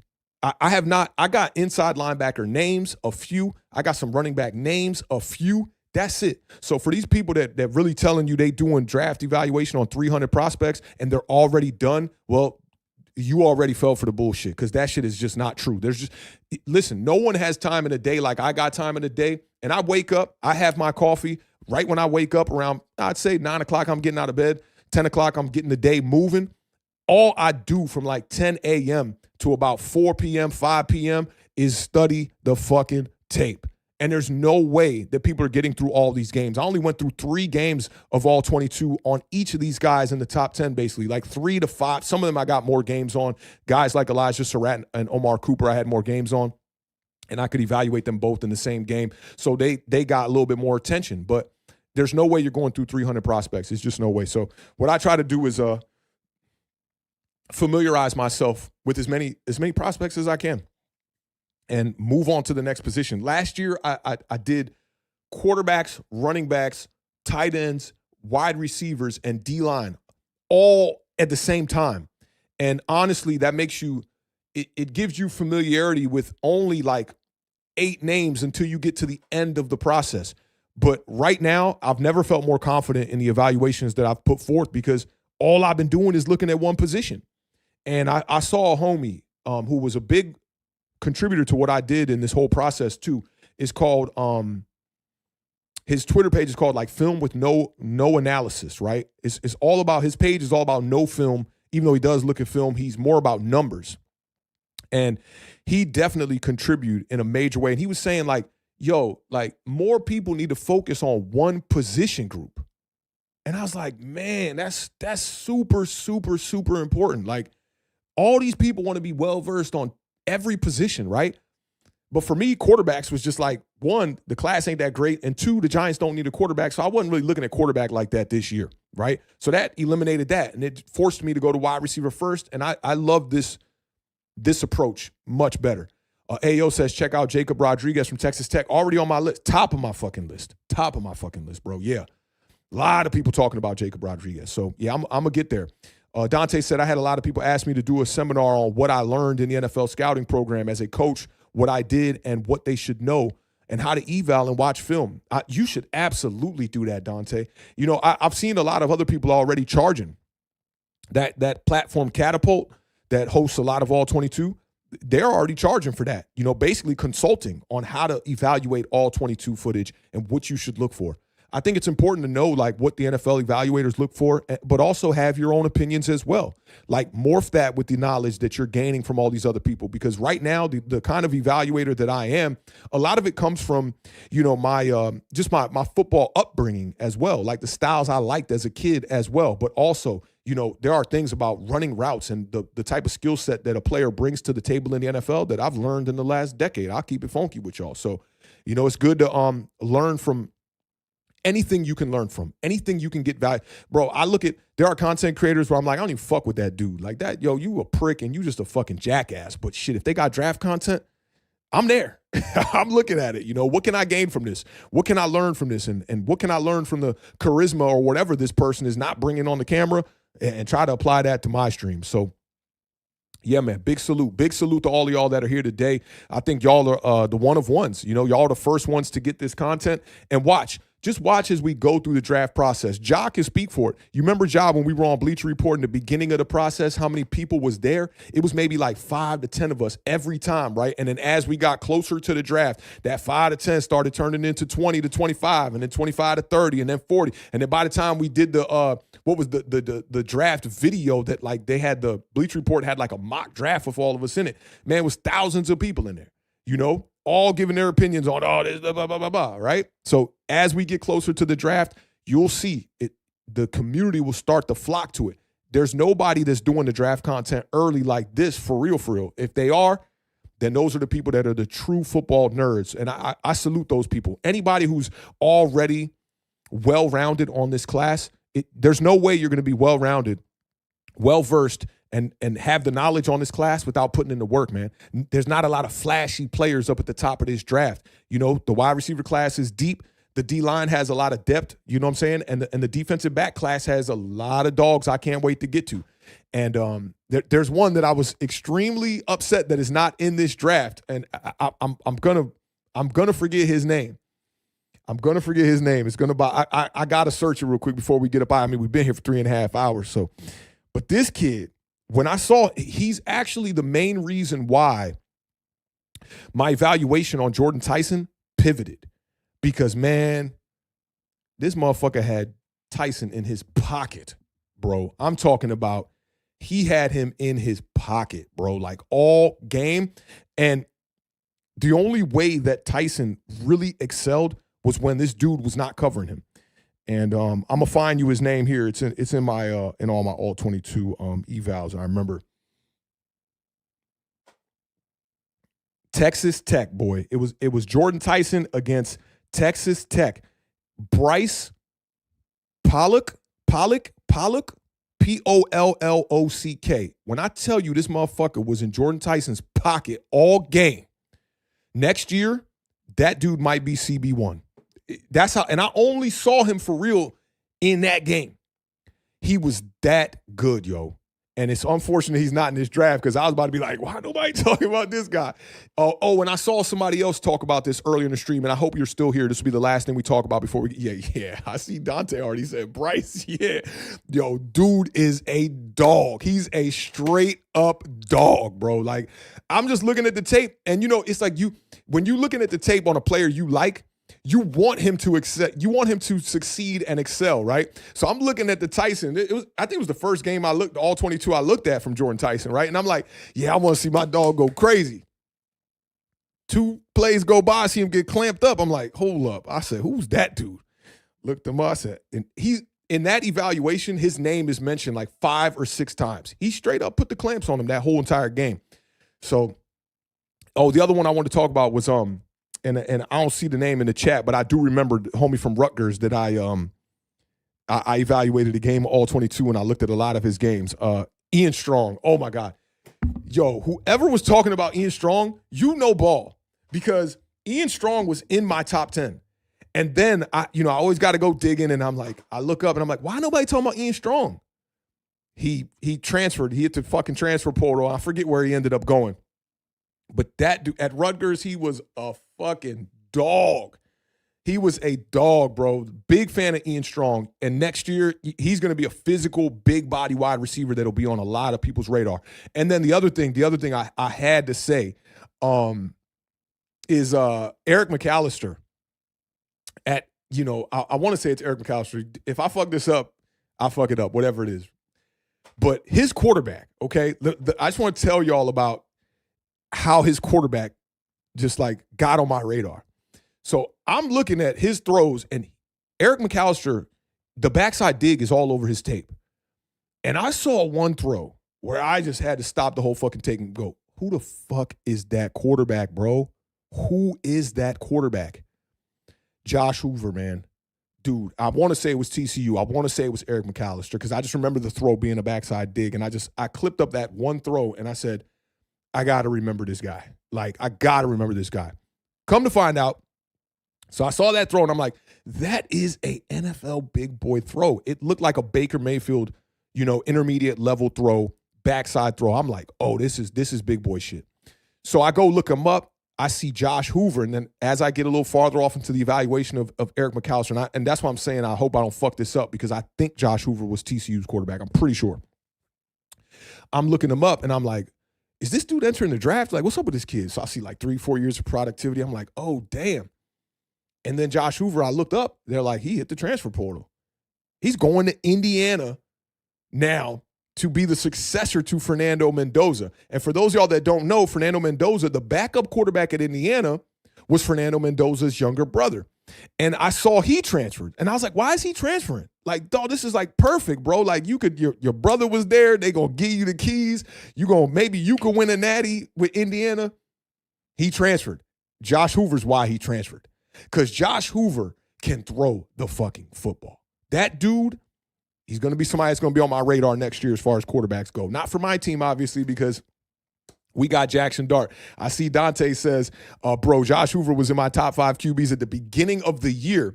He also said he was a safety out of high school and transitioned into a wide receiver. Fun fact, he was ranked as the #1 safety in New York.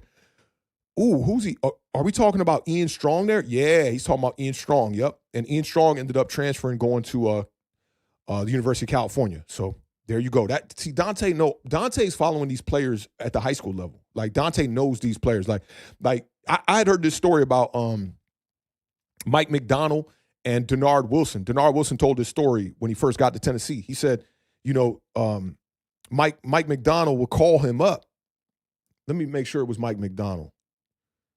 Was it Mike? It was either Mike McDonald or the defensive coordinator. I think it was a defensive coordinator, actually, that was at Philly. What's my dog that ended up getting the head coaching job with the Arizona Cardinals? Somebody will bring it up. But he basically said, what's that motherfucking name, man? Somebody will bring it up. The dude who was the head coach for the Cardinals now. But Denard talked about how he would call Denard, right? And he'd be like, yo, I need to pick your brain on like DB stuff, man. Like, I know you the DB guru, you the DB GOAT. John Gannon, the name just popped up. John Gannon, that's who it was.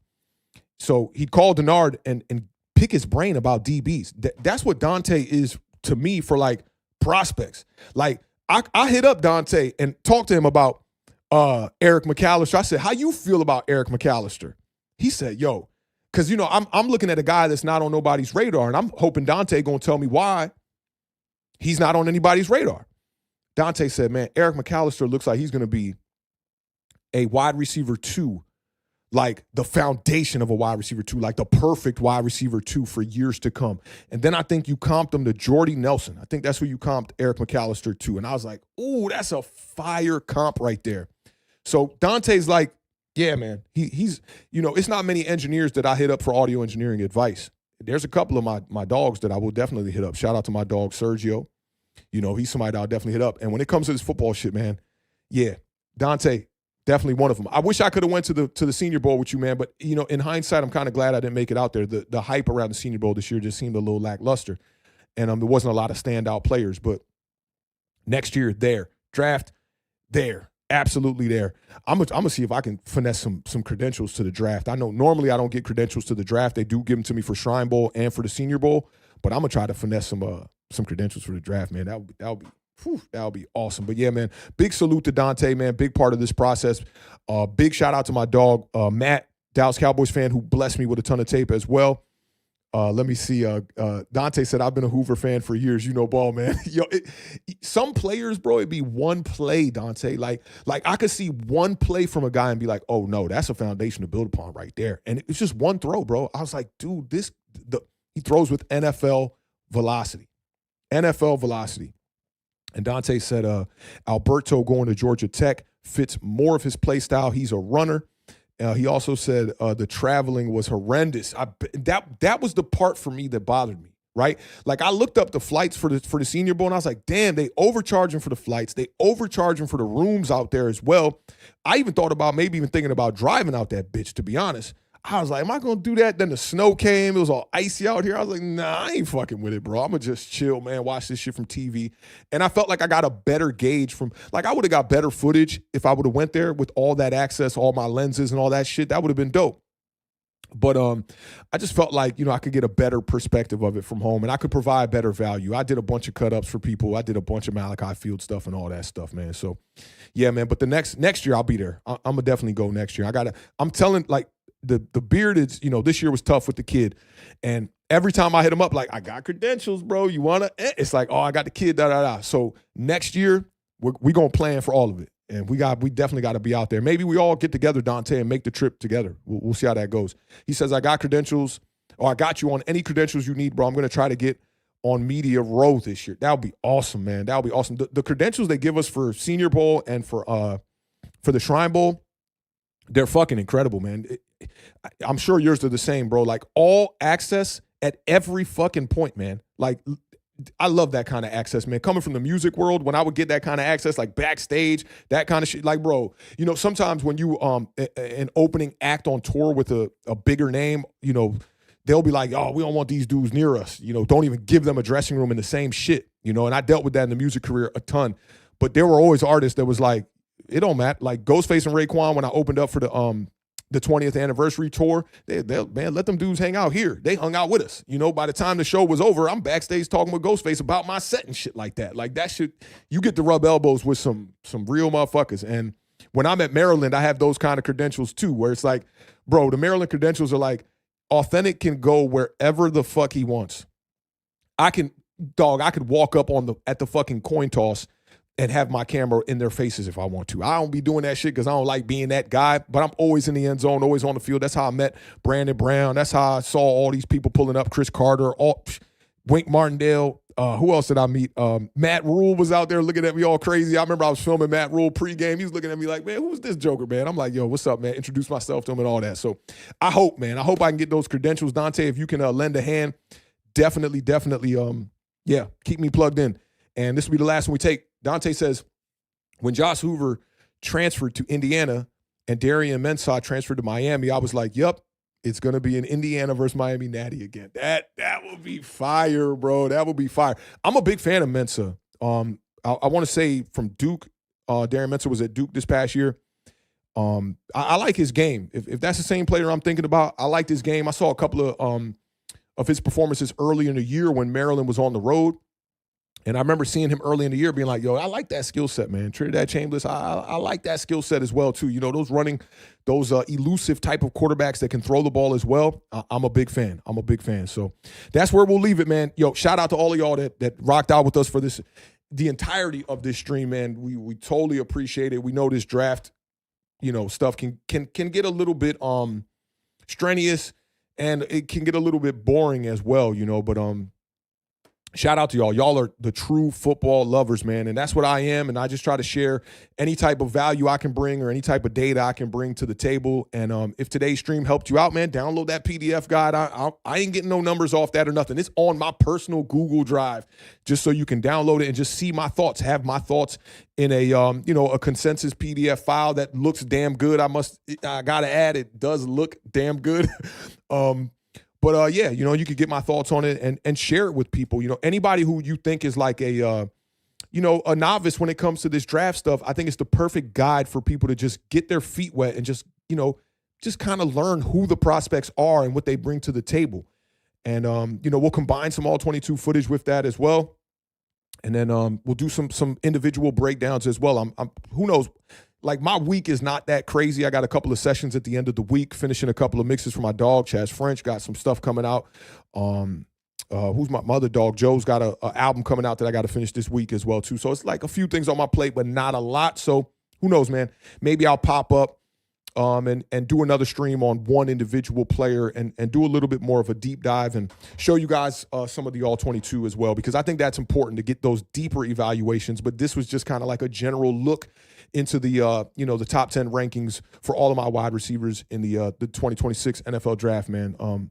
Again, if you're somebody that might stumble upon this content, I know a lot of people that see our content are people that are subscribed to the channel, but for people that might enter the conversation because of the draft stuff here, if you like the vibes, we're going to be doing this basically the entirety of the rest of the winter and spring, all the way through the draft.